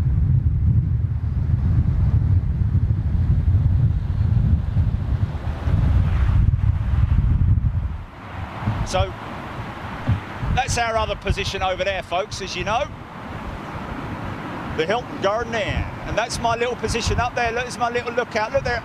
There I am. No, I'm not. But this is the maintenance area that we overlook. And that's why you have such great panoramic views. You're kind of restricted where we are here in the field, but it's just another great viewing position that we bring to you on Big Jet TV. I know there are guys who say, yeah, but we do it for free and all that sort of stuff. Well, we do Freeview, you know, but also the reason why we have a membership is because we go to so many different locations, folks. You know, if I was stuck at Heathrow and I was only doing Heathrow and I had a day job and I wasn't doing anything else, of course I wouldn't charge. But this is full time, mate. This is full time. So that's why we feel fully justified, and we have a great audience as well.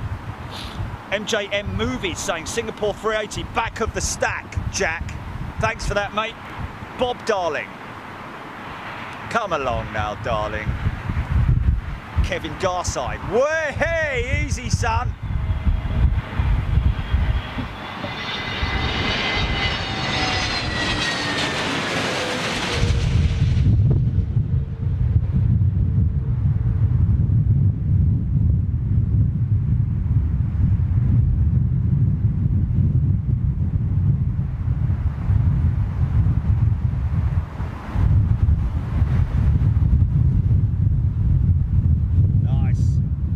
Nicely done, mate.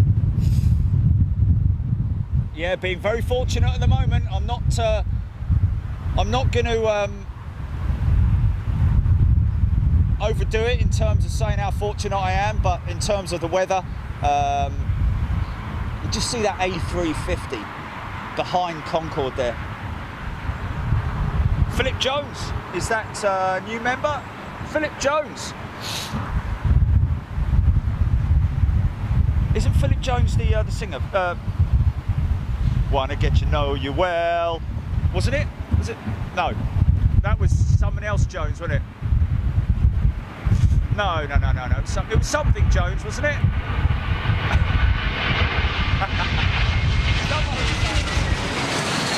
Oh, well.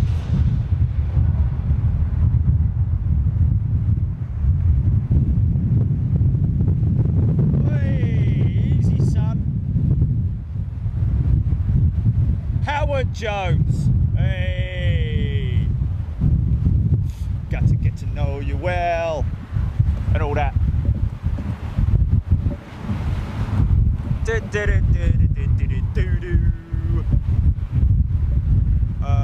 Oh, look at the big stack. Oh, look at the back of the stack. There she is, folks. The slinger. We call her the slinger, the Singapore slinger. Peter Spencer. Chompununch Variety next came from Bulgaria. Thanks for that, mate. If you're on Flight Radar and you want to tell us where they're coming from, feel free. I'm more than happy to. Thank you. Alexander Paulson confirming that. Michael O'Halloran, good day to you. New member there from Ireland, I think. Glyn Owen. Remix Zen. Mark Shake. Great show, thank you very much indeed. Read out as many comments as I can, folks. Yeah, John Skinner, I'd like to get to know you. Easy, son. Tinker Taylor, watching from Belfast.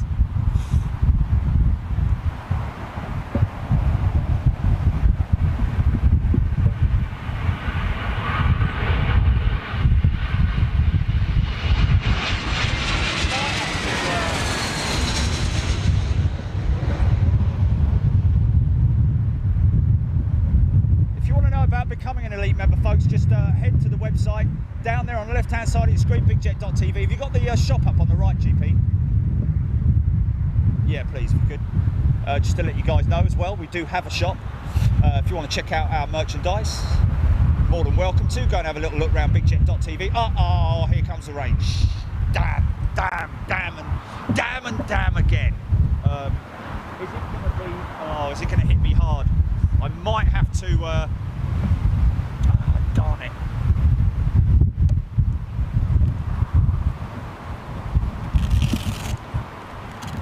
Greg Lear. Was it you yesterday, Greg, who corrected me on the fact that it was actually the, it was the Hilton Garden in room 712, I think it was. Sorry about that, folks. Do I hold off on this rain, or let's see if she's, is she geared down yet? Yeah, she's geared down. Oh, look at that double 380. Look at that shot, folks. Or is that a 7.4 behind her? I think that might be a 7.4 behind her. Or is it? No, it's a 380. Just looking at the sheer size of her fuselage. Oh. No. What's that?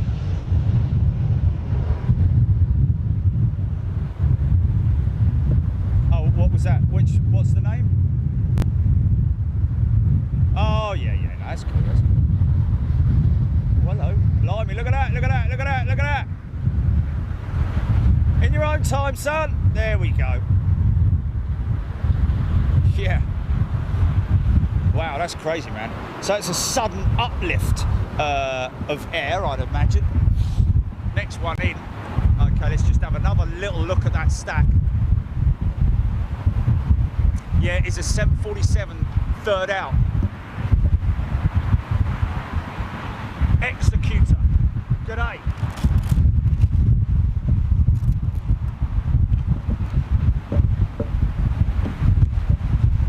Oh, new member. New member. 3X3 cut 3R. Oh, Executor, there we go. Stuart Malloy, g'day to you. How you doing? Had to use VPN to see PayPal. Dang it. Okay, interesting. So this is a little Neo coming in now. I don't know if it's just the fact that maybe the engines being as big as they are, they maybe cause a little bit more turbulence behind the wing in terms of the dynamics of landing these aircraft, because I have noticed in high winds they seem to struggle a little bit more than the CFM56 powered aircraft. Okay, we definitely have rain. Okay, we're going to struggle. I need to consider getting a rain cover. I do have one with me. Easy, son. Wow.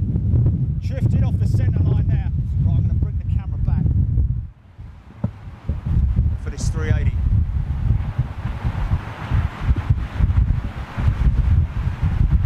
Step up 78 to 380. Hasn't put his second gear down yet, so no, I think. Oh, it is a 380. Sorry, folks. Jane Highland. Hello, Jane. Oh, look at the power coming on from the Slinger. Calling on a little bit of power from the outboards. There it is. See the smoke?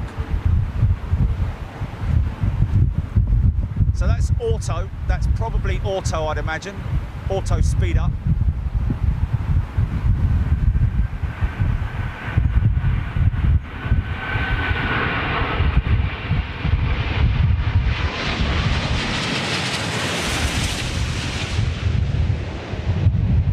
Check out the wing flaps.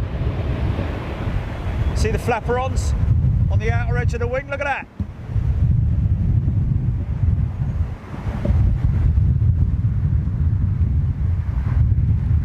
Oh, smoking it.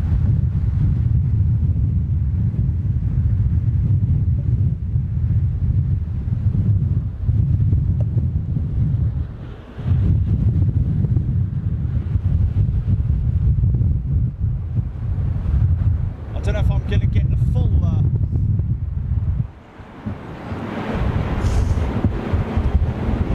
wow, she's still smoking.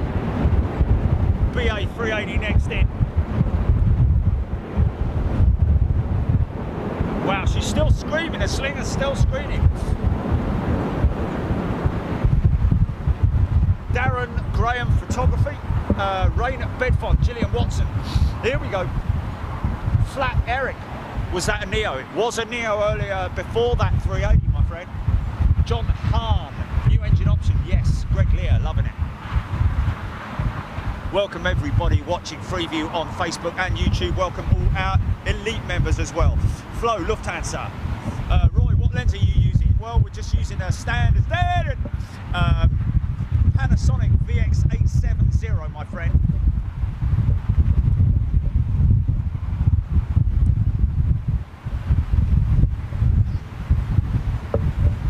Oh, Philip has got a car.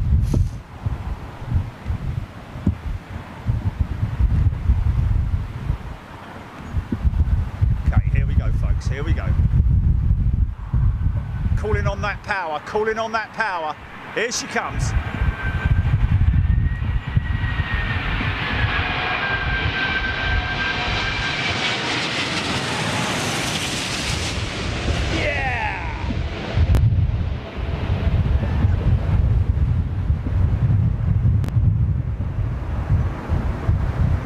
Runway's going to be a little bit moist.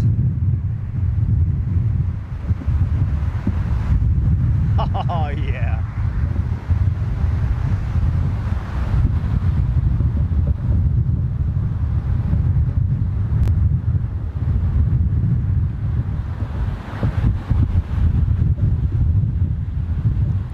Is it?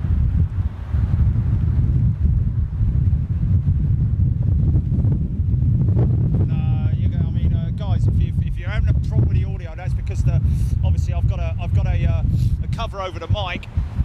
But what I am going to do is I'm just going to quickly wipe the lens. If you will give me a couple of seconds just to do that. No, I haven't got time to do that. Just stand by. I'm going to zoom out. Give me. Wow. Serious winds, folks.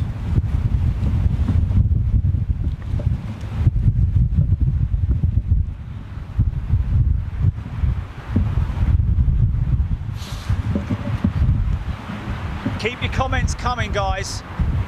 Forgive me if I'm not ignoring you. I just obviously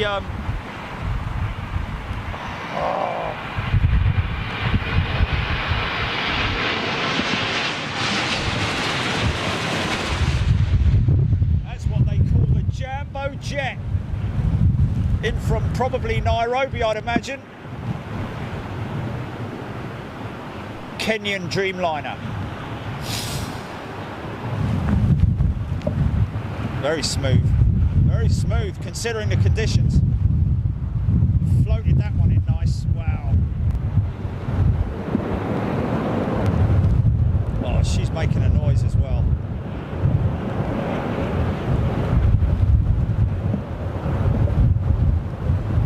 Speed brake's down already. She'll go to gate and then remain at the remote stand position for the best part of the evening.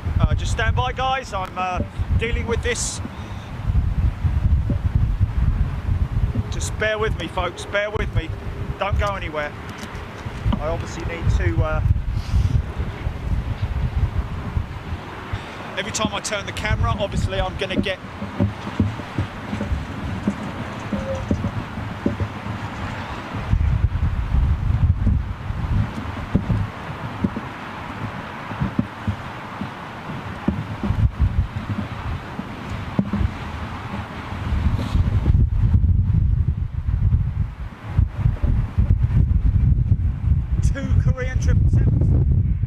One freighter, one Pax.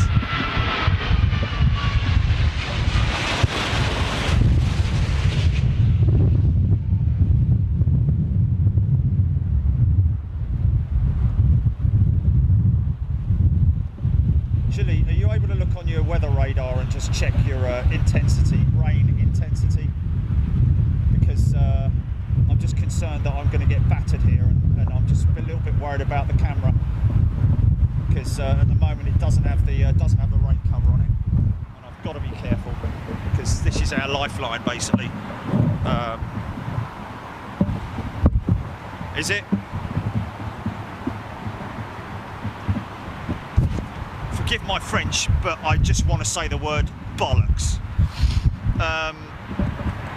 Okay. So what are we going to do then?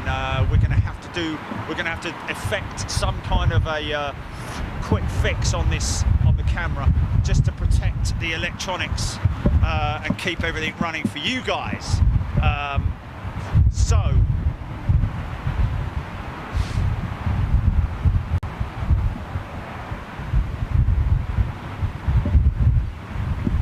like yesterday.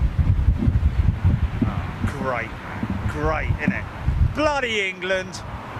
Why can't it just be windy and not raining with it? So I'm gonna have to jump down and put my waterproof jacket on, because this is not waterproof, this jacket. So I'll just shoot this, and then the viewers are gonna have to talk amongst themselves, I'm afraid, just for a short period of time.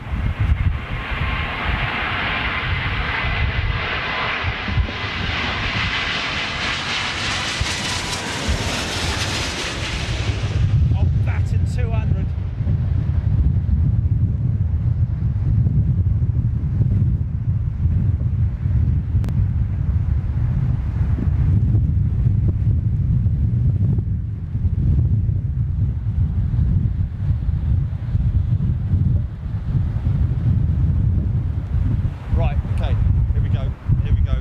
Okay, this is going to be a This is going to be interesting.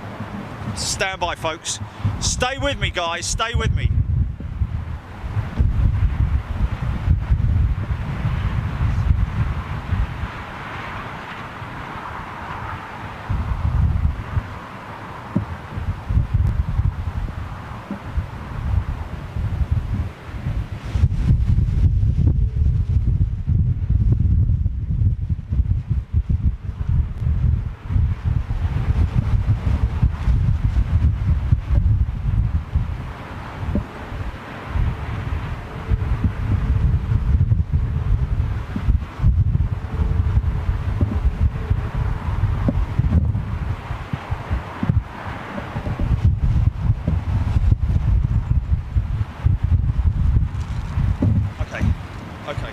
Here we go. Now just bear with me, folks. Bear with me, okay? Don't moan, don't moan.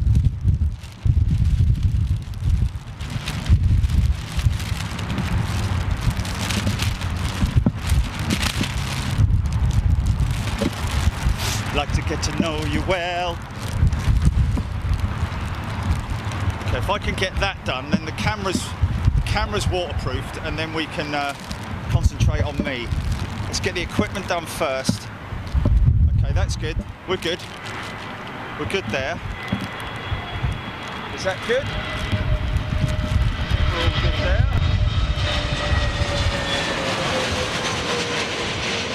Let's take that, and we need to get rid of this, because that is going to be flapping around in the bloody wind. Didn't they think about that when they designed it? Okay, let's just give this a test. Quick test. The litmus test. Okay, I need to just clean the lens. Oh! Frank's back. Let me just. I need to pull that through there. Stand by, folks.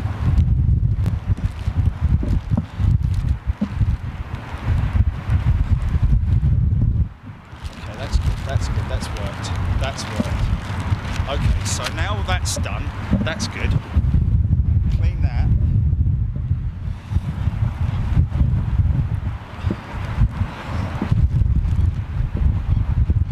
Now, just wait.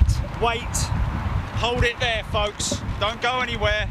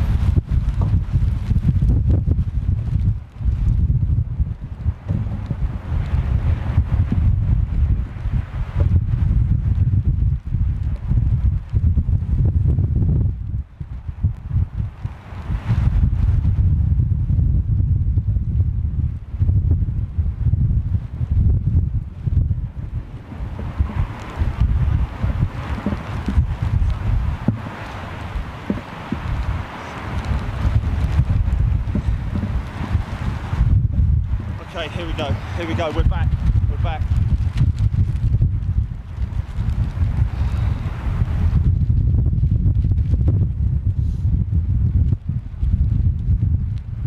Okay, here we go.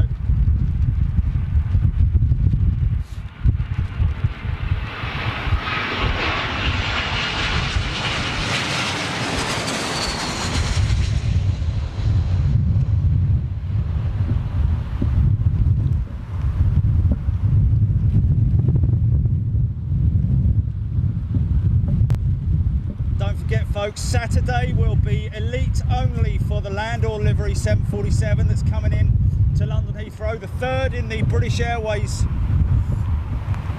retro livery schemes, and we'll be here to witness it live with our elite members. We'll give you a free view in the morning as per normal, that's not a problem, but we've got to look after our elite members.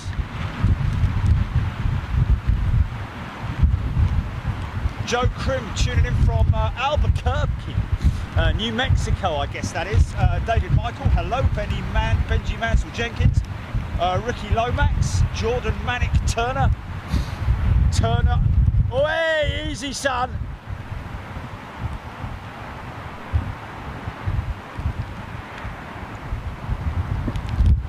Is it Bachman Turner Overdrive?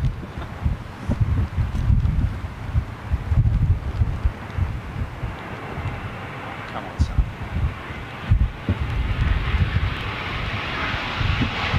Easy.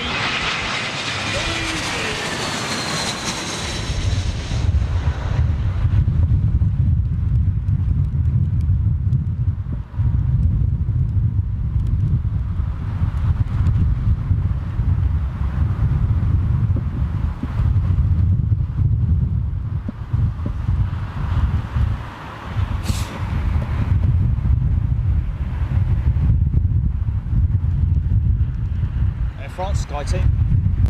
So Air France KLM Virgin tie-up. What's the Sky Team line-up with that is the question. Bob Copsey, hello. Next to land, A330 looks like Virgin Atlantic, folks.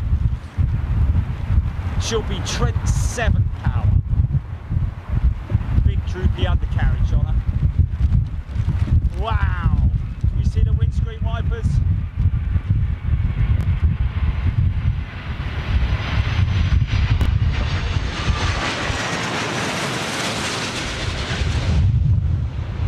Go for a wipe on. Flipping heck!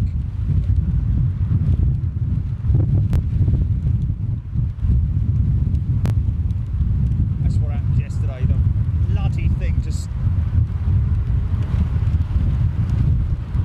Sorry about that, folks. The bag just flies forward, and I'm going to have to effect another little adjustment here. Guys, just stand by.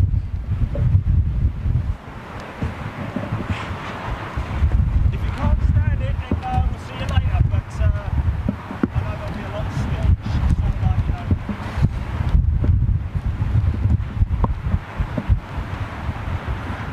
Oh, get off, mate. Okay, stand by.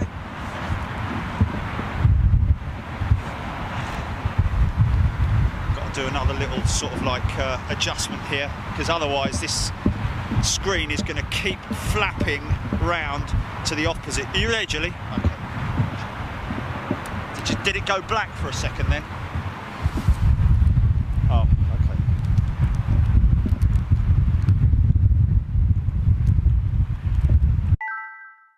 It would have done. It would have done, because the screen closed.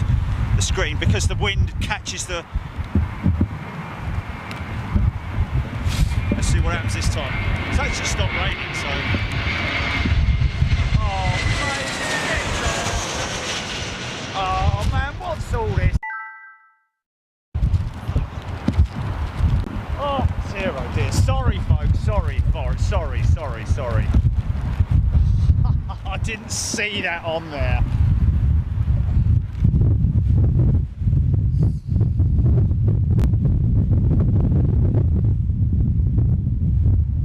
Wow. Sharon, welcome. Just this. It's just. Oh, me thing's gone. My thing's gone. Oh man, my thing's gone. Where's that gone? My towel. Oh, it's just this is just.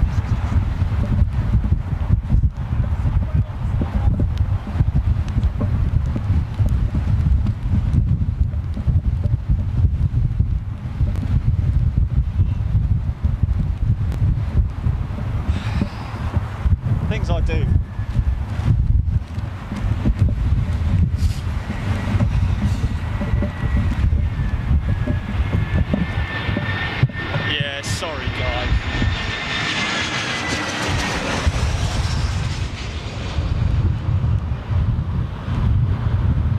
250.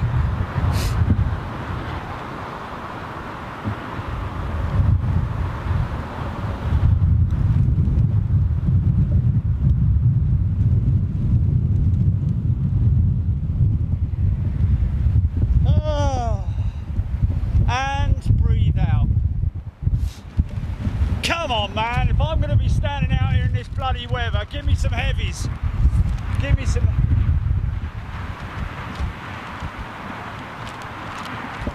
All right, yeah. Oh, we got a Latam Brazil 300 ER inbound, I think I saw that.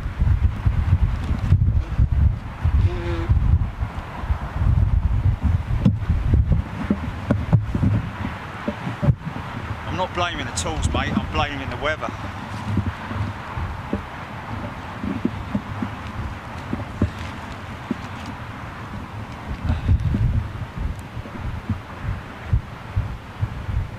Here we go. Dexter Steed Ford. Great name. Yeah, here we go. Yeah, might be wrong. Go on, Sam. That's 2 lifties in a row. And a partridge in a pear tree.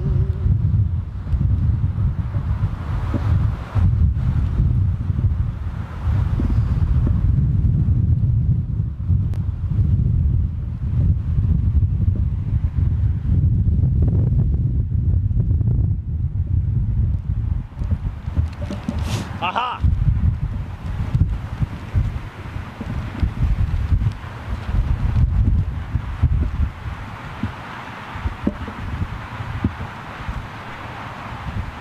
Another little tiddler, and then another little flurry of heavies. Hey, hey, hey! Go on, son. Sergei Tarasov, good day to you. Or Sergey, should I say, sorry. Christine Duggan-Jackson.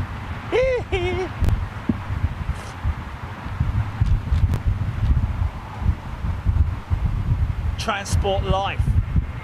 Hello, Transport Life, new member with Big Jet TV. You're going to get to watch the Landor show on Saturday.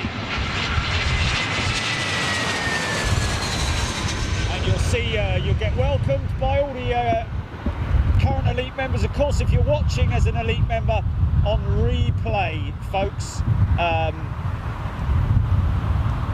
make sure you tune in Saturday morning if you can. Of course, that's going to be the right time of day, of course, for our friends out there in the East, especially Australia and the Far East, but of course the US. We do have a lot of people tuning in the US, even though it's sort of like crazy hour over there in the US.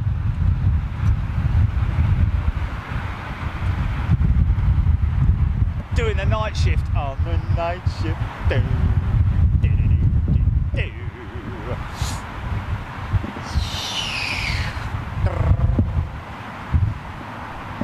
Maintenance area. That is a engine test fence that you can see there, folks. Behind that 777, there's a little bay there where they test all the aircraft. They've got another one around the other side. Hey, here we go.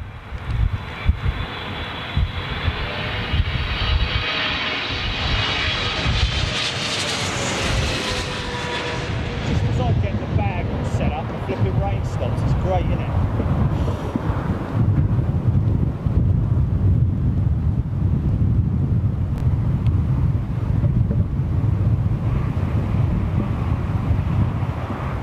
Quite nicely saved actually from what could have been a real heavy on the mains landing, a real big mains smoker landing. Pulled the elevators and pulled the adjustment out of it and made it into a nice decent landing. God bless you, blimey, all right in all dingy lurgy. Another triple inbound, Sarah Richmond, Don Patrick Dowling. Okay, I'm going to pull the iPhone back out now because I've got better conditions, so I can jump onto YouTube. Transport Life. Hello, how are we? Mark BTW. Is that Mark, by the way? Hey, Cluenzel 56 flying into London tomorrow. Derek Heslop is in the house. Babacar Diop coming in from Texas. Whether that's you or an aircraft that came in recently. My apologies if I've missed your comments, folks. Jet Aviation XX. Hi, how are you doing? Marquez, how are you doing? Of course, Marc Marquez, the main man to beat this year once again in the MotoGP.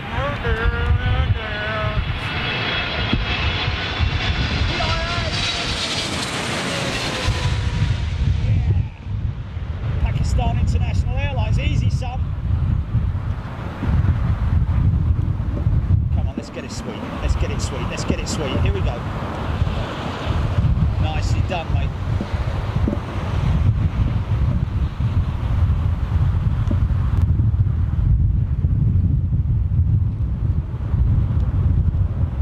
Good to see the guys at PIA still flying.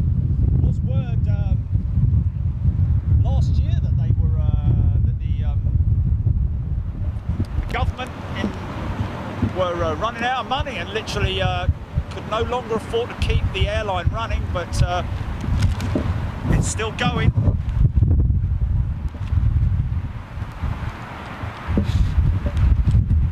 And if I can give a little shout out to Asiana 350 lover. I don't know if you're watching or if you're going to be watching later, mate. My apologies for yesterday. I know I missed your Asiana 350 landing at London Heathrow. A little bit too late, just on the switch off. So my apologies for that, but we'll get her another time, that's for sure. Here we go.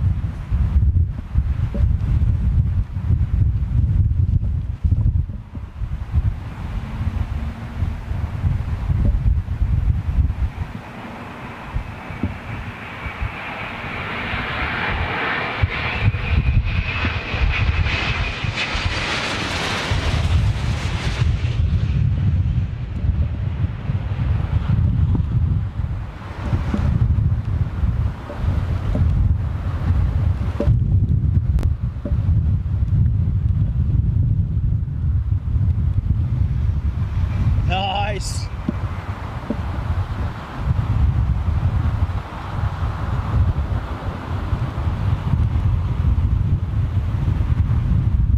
Well, the rain's held off. Another new member. Here we go. Let's give you a shout out. Stuart Taylor. Hello, Stuart. Thanks for tuning in, my friend. Welcome to all our new members. Guys, just to let you know that, as I keep saying, I know I'm a bit repetitive on it, but the more members we get, the more money goes into the pot, the further we can go, the more we can do on Big Jet TV. But bear in mind, oh, bonjour, hello Shawami, hola Iam Awela, Disneyland Paris 2006. How you doing, my friend? Yep, so just letting you know, guys, I'm working tirelessly on it each day, every day, if I'm not out here filming. Some of the airlines to maybe sponsor us on flights. We do have a deal that we're looking at with the guys at the Hilton Group. Fortunately, those guys have been very, very good to us, guys. Give them a round of applause, please. Model Flight Channel. How you doing, Model Flight Channel? And of course, blimey, what's going on? That's our next destination, hopefully. Got a great little working relationship with the guys at Hilton Garden Inn Group and the Hilton Group in general. CPR 1234, Air Astana 757. Thanks for that, mate. Beverly Young, hashtag elite. Hello, Jerry at work. Nice surprise to see a bonus show. Thank you very much indeed. Drone races in the house. Bob Snedden. Ian Percival, good afternoon, Sir Jerry. Oh no, it's not Sir Jerry. Good afternoon, Sir Jerry. Air Astana 757. I think these are RB211s on this aircraft, perhaps.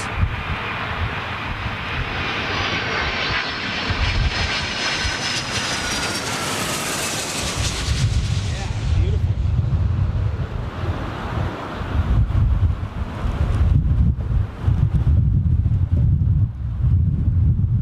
Of course, Air Astana taking delivery of their new E2 Embraer, their new E2 jet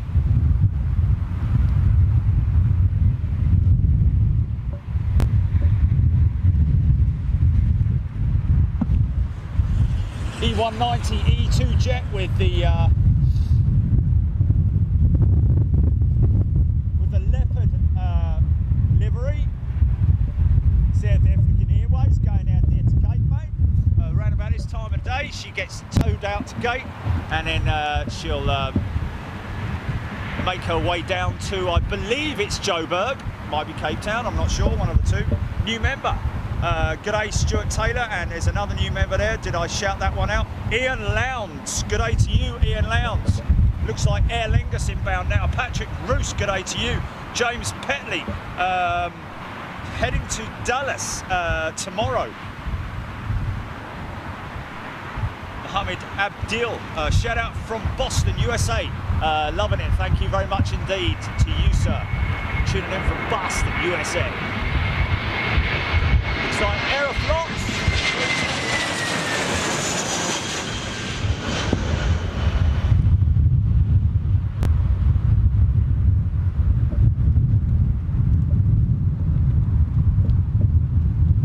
These boys can fly and land and take off in any weather.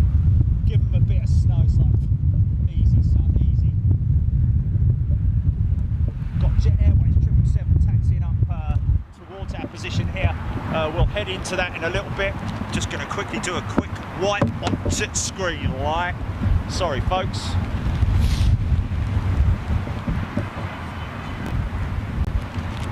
In Shake Shop. G'day, Ian. Hello. How you doing, my friend? Graham Smith. Who's your daddy? Or who's your daddy? Oh, who's your daddy? There we go. Sad but true from Boston too. Scott Topley watching from Birmingham. Hashtag elite. Lisa Sargent. Stupot 78. Luke Mosser. Where are you guys looking at the stat? Welcome new member English Rocker 666001. G'day to you, English Rocker. Ooh. Turkish 330.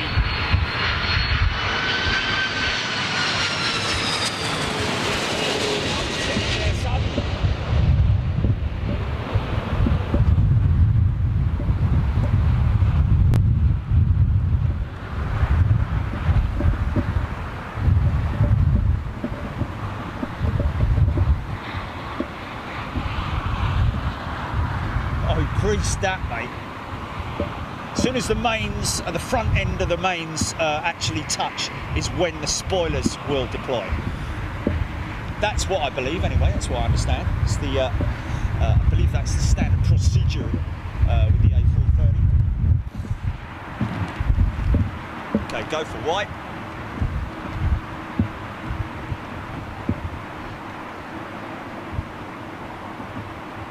Raphael Richard, loving the content, thank you very much indeed. Alexander Surgeon, Danny Morgan, Andrew Wing, A380 in about 8 minutes. Thanks for that, mate. Miguel Pestana, again, another one, A380 in about 8 minutes. Ivis Munoz, g'day to you. Saludes desde Honduras, for tuning in from Honduras, no doubt. Jack Humphreys, loving it. So, yeah, got a lot of new members, a lot of new viewers.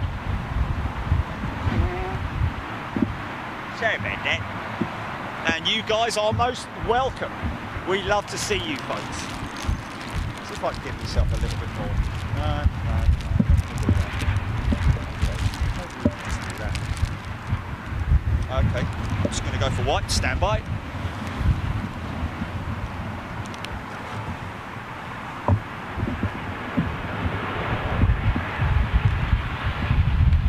KLM 737 in the new livery. Here we go. High speed approach. Yes. Of course, if you're new to Big Jet TV, you'll see that we do go to Schiphol. Meet our friend Mikey van der Aren out there, and anyone else who wants to join us.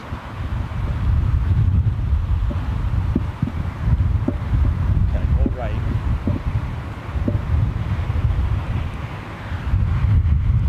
Jet Airways 777. Another airline that looked like it was struggling at some point, but fortunately, I think they've been saved from the butchers. There go again. Here we go again. Rain, rain. But this time it's easy to bag up. So sod your rain. Okay, I think I might, yeah, that might be good. William Watts tuning in from Birmingham. How you doing, my friend? The Adian Browno Show. Okay, there we go. Sorry, didn't quite get that, mate. Try and do it again in a second.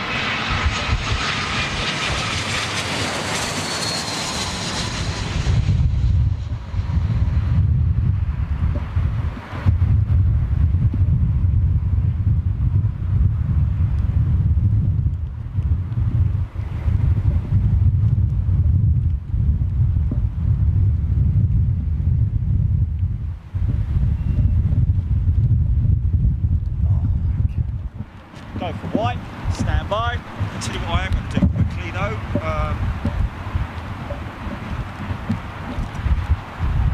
Doing that, stand by.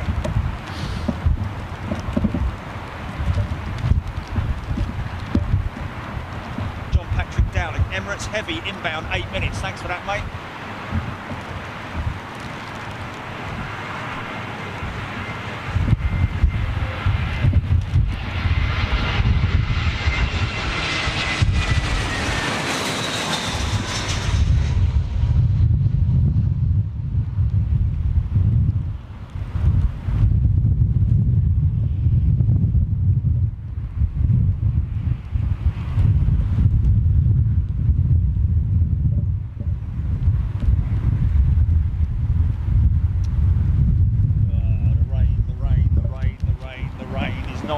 It's not good, don't like it.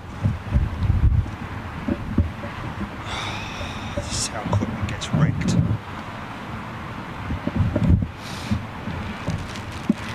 Right, I'm gonna have to go back to that. Okay, stand by, stand by.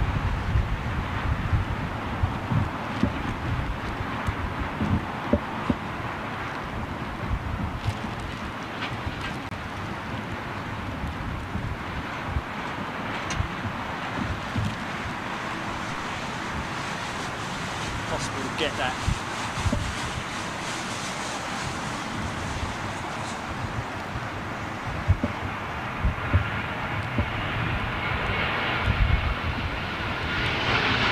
Andreas Hurt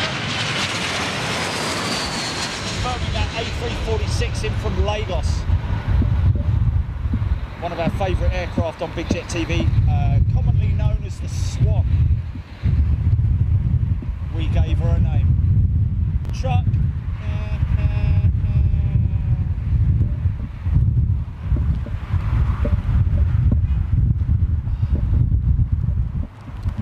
You know, it's like a, it's persistent. I hate the persistentness of rain. Annoying, it's like a little annoying sort of thing, you know. Sandy Humby, g'day to you. Loving the show. Well, yeah, I think snow can be dealt with a little bit better than rain. I think so anyway. Yeah, because it's softer, isn't it? It's just softer. Another 737. Looks like, is this the Ram by any chance? Royal Air Maroc.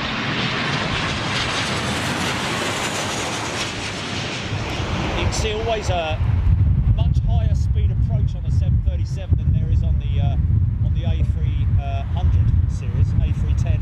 Sorry, A3. What am I talking about? A320 and A319. In terms of the mini buses, ignore that.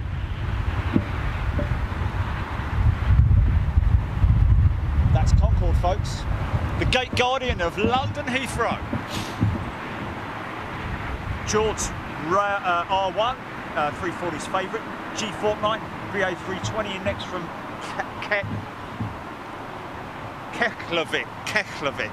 Sorry, my apologies. Benny Games, Virgin 346 turning on to finals. Thank you very much indeed. Sadly, still no go around in heat. Yes, indeed. That's what we're kind of hoping for. Hoping to see a little bit of action on the go-around front, but nothing as of yet. Is that because of rain I'm getting that? Bloody hell.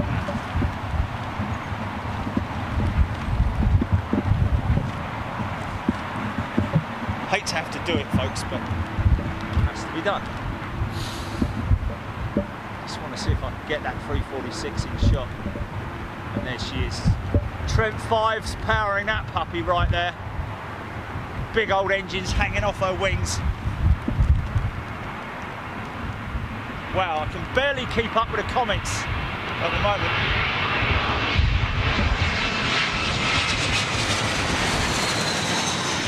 Is that the 346 there, or is that the 380? I couldn't see. Next in behind this one. Okay, yeah. Okay, sorry guys. I'm looking through plastic here, and it's very difficult for me to see. So forgive my my bad calls from time to time. I'm sure you'll. There's your 380 right there, and 346 behind her. So here we go. Derek Heslop, China 330, leaving the hold now. Thank you for that. Craig John Udemans, g'day to you. Jordan Manic Turner, Petros, 380 is coming indeed. Sandy Humby. Next up is Emirates A380.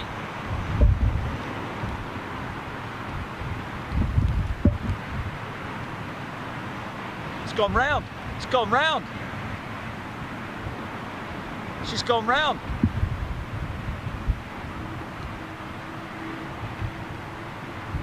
Oh, come on, cameraman. Very peculiar. Not a very tall climb out either. Now goes the climb. It's just holding altitude.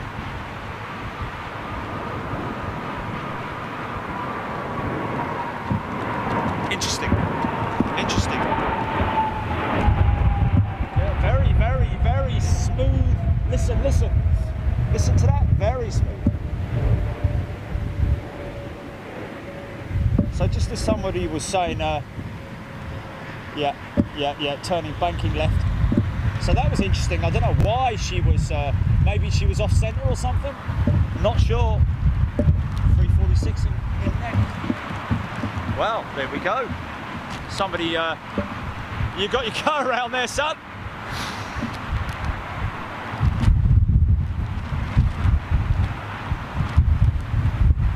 Okay, let's go for a white. Going for a white. That was a very sort of like derated go around as well. No sort of like, you know, panic or anything like that. Nice and easy does it, son. It's climbing, just maintaining that altitude at the moment.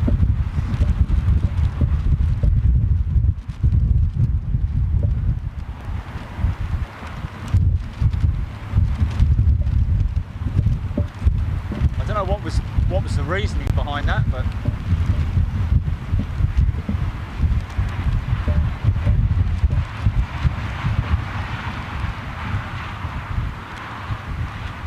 English Rocker saying, just as somebody asked about the go around, we get it.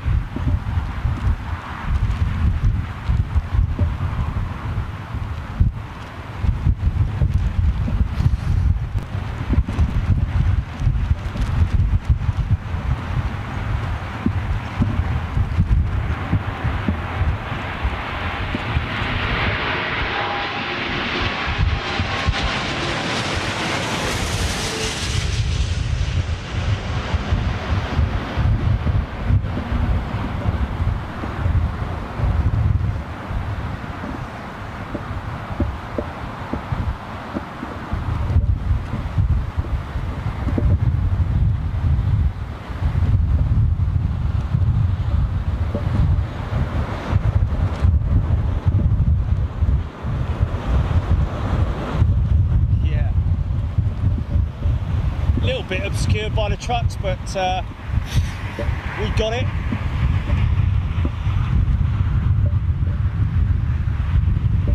Like I say, got no idea what the reason was behind that 380 going around, but there we go.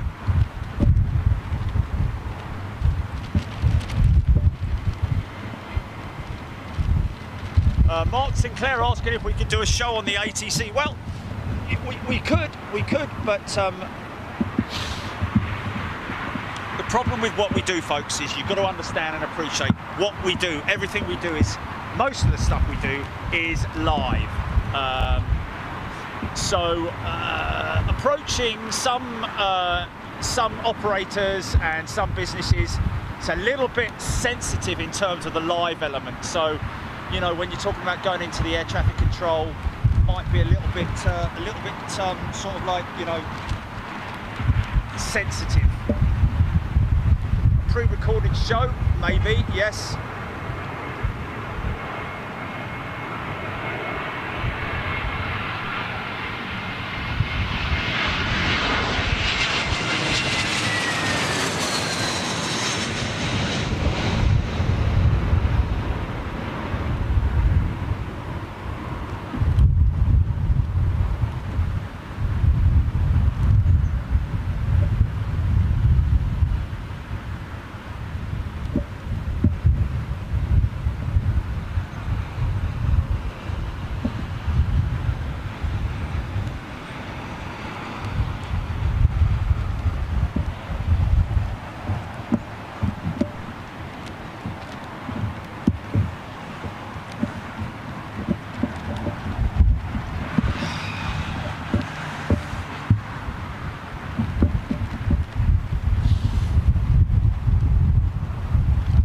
Smith confirming that 380 now over Croydon.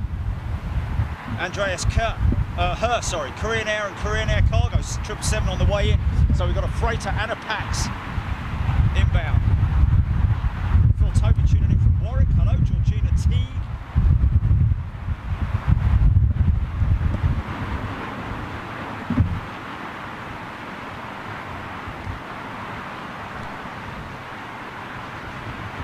Okay.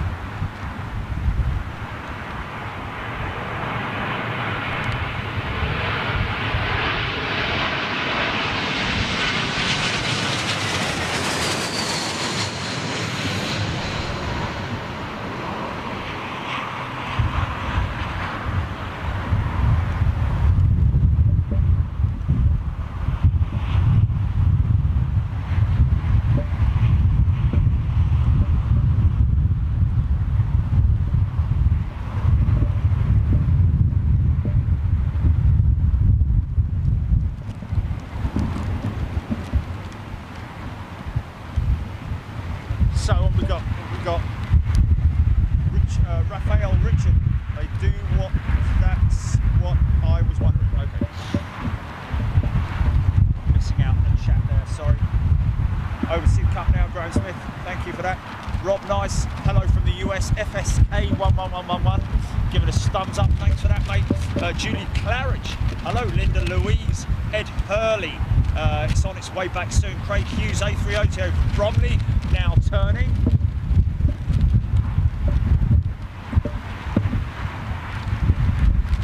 Ed Hurley been listening to the ATC channels, has been on and there is no issue. No, you can listen to it yourselves, guys. That's entirely down to you. We can't do anything live on the show right now. It's against regulations.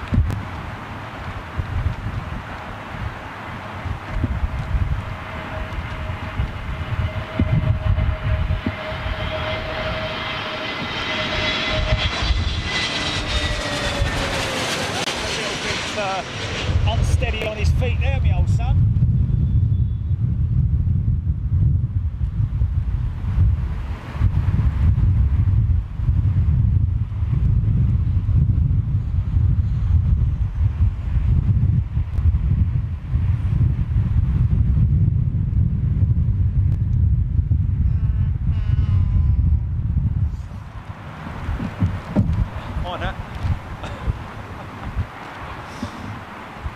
just, oh, hold on a minute, I've got to go and get the thing from.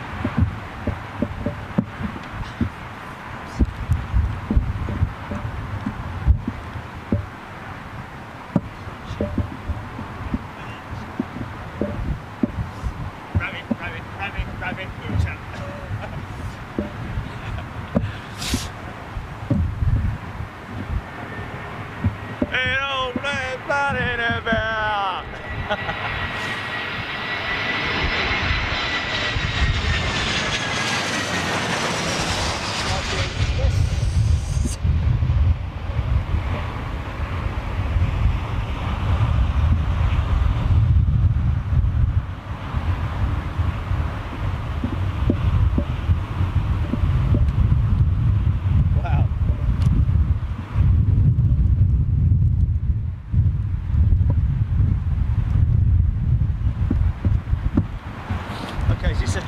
Is this a triple?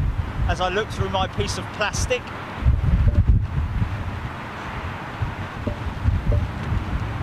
Hey, China 330. Okay, there we go. Thank you for that, Rob. Nice. 9119. Hello. Will the A380 go around a second time? Bets are on. Doubtful, but we can but wish. BJ Verdi, Emirates 380 now in queue behind the V8 Hitler. Thanks for that, mate.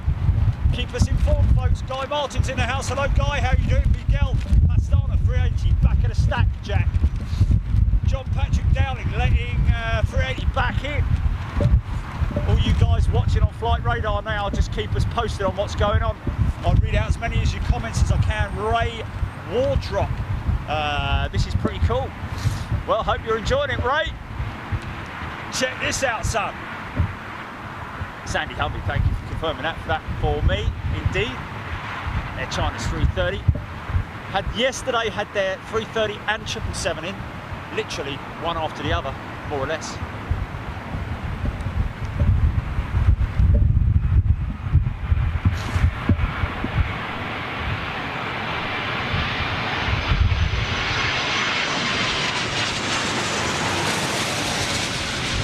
A330-200 with Trent Sevens bolted to her.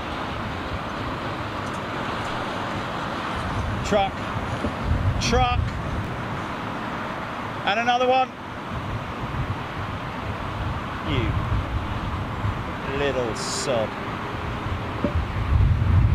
You little.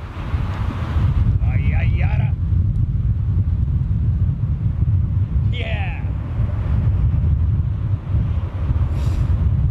Clamshell reverses on her, making a racket. Emirates 380 pushing back for departure.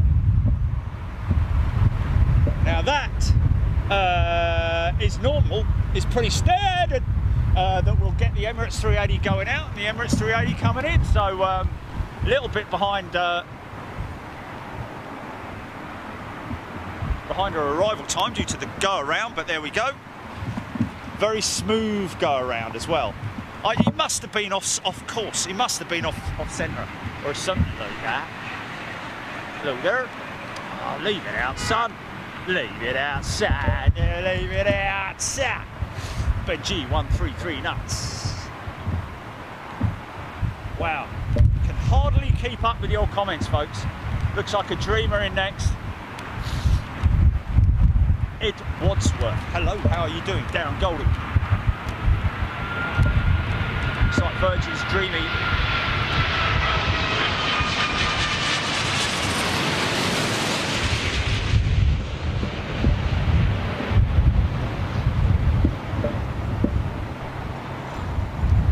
Look at that wing profile. Now watch those wings drop straight. Literally as she touches ground. When I say straight, I mean still an upward attitude, but not the flex that you see caused by the aerodynamics. Is that her there? Is that her there? There she is. There she blows, me old son. Grumpy cat. Grumpy cat. Meow. G Fortnite, BA 321 next from Manchester. Oh, okay, thanks for that, mate. Smarty Patch, approach, landing, score, 0 to 10. Scott Tarpley, top job on the feed again. Thank you very much indeed. Sim Fun, hello from Brazil. How are you doing? Johnny Webb tuning in from Balham. Hey, Balham man on the street in He Scandinavian in the fourth round of holding. Speedbird from Dusseldorf in the third. Martin Smith, Graham Smith.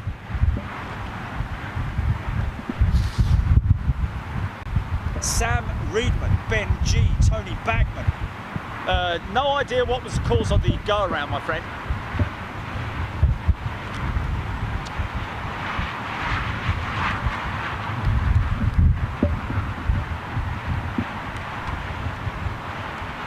R4DZ 1K, Poland says hello. Hello, Poland. Come in, Poland. And the scores from Poland are...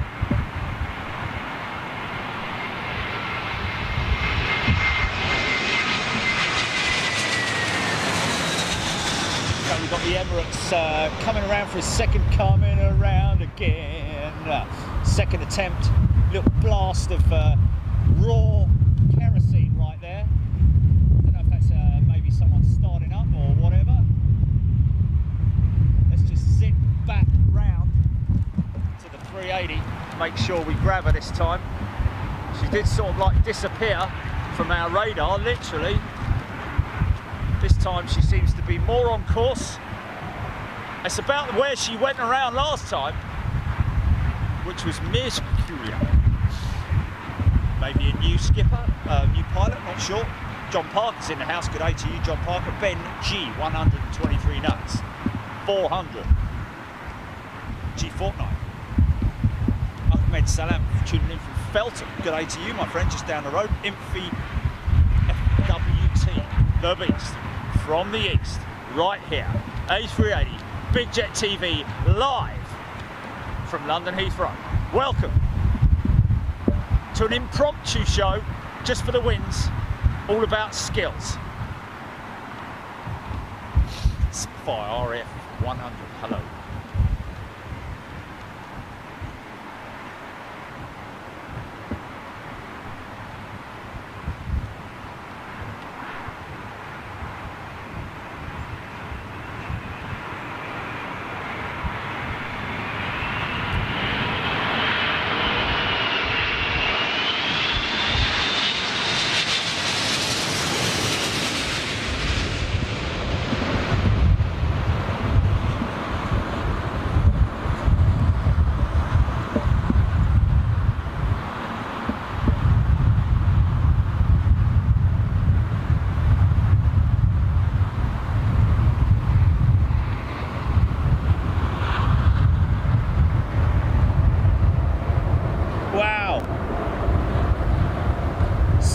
Full reverse, but still, front wheel's still way off the ground.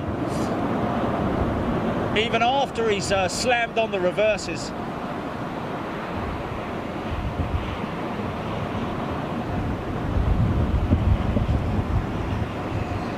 By the way, just a shout out to Guy Martin. I finally throwing out the hook, folks. I know there's a lot of you guys out there who love your military stuff.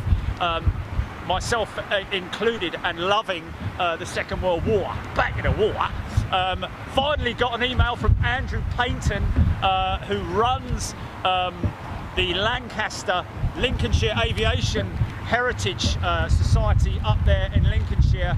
Andrew has contacted me, and we are going up to do a show on Just Jane. Hold on a second. Oh.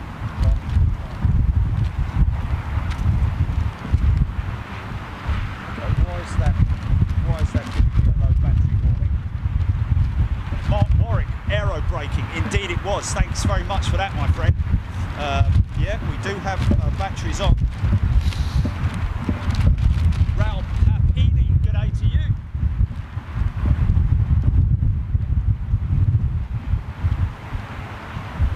This looks like, is it a 220? It is a 220, yeah. Swiss 220.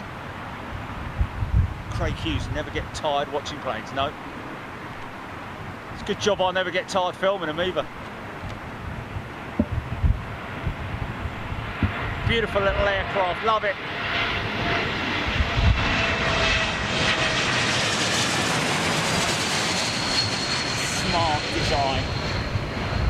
especially the cockpit.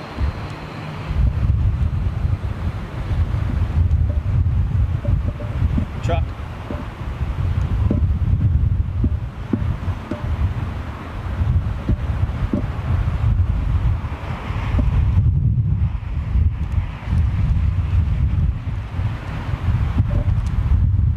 Yeah, the aero brake is something we very commonly see on the A330.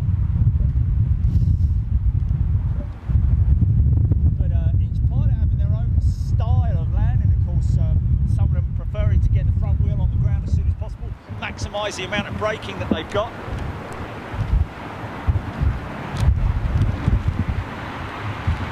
Darren Golding said it many times, but I think you've missed every time. How about talking to Duxford about the show from there? Some amazing planes, including a Concorde. Yes, indeed, been to Duxford a couple of times. Of course, they have the...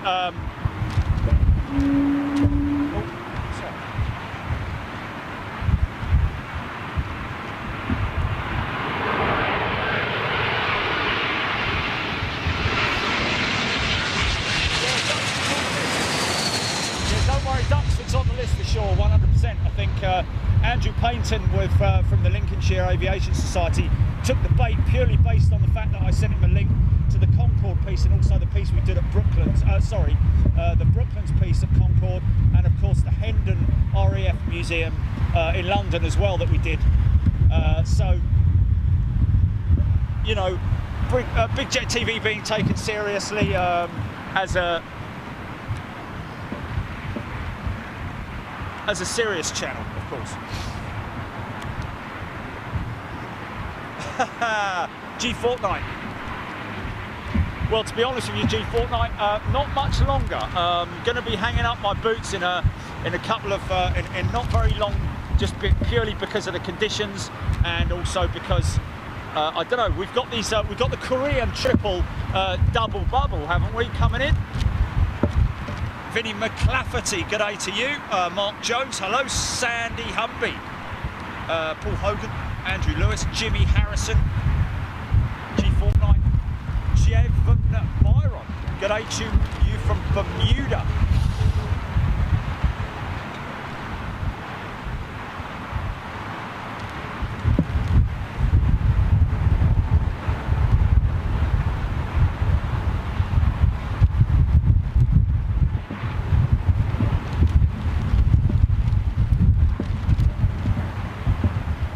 How far out is he, Jilly?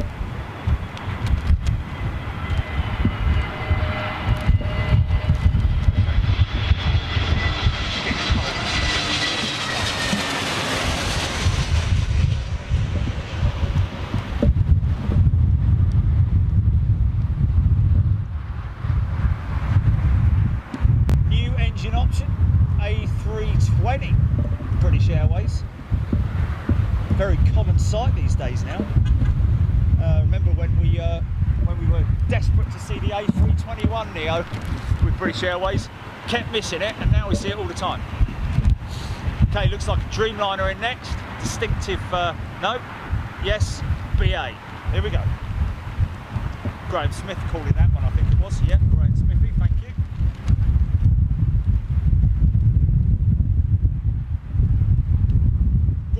Tonin saying that his favourite aircraft is the A320neo family.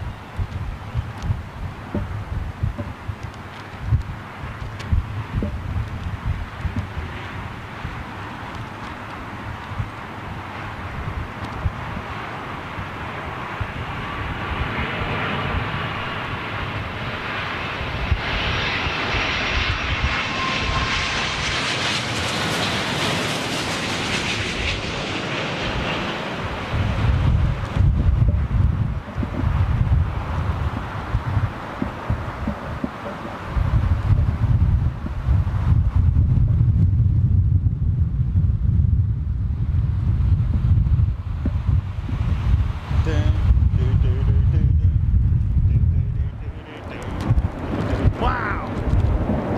BA Dreamliner giving it some on the reverses. Fair play.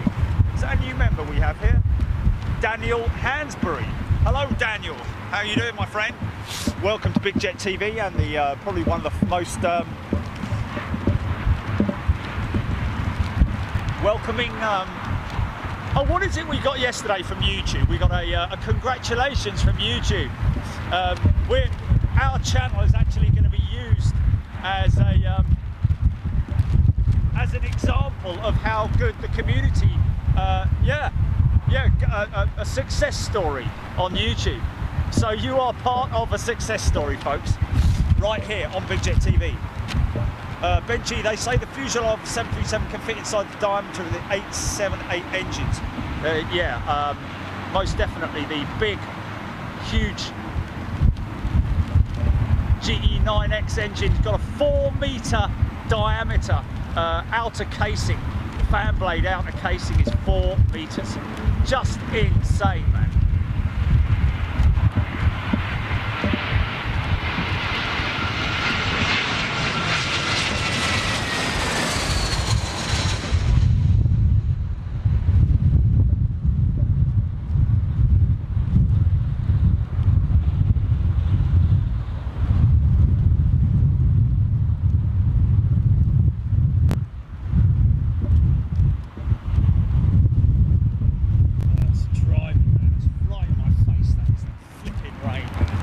Right in my face, mate.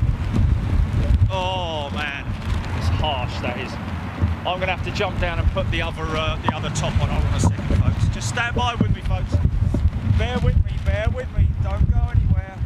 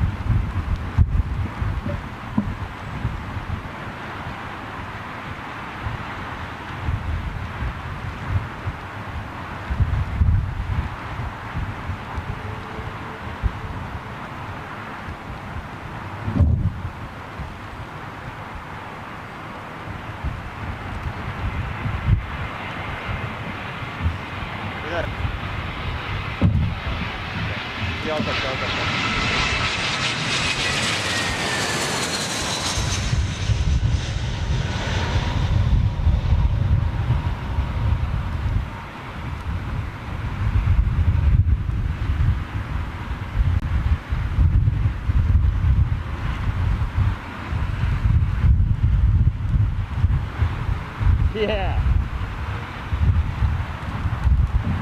It's all about the skills, man.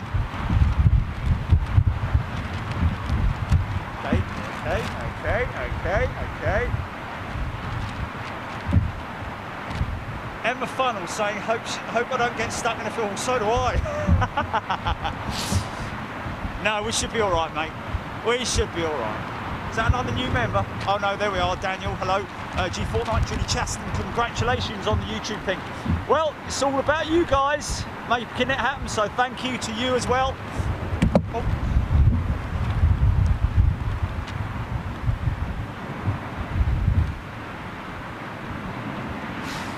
Well, I tell you what, if the big bucks did ever come in if we got a big advertiser who came in and put a load of money in here, then I'd make it free for everybody. Of course I would. I would, most definitely.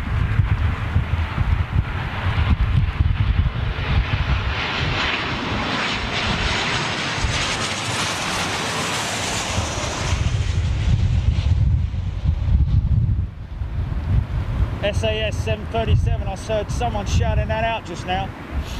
Thanks for that, mate. Sorry I missed you.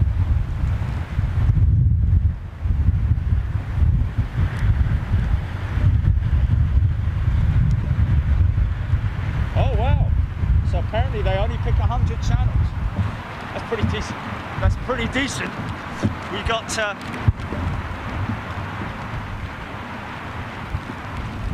hey, really? We are?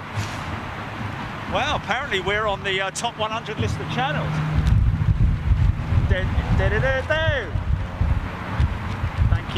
Thank you. Dora Gerber. Yes, we are now famous. As a 178, Pega Extreme, loving it. looks like United. Dreamliner, no, BA, sorry, my apologies.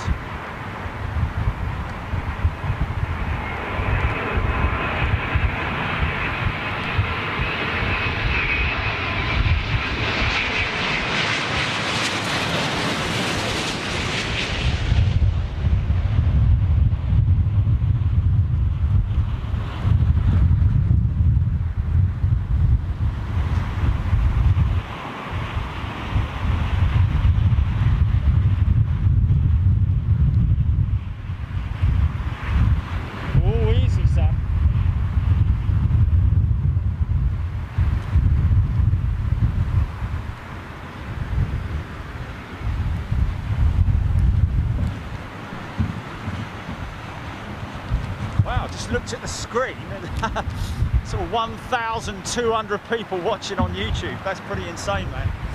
And, wow.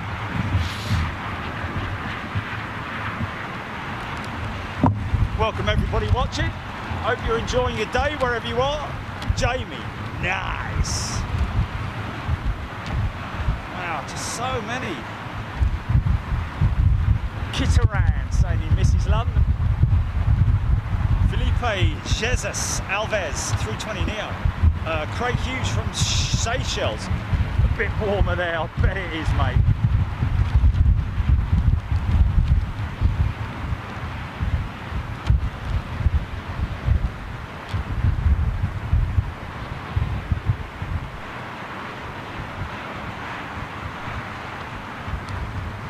Wow.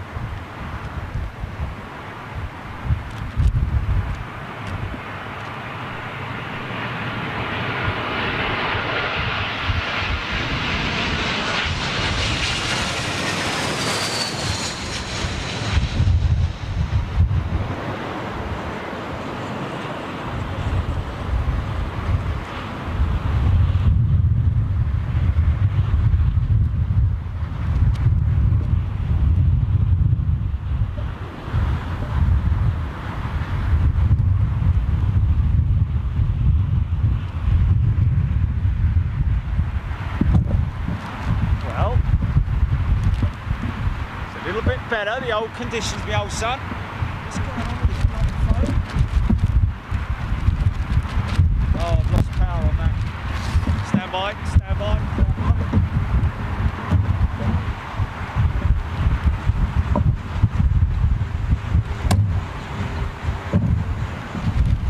That didn't last long.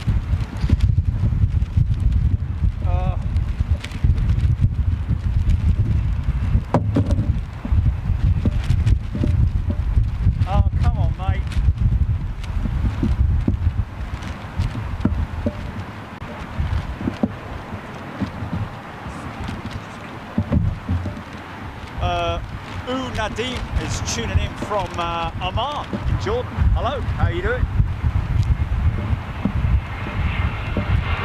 Gunter Jaeger tuning in from Hamburg, Germany. Good up. YouTube Big Jet TV, we are live every Wednesday and every Saturday. Although we have been live for the last 4 days or however many days it is, non-stop.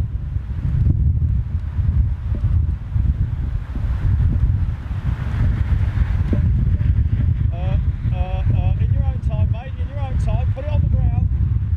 Wow, he's got 2.3 miles to run it, so even so, that was pretty undecided, should I say. White.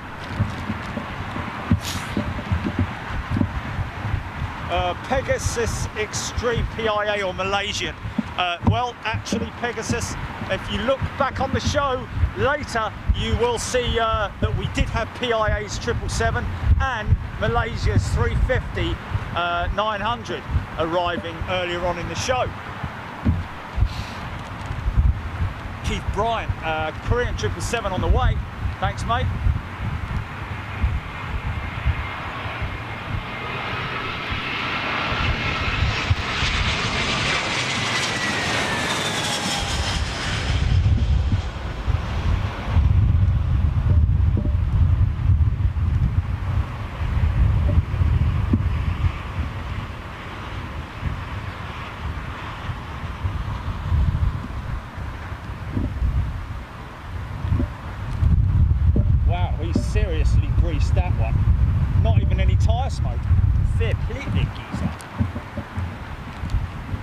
done, me old son. Linda Russell Bugliarisi. Pilots are earning their wage today from Toronto, Canada. Hello, oh Canada. Keith Bryant, Korean 777 on the way, and I think I caught that earlier on. How you doing? Vic Kualamans Tofu. Interesting. Storm Gray, you need to do a show tomorrow. Hey, yeah, I don't think so. I need a, well, I wouldn't say a day off because I don't get days off. Literally,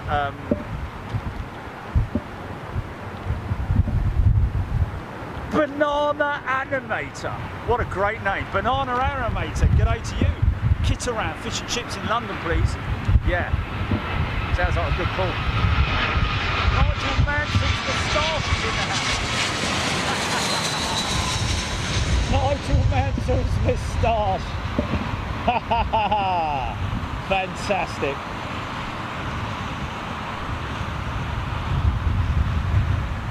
Well, it would be difficult to get Nigel Mansell interested in anything, to be honest with you. But if his moustache is anything to go by, you should be having some fun, my old son. You're watching. Oh, hold on.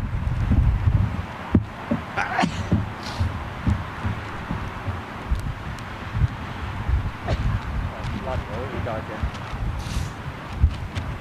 Phil Loxham's in the house. It's another Neo by any chance? Yep. SAS.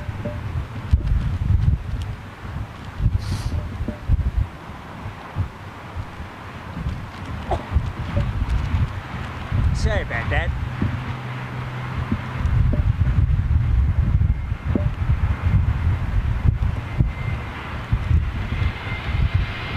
Oh no, it's Lufthansa, sorry.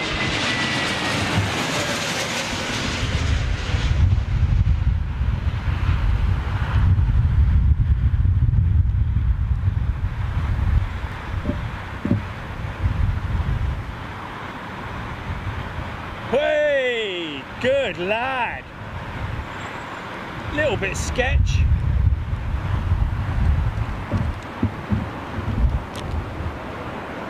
White.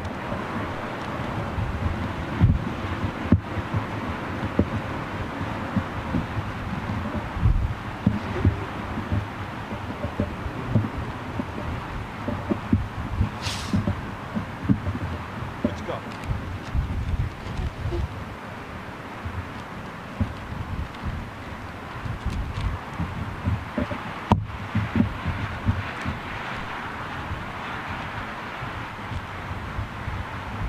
Oh, okay. This is the Korean 777. Is this the freighter or is this the Pax?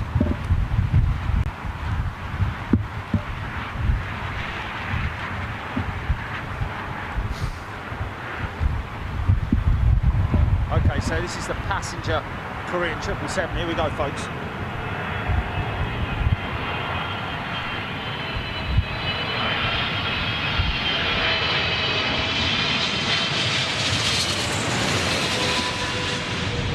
Oh yeah!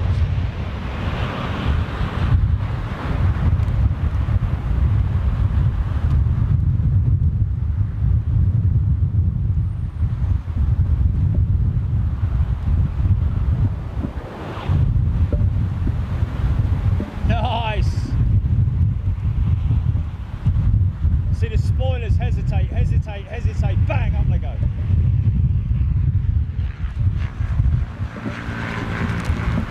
Oh, is it really? How far out is he? Oh, blimey. Oh my God.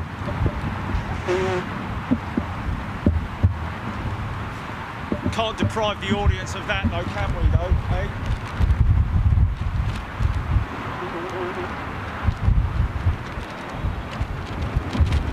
Eighty boy, g'day to you, my friend.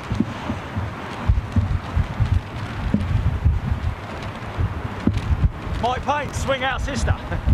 Break out.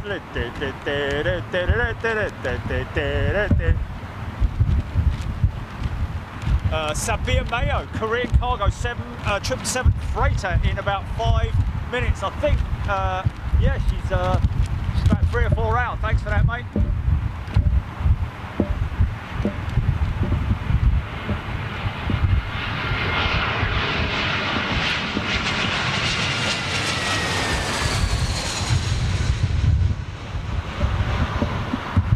What you talking about, Willis?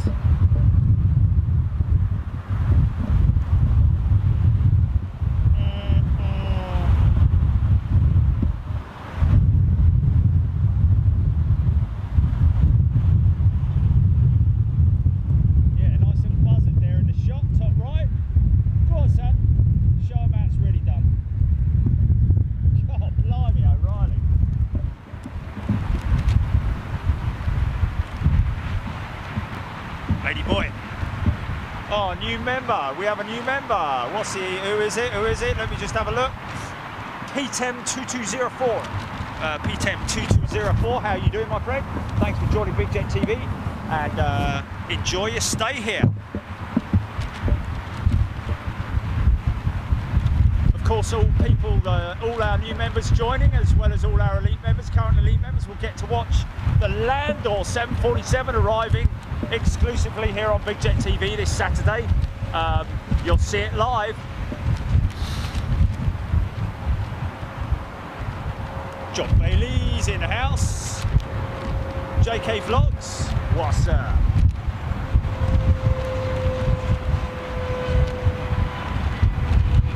Senator Bulworth. Okay, no Toberots using the runway. How about a Lockheed L188 Electra for excitement? Wow, that would be pretty cool. That's Swiss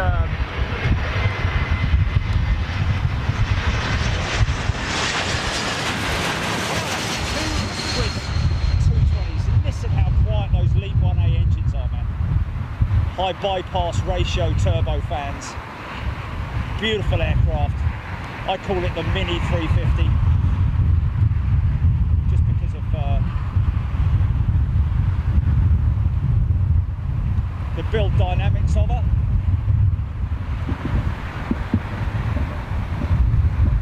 Especially the front end. Oh, 346 going on.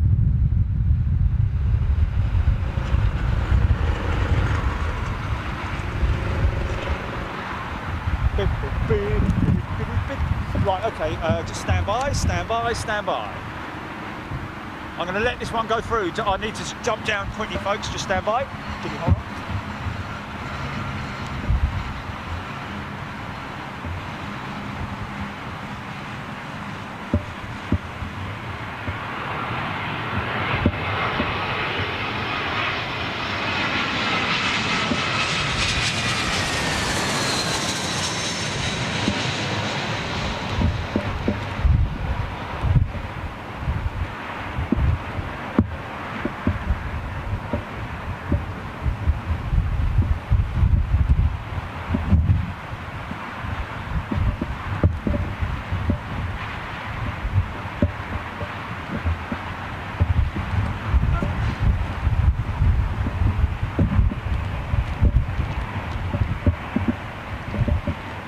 Alrighty, we're back. Don't look around the eyes, look around the eyes. Look at the eyes, don't look around the eyes, you're back in a room. Oh, this is the freighter, here we go. Richard Brown, saw you on the van on my way home from work, it was very windy then. Blue Nose. How is it not attracting well, the reason why it's not attracting the airport plod, my friend, is because they actually know who I am. They're, we've been doing this for about 3 years now, 2 or 3 years, so.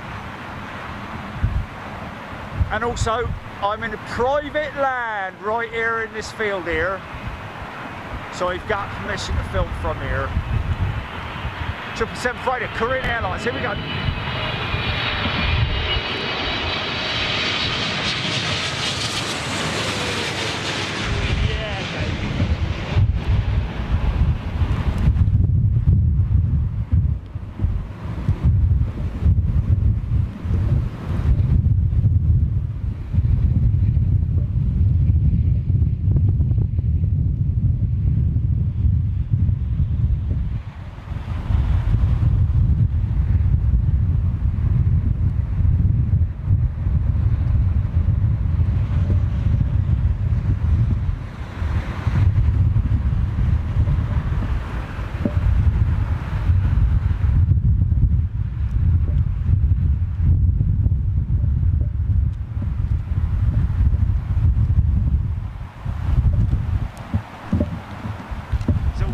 now, is it?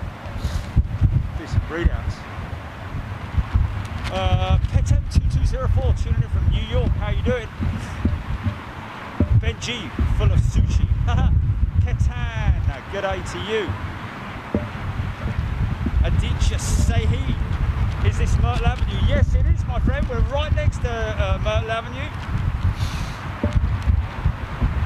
Sabir Mayo, hello. Bite Till You Die channel, British Airways on approach from Dublin. Thanks for that, my friend. Is that this one here, by any chance?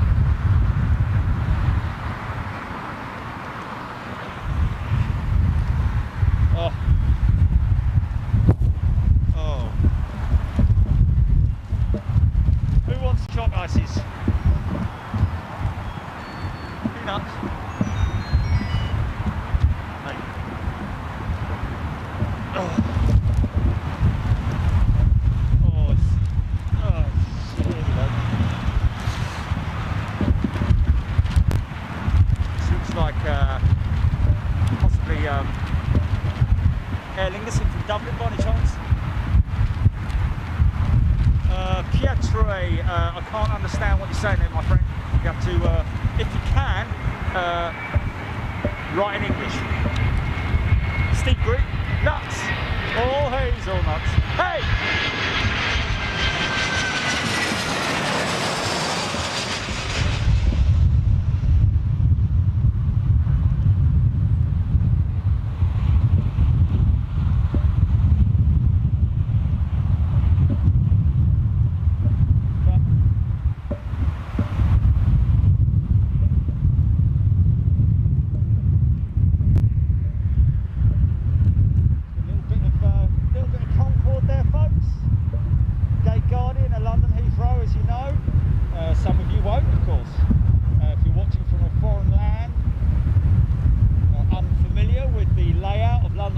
This is runway 27 left.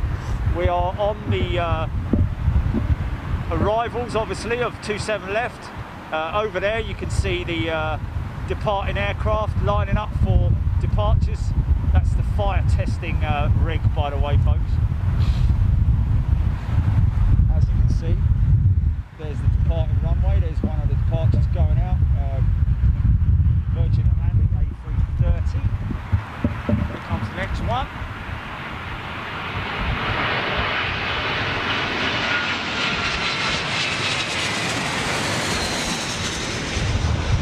Standard procedure for us is every Wednesday and every Saturday, folks. The midweek show and the Saturday show. But I do try and get out and do the odd rogue show every now and then if the winds are blowing like they were earlier on. Malaysia 350 pushing back. We're going to get a good look at that if you're a lover of the A350, folks.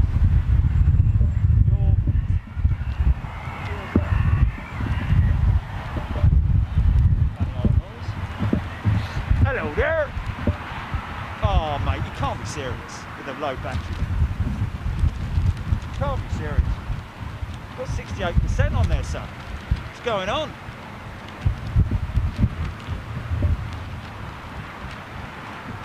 Kevin Graham.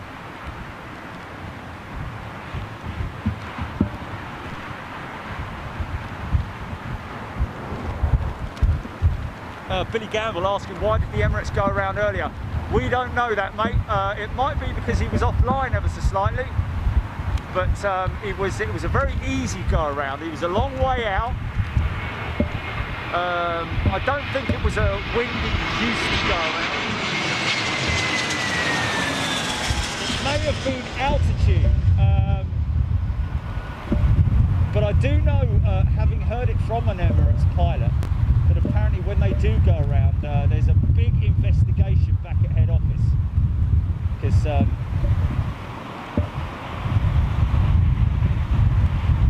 so that will be investigated, because obviously, you know, discomfort to passengers in terms of their time, connections, any connections they might be having.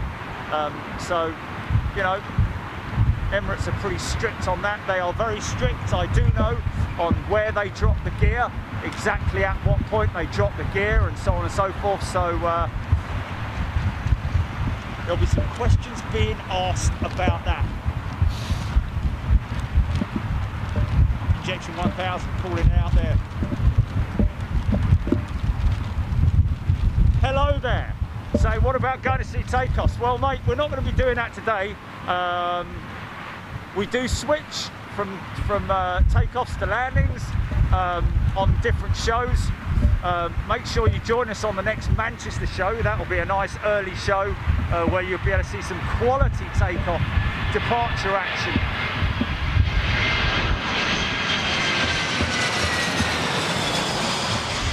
We mix it up, of course. Love the landings, love the takeoffs, love the small ups. So make sure you join us on the next show, mate. Keep an eye out. Go to bigjet.tv. On the top of the website, you'll see a ticker running across the top. That basically is the most up-to-date schedule. Even though it's only one line, it'll give you an updated schedule on where we're at next. And so keep an eye out for that. Bookmark it. Bigjet.tv. You can see the website URL right there on the bottom left-hand side of your screen right now. Dwayne Morgan asking, any Air Canada today? Interestingly enough, no. Not had any inbound Air Canada. Oh, or have we? No, no we haven't. But if you want to see Air Canada, I don't think we have. There's their 777 sitting over there at gate in the Bandit livery. What?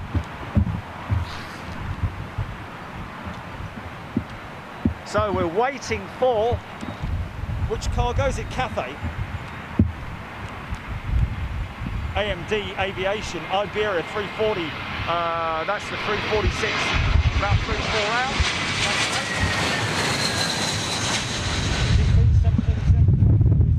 What is it? Wow, that was way off.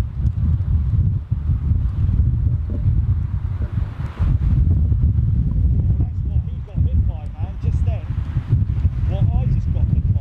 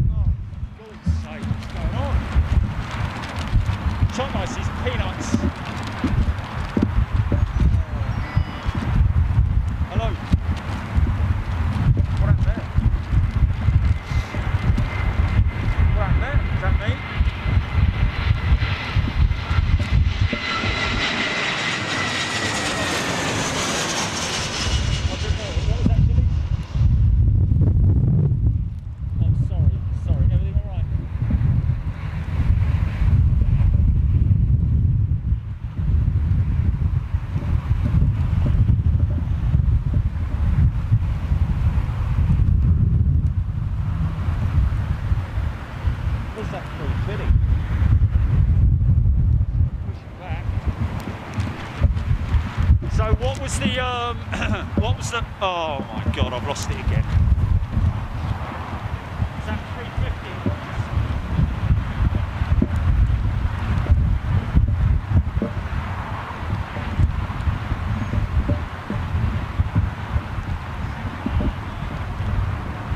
That's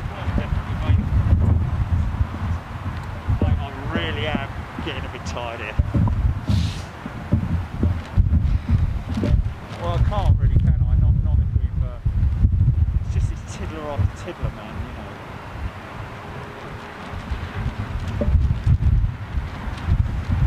know. Okay. Saving stamps. What's going on now?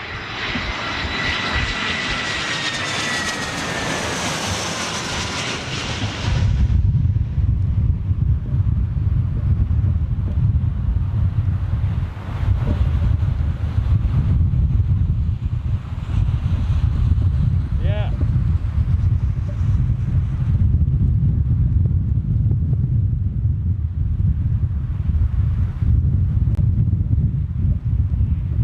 Because I'm walking around the other side, isn't it? You know, the microphone's over there. Yeah, the mic's over there, that's why the sound will fade, because the mic's not attached to the camera, my friend. The mic is over here. So I'm talking here, and then I'm over here. Talking over here. Russell Southern. Dash 8 Bombardier, mate. What's going on there?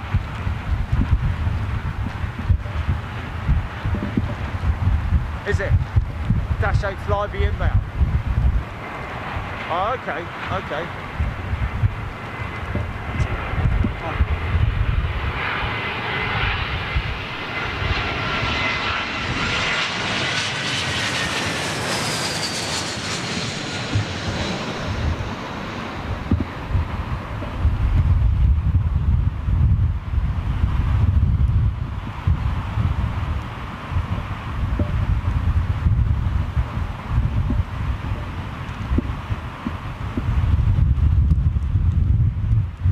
Okay, for all you turboprop fans out there.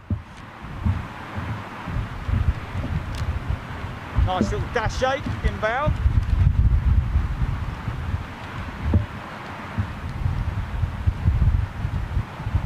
I think this is the anhedral wing, dihedral being a standard wing, or it's the other way round.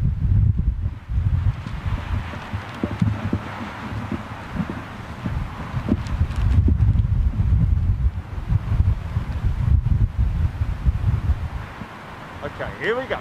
All the fun of the fair. Hold tight, girls. Scream louder, scream louder. The louder you scream, the faster we go. Come on, girls.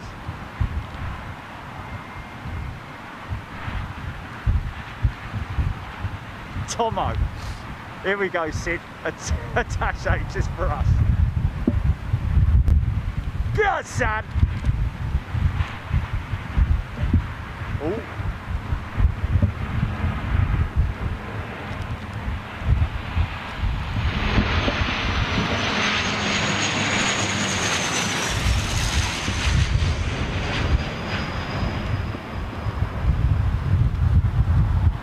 Well lit up.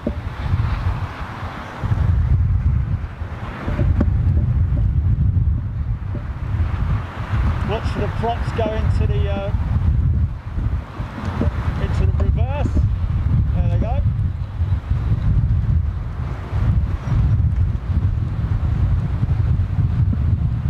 Nothing wrong with that. Nicely done, son. A seasoned pilot. Skills of landing in the windy conditions. Damn you all! Kelly Hare. Oh my God!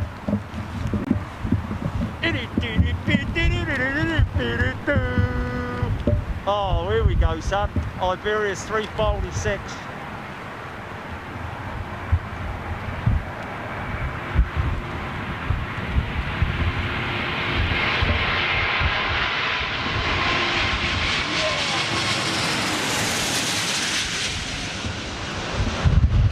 Cheer me up.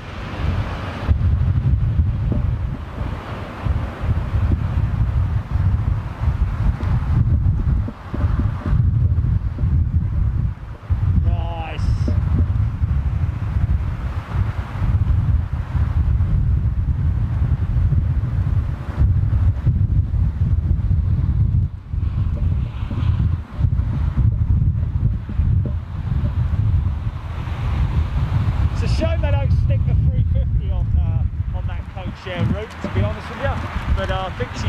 the long hauls.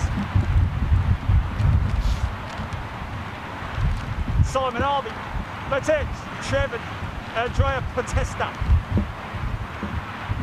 Sorry back then, City One's in the house, top 56004. Hey, man, how you doing there, Sonny? Fire! Get around. Glass of scotch? No, definitely not, mate. Don't drink and drive, son. That's the last thing you want to be doing in this industry, is drinking and driving. Uh-oh. I've just seen out the corner of my eye the old Bill. Ironically enough, it's been absolutely ages since I was questioned in this position. Yeah.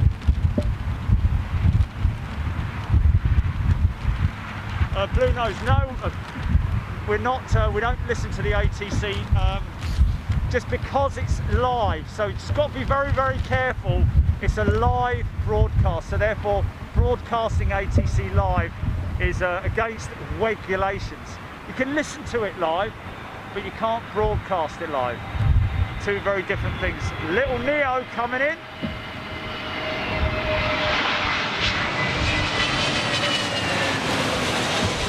Here we go, here comes the old Bill. Right, stand by, folks. I'll lock it out. Stand by.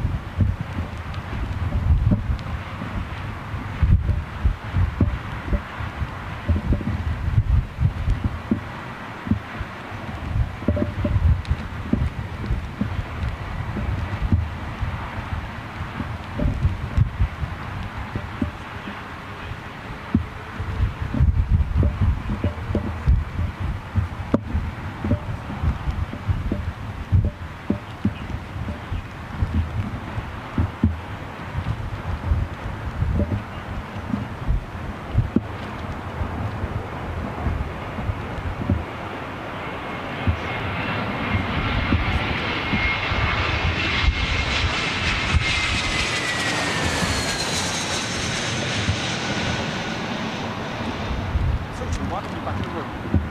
Back in the room. Okay, here we go. Judy, you still on? Just stand by. GP, you there? Okay. I bet you're all having a good nose, aren't you? Hey, you're all having a good nose. Oh, what's going on? Oh, what? Look! What's happening down at number 67? Mrs. Miggins, her son's just come out of the hospital. It's oh, look. Okay. Brilliant.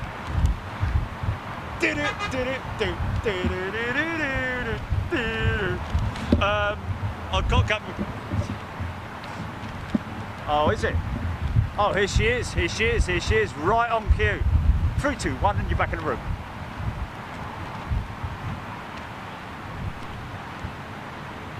Super smashing great. Is this the 1000? It's the 9. Okay.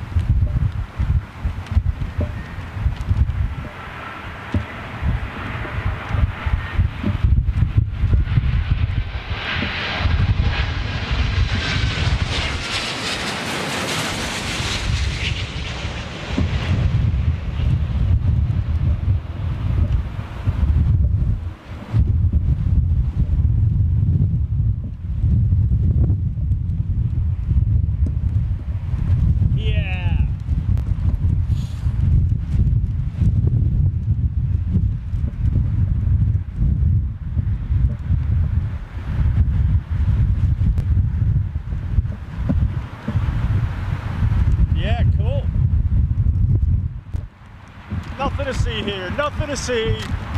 Okay, hold on a minute. Hey, oh, got Skirly Bob. Is that Skirly Bob? It is Skirly Bob. Joanne, guess.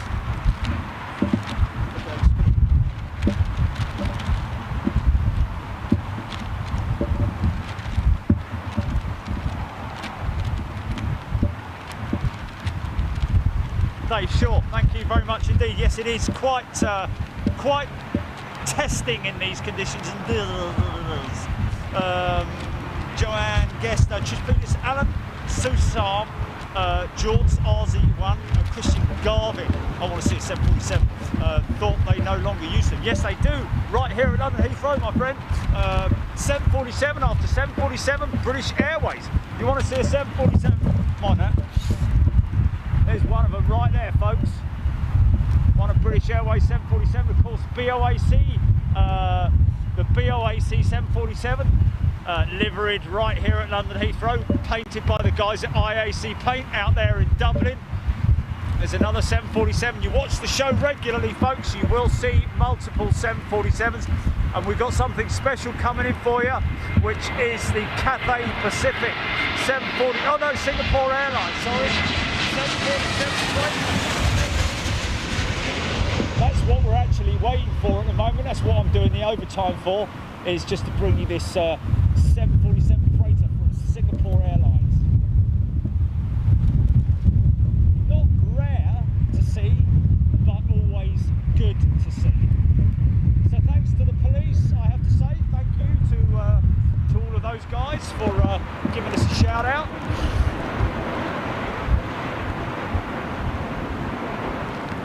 And coming to check on everything, make sure.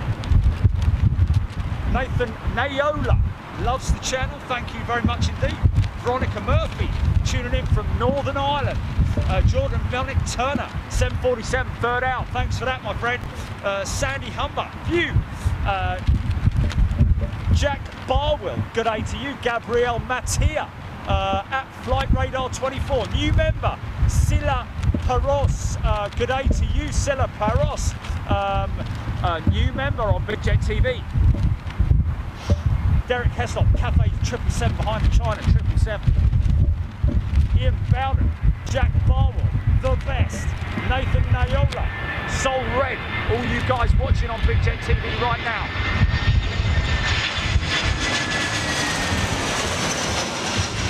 That's like Loud Emotion. Is that Loud Emotion? Looks ex-Air Berlin.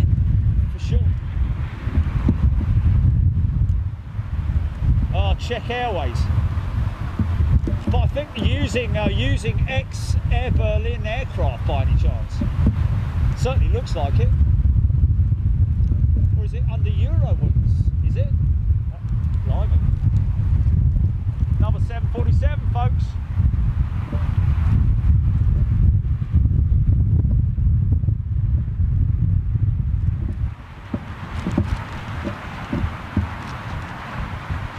Neil Rich 3 confirming yes indeed. It's gonna fall right at the right time with this 747 because I'm busting for a wee.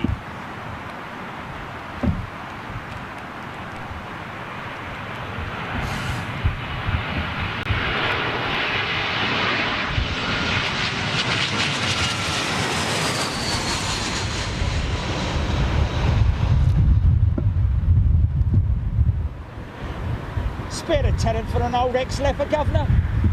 Did you just say ex-leper?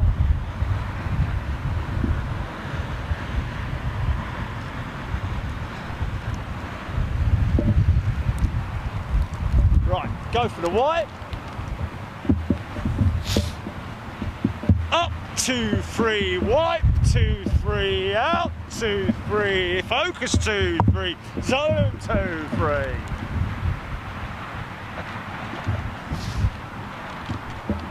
OH. Okay, here we go. Boeing 747 freighter from Singapore Airlines.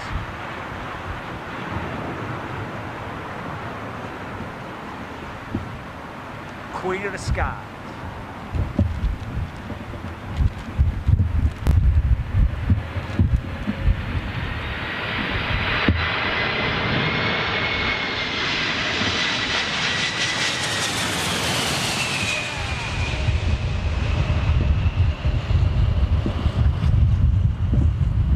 Oh yeah, baby. Slam it. Oh man. Yeah. Rudder. Ho ho ho. Listen to that. Listen to that, folks. Can you hear it? Splendid. Well, that's about it. That's just about it, ladies and gents. Just stand by. Oh, God. Just say goodbye to everybody.